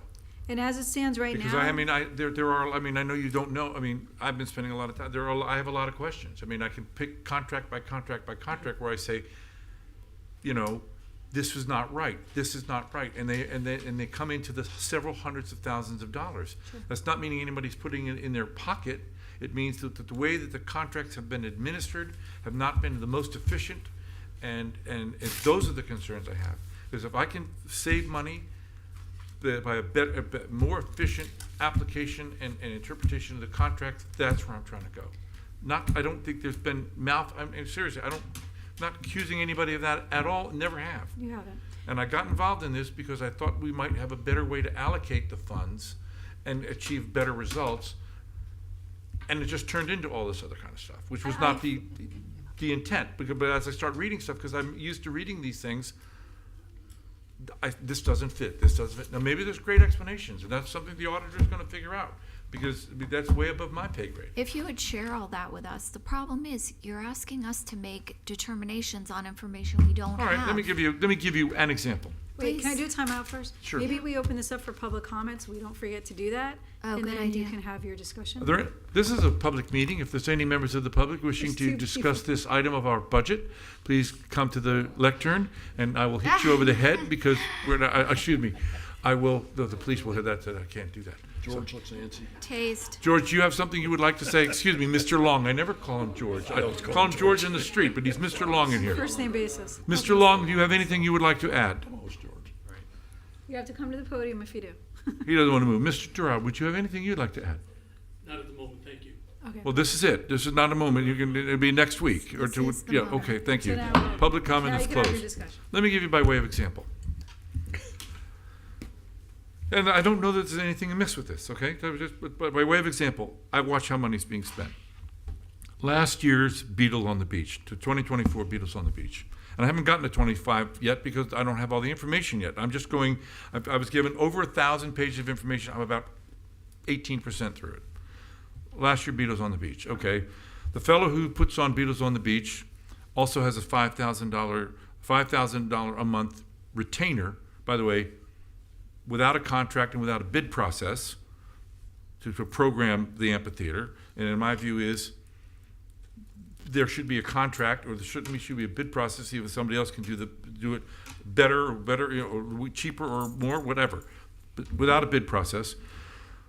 This event is privately owned. This is a private event. They come to Old School Square under contract. They outline what everybody's responsibilities are. Okay. But the city, the OSS, through the DDA, because it's a combination DDA-OSS contract, they waive the $4,000 rental fee, okay? They provide an in-kind contribution of about $65,000, okay? $65,000. They charge, so already we're into it for $70,000. We've been underwritten, the city has underwritten $70,000 because the DDA was responsible for the setup charge, this charge, that charge, fine, all of which is fine. I'm not saying there's anything wrong with that, that's city contribution, but I'm just looking at what the numbers are. I then see that the city the DDA get $2 per ticket. Now, according to the promoter's website, the ticket prices ranged from $10 for general admission to up to $1,000 if you wanted to sit by the stage, and it was over a 3-day or 4-day period, not per day, but it was over whatever it was, 3-4 day period. Okay, but the DDA only gets $2. Meanwhile, they've put up all the money for the staging. They paid for the chairs. They paid for this. They paid for that, and they've waived the fee. Okay. Again, I'm not saying anything's wrong. These are questions that I have, which is why I want to know how the money's really being spent. Then I have an invoice for $10,003 to pay for the hotel at the Hyatt for the bands. Now, that's usually the promoter's cost. Now, maybe there was a reimbursement. I don't see it, but maybe there was. I'm just saying, I'm looking at what the numbers are. So I got they put up $70,000 in the waiver of the $4,000 fee, which, by the way, is waiving what the city would get. So technically, that would be income to them, and we would get 10%. But that's a separate matter. And the $65,000, which the city's paying for because we're giving the money to do it. So somebody's paying for the people to do the setup and everything. Plus, we got a $10,000 fee to the hotel, but we're only getting $2 a ticket. And so I want to kind of know, well, how many tickets were sold? I want to know, what's the total amount? Because if I calculate what they say the total number of tickets were sold, then it's a huge loss. It's a big loss for the city or the DDA. It's a big loss.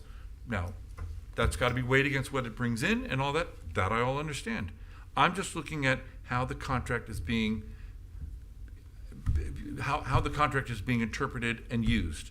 And my view is, until we have better, and to compound the matter, all the money's commingled.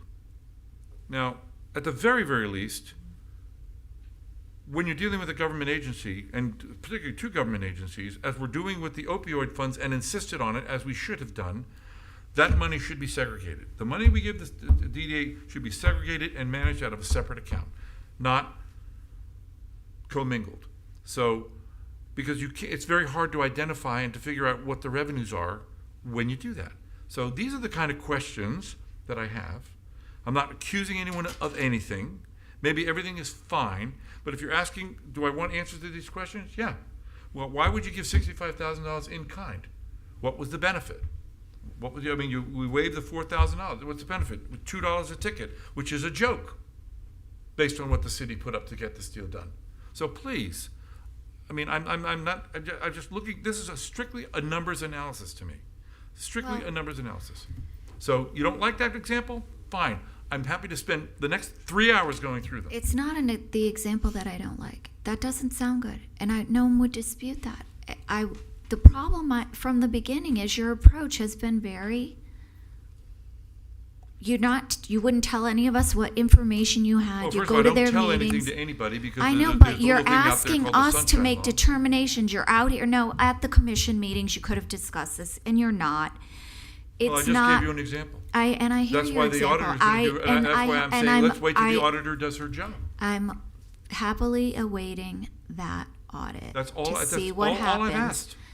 Well, there may be nothing amiss. You've been making you've been pretty aggressive on this, and you haven't been disclosing. So Well, I there's don't know the what you're talking intimation about that there's issues without disclosing to us what they specifically are. I disagree with what you're saying. You saw some of the emails that I sent with some of the stuff I sent. I mean, you can say I didn't read it, I didn't understand it. No, I read That's okay. everything. I understood it. What I also understood is that Ms. Simon is saying I have answers for everything, and the mayor has not sat down with me. She's asked you repeatedly. Our secretary gave her a message to come with a lawyer. All right, I mean, we can It go through doesn't that calendar. feel Please like don't- how please don't a tell me what I offer and partner. don't- Please don't tell me It what I offer. doesn't I keep a pretty sound good calendar. like what a Okay, partnership that's should fine. look like That's in fine. this You asked me for an situation. example. I just gave you an example. Thank you for that I don't want to example. spend my time dwelling on it. I don't want to look at, other people are going to look at this. I agree, and I I, am not want them doing to. it. I just, So I'm just I giving you didn't. the I example don't of like why I the way want- that you've May I done it. finish, It's please? impacted everyone You've in asked this me for city. an example. If you wanted to give the example yourself, you should have just told me to be quiet, and you'll tell me what I think. I don't tell you I'm to be sorry. quiet like you tell me to. I don't do it that way. No, I actually research my stuff, and I go through financials, and I have other people You help got me. it dropped in your lap to weaponize you. Stop. I know I'm the not story. weaponizing anything. I'm trying You're a to make sure weapon, that the a public useful dollars are weapon. spent correctly. And if that's such a bother to everybody, well, then fine. It's But not to a say so- bother. well, it I wish clearly you would is. apply that same logic to the city. We underbilled Highland Beach over $2.5 to $6 million, and you're not even balking about it. You gave me such a hard time for my conversation with Mr. Dunkley, and then we found out later that he in fact withheld money from the rollover purposefully to manipulate. Right, and I supported you on that. No, and you didn't I think the support city me needs at to. all. I think the The city Badger meters, I could go through a list. Clean your closet while you're cleaning everybody else's. okay, I'm well, totally with you fine, on okay. auditing, but support we your all, city the too. Highland Beach thing is taking a separate path because we had a city auditor come in, gave recommendations. Our outside auditor, that's going down a separate path. There's been no consequences to anybody. There's been no action. Which we can discuss There's if you'd been like. no. Of course, it'll kind of ruin the whole procedure, but sure. It's we can not discuss about that. You know So exactly anyway, what I'm saying. you read the You're audit. weaponized. Okay, I don't want to fight. Look at, please, enough. So you asked me for an example. I gave you an example. All I'm saying is, as it relates to the funds, I think we need to understand how the money is being spent and to make sure they're in full compliance with the law. And you can agree, disagree, but if we are essentially saying that we don't care, then just go ahead and do it. We That's need to not what allocate anybody's the saying. funds. What people are saying is your approach from the get-go has been very negative. You're not approaching things from the positive. You're coming at things from the negative. And I don't think you've been I'm able not. to gather all the facts to allow your You're right. I'm only opinion. at 18% because it took me a while to get all the information. I don't You're know right. what I don't know what that means, but It means that. But if you would come at things from a more positive aspect, I think you'd get better cooperation. You're coming at things as if they've already made a mistake and you're just going to be there to do a gotcha. I don't think that's what you mean. I really wish people wouldn't assume what my motives are. My motives are to protect taxpayer dollars. I only have one motive. And by the way, I don't just do it to the DDA. I do it to the city. I do it. I check public dollars. Public dollars.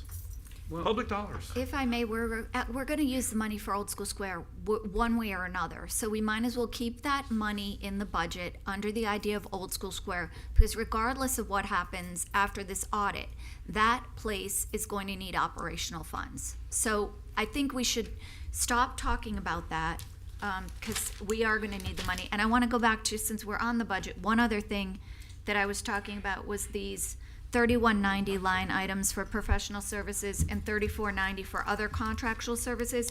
If you go through all the departments, like the police have 1.7 million in other contractual services.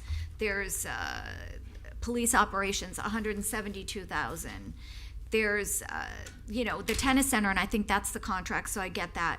But there's another 800, which could be the contract with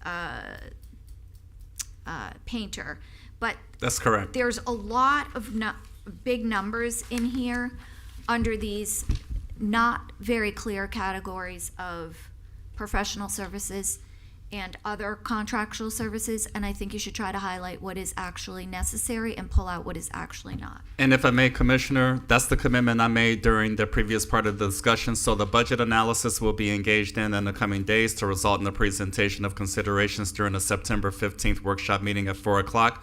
Takes that all under consideration. I understand that quite well, and we are prepared accordingly. So if I may, ladies and gentlemen, given that proviso, given those commitments and the reiteration thereof, thanks to Commissioner Casal, I appreciate it, ma'am.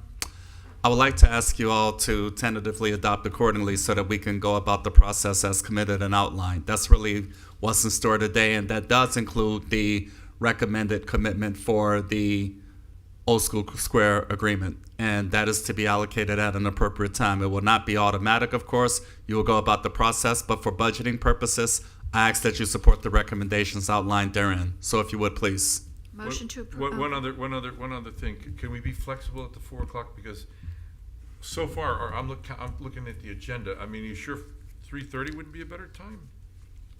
3:30 is fine. I think 4 o'clock works. I just don't want to be rushed. Could you ask to could you get the information to us like Wednesday or Thursday? That way, if we have questions for Henry, we could get to him before Monday. Because sometimes if we get it, Thursday evening, Friday that's a good suggestion. I day, think we need we to don't have have this time to catch up with That's it. fine. We need at least a weekend. 4 to be able to o'clock, digest we'll all this. complete our analysis by the close of business Wednesday, let's say. You'll have it by Wednesday or- Thursday. That would that'd be great. amazing. Okay, so on that note, I need a motion. we know are what to you- do.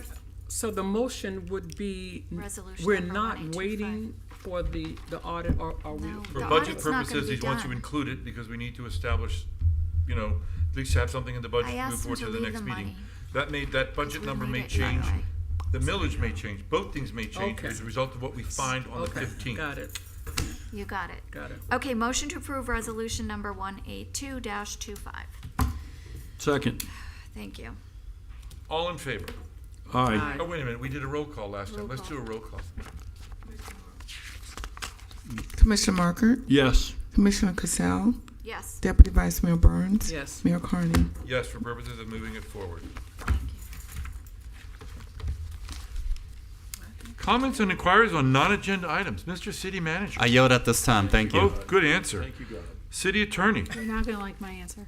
Really quick, to follow up for Commissioner Casal, Mary Wozni, who's in charge of our sanitation department, thank you, Mary. She clarified what that 35,000 is. So essentially, we amended the waste management contract. 35,000 goes to the schools, 10,000 to the chamber, 2,500 to the library. The remainder, 38.5, goes into the city's revenue account for the city to use in the ways that are described in the exhibit. I'm going to forward you this email so you're all aware and so that you have a better Tell her understanding. thank you for that answer. Thank you, Mary. She's watching. That's fabulous. Nothing to commission salaries? No. Yet again. So it's for enumerated Joking reasons. about that. God. I'm going to circulate this right now. This is called the certificate as to public meetings. It's for our revenue bonds. You signed this before, but it has to be executed in the sunshine. Okay. Vice Mayor Long is not here, but I've confirmed we don't need his signature, so I have a blue pen. I'll just pass this down. Do we have to Your use name- that blue pen or can I use this blue pen? I mean, if you want to, just in blue. That's very partial. I Mine's paid a whole better. dollar for this. I love that pen. Does it have to be notarized? No. And so your name is written on there. If you can just sign it, and then I'll take it away. Sign where your And name that's is? it. Sign where my name That is, would be yeah. better. You know, we had a situation when I was in banking where a couple came in and they were borrowing money for their business. The wife signed the husband's name, and then the husband Oh, signed no. the wife's name. And then when we ended up trying to foreclose, they That was said their they defense? had a handwriting expert to show them that it wasn't their. So then they called in the bank examiner. The state came in, and then they brought with them a guy from the FBI, and they told them all about bank fraud. And guess what? They were right? You took the house. No, they decided to say, I don't know. oh yeah, I'm we waiting signed in for the the wrong answer. place. They admitted the signatures. Oh, boy. Sorry. Do you want me to start so we can get out of here? That's weird. Yeah, I mean, they actually said, we didn't sign it, and then They didn't mean poor it. bank officers saying, Mistake. I witnessed you, Yeah, I I watched you, know. she witnessed Should, you. Mayor, should I start so we can get out of here? Everybody's waiting for You us can to sign. start. I think she's talking about comments. Yeah, let's, Commissioner, you want to comment? You have your comments? I do. Go ahead. Thank you. All right, first, you. I wanted to thank Mr. Hajimiri. He's probably not listening, he's probably sleeping, but had a lovely lady reach out, was having trouble with her water bill, and he took the time to explain it to her, and she was very impressed with him and very happy. So, once again, thank you, Mr. Hajimiri, for making us look good. Chief Franco got a fabulous compliment, but I don't exactly know what it is. It was a half a compliment. I didn't get the final compliment. Are you leaving? No, I'm just going to the Okay. as a result of 5 glasses of water. I know, I've had 7. So, thank you, Chief Franco. The library we talked about, Mr. Bathurst, former Commissioner Bathurst, asked us to recognize his church, the First Presbyterian Church, for their 100th anniversary. I'd like to do that. Yeah. Mr. Moore, do you need a consensus to? Excuse me. A consensus would be great, please. Okay. Is that, I'm a yes, Yes. Ms. Burns? Yes. And that's a yes, you've got it. Thank you. Coffee with the chiefs, both chiefs, that's so fun. That was great. The pastries were amazing, but the company was better. So thank you. I want to just thank you, Chief, for really stepping out in the community. Everybody is remarkably impressed with the community engagement. I think there's a great new feeling in light of the fact that this contract is close to being resolved.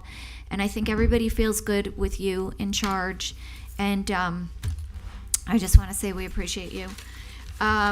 So the 505 Center, the mayor talked about the 505 Center. Could you come to us at the next meeting and tell us, I believe when I talked to Mr. Mita, we have one employee who is full-time there. I can't imagine he's paid much more than 50,000. We've got one, I think, who's a security maybe, and a part-time maintenance person who does cleaning. So 2.5 people there. I want to figure out where this 500 is coming from. I think it may include some of the costs for exterior maintenance and those kind of things. And if that's the case, even if we were to rent that out to a nonprofit, those are expenses we're still going to be covering, I believe. So The women's club has a 99-year lease. Right. And so We can't really do It's not anything. a matter of just leasing it out to somebody else. They have a 99-year lease. And do I think that they would object to it? I don't know, but it's not that simple as just. Understood. But the mayor does have a good point. Maybe there's a way we could get organizations in there in the afternoon or in the times. Ezra Krieg wanted to use it at one point. There are different individuals who have asked us about utilizing that facility, so maybe we need to try and see if we can do it in a way that isn't going to cost us money, because I know I'm a member. I haven't gone to the meetings in a long time, but we were meeting there infrequently. So it is available. We can touch that as part of the operational or budget analysis piece I've committed for September 15th. We'll make that part of the brief presentation to include Mr. Mitat. It would be an operational analysis, more technically speaking, but to address what that might look like and what opportunities could come available. I think that's a fair review. Great. Could I ask a quick question? Is it possible, I haven't been over there, I'd love to take a tour. You're more than liberated to. Takes like 10 I haven't been seconds. there. Sits his room. I haven't been there. Well, if you'd been a voter, you'd been there. It Why? used to be a precinct. I voted Still by think it's a mail. precinct, I'm isn't sort of It is a precinct, yeah. Yeah. Yeah. But I'd love to just see it. You're at liberty, of course. If we could. Yes, sir. That's cool. Help yourself. Oh, yeah, flip it over. Okay. I wasn't even the candidate. So I feel question, and I don't know if this is going to be widely received or not. We have so many restaurants in the city, and when you start talking to the restaurants, some of them are starting to struggle. They experience the summer break, they're not doing great, and every time we turn around, there's a new restaurant. Is it possible to do a zoning in progress for the restaurants? No, just to kind of assess where they are. What do we have a plan? I mean, we've all said we don't want our whole downtown to be restaurants that convert later on into evening events, but how do we keep our downtown city having merchants, not having all restaurants? And also, not that we want to eliminate competition, but there's probably over 175 restaurants in the downtown and offshoot areas. And every time we turn around, and I'm approving them myself with some in lieu parking. You okay? So I'm just saying, I wonder if there's something we should be considering to talk about the look of our city. So I actually don't remember. I'm sorry. My brain is starting to mush. Sorry. But I will say this: you can build what you can park in this city, and if Yeah. you stop giving them in lieu, they can't convert to restaurants. Okay. The second thing is you are in a very strong property rights state Yeah, that yeah. continues to become more and more limiting. Right. So I think it would be Difficult to do. difficult, given Senate Bill 180 is still floating out there and under challenge by Right. local municipalities, Yeah, to but I add don't another think we're restriction, it would be precluded from issuing extremely moratorium. difficult. Sorry, say that again. There's a portion in it that talks about moratoria, so Oh. we can look at it. But Even a zoning in progress, is that because It's it's the a somewhat of a moratorium? It's a nicer way of saying it. fancy. Short-term Says that you moratorium. cannot 6 months. establish more restrictions Okay. than you currently have, either in process or practice. So Shoot, it's kind of scary how. it's, One of the cities only I know we're part of that lawsuit, but there was another city that did it and contested, and the state took they're money. in court. State cut off some of their funding because they're yes, in that's- opposition. that to seems the to be Senate bill. their go-to move these days when they want to attack home rule. I'm just saying we're not home free just with this lawsuit. I would not be. I'll do the research, but I would not be comfortable bringing forward some type of a moratorium. Yeah. Anthea's right. The way that you manage it is through the parking and through Okay. your regulations. And if you don't You're waive right. them, they can't bring them in. Yeah, Got it. we're Message received, thank you. This is uncomfortable, and I'm going to say it, and this is my last comment. was the No, uncomfortable one. this one's the uncomfortable one. I was disappointed. I had this discussion with Mr. Moore, and I also spoke to HR and to the city attorney. when that Raftellus stuff came, and it was obvious that Raftellus spoke to one of us and not all of us, and things started in process. Meeting was tentative date sent out to all the applicants without consulting. Raftellus never talked to me, and I know Raftellus didn't talk to the 4 others, and I felt upset. I brought that to Mr. Moore's attention, that I don't think, one of us should be the only person talking to Raftellus before the process begins. It was clear. I reached out to Raftellus myself, to Michelle, to discuss the situation, because I didn't think staff should be working on a Saturday to do the visioning. And I also just think look, we don't get along up here as well as I would like, obviously, but I don't take it personally when we don't agree on things, votes, and that, but it's not constructive if I don't feel like my voice is heard or even considered, Mr. Moore. And when one person is involved in administrative stuff and no one else is getting asked, it creates a dissension up here. I represent the residents, we all do, and they should have all 5 of our contribution to everything going on up here. Of course. We need consensus, right? Of But course. that didn't happen. And part of the problem in the conversation is, you're facilitating violation of our charter by mixing one individual up here in with administrative stuff.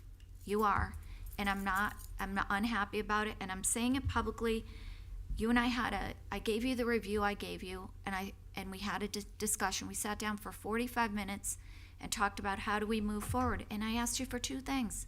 Always be honest with me. That's all I want.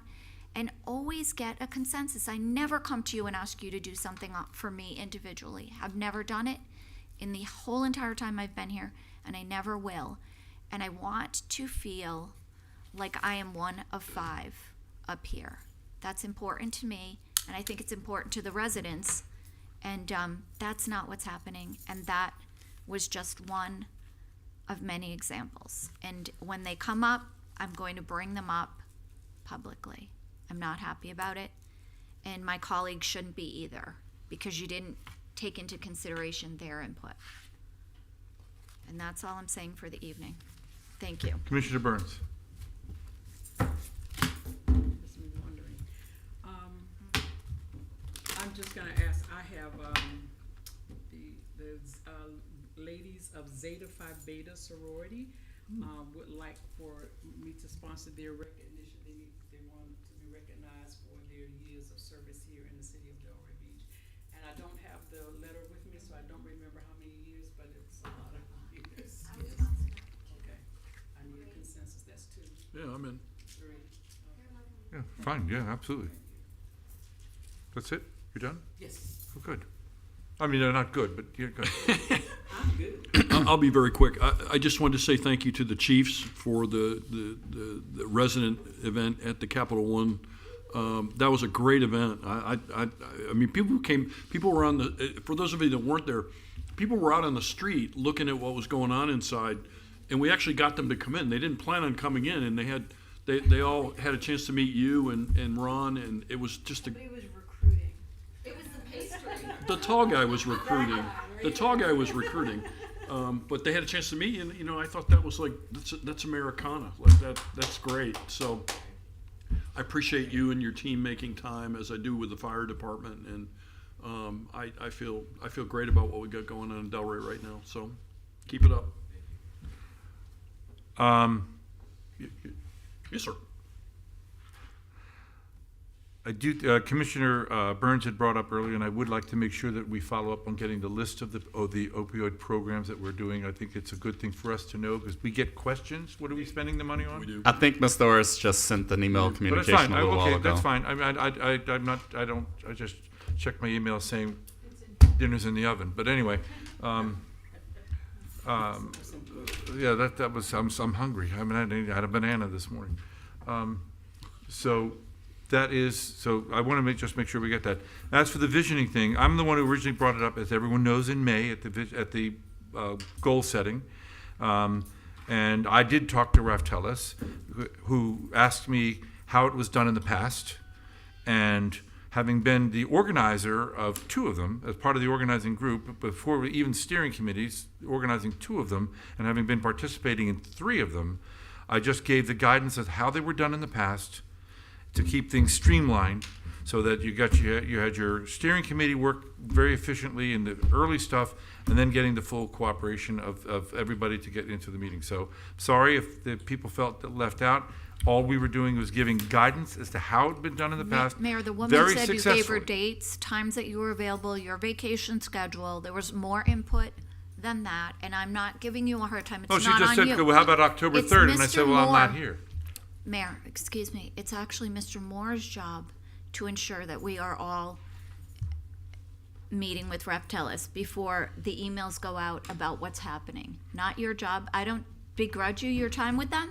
What I think should have happened is if you're speaking to them, Mr. Moore should have contacted her and said you should speak to each of the other commissioners and get their equal input on those issues. That's what I'm saying. It's Well, not I on understand, I you. understand your position. I guess they went with somebody who's actually been through three of them. Irrelevant. Mr. Markert's vote is important as yours, as is Right. Ms. Burns, as is mine. It doesn't matter if you've been through 53 of them.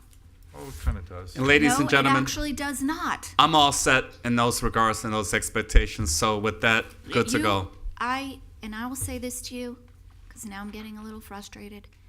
I keep on having to repeat the same expectations on a regular basis, and I'd like to see some progress on that front. Thank you. This is this, and this, and this, and this, and this. Anything else, anybody? We are adjourned. Good night, ladies and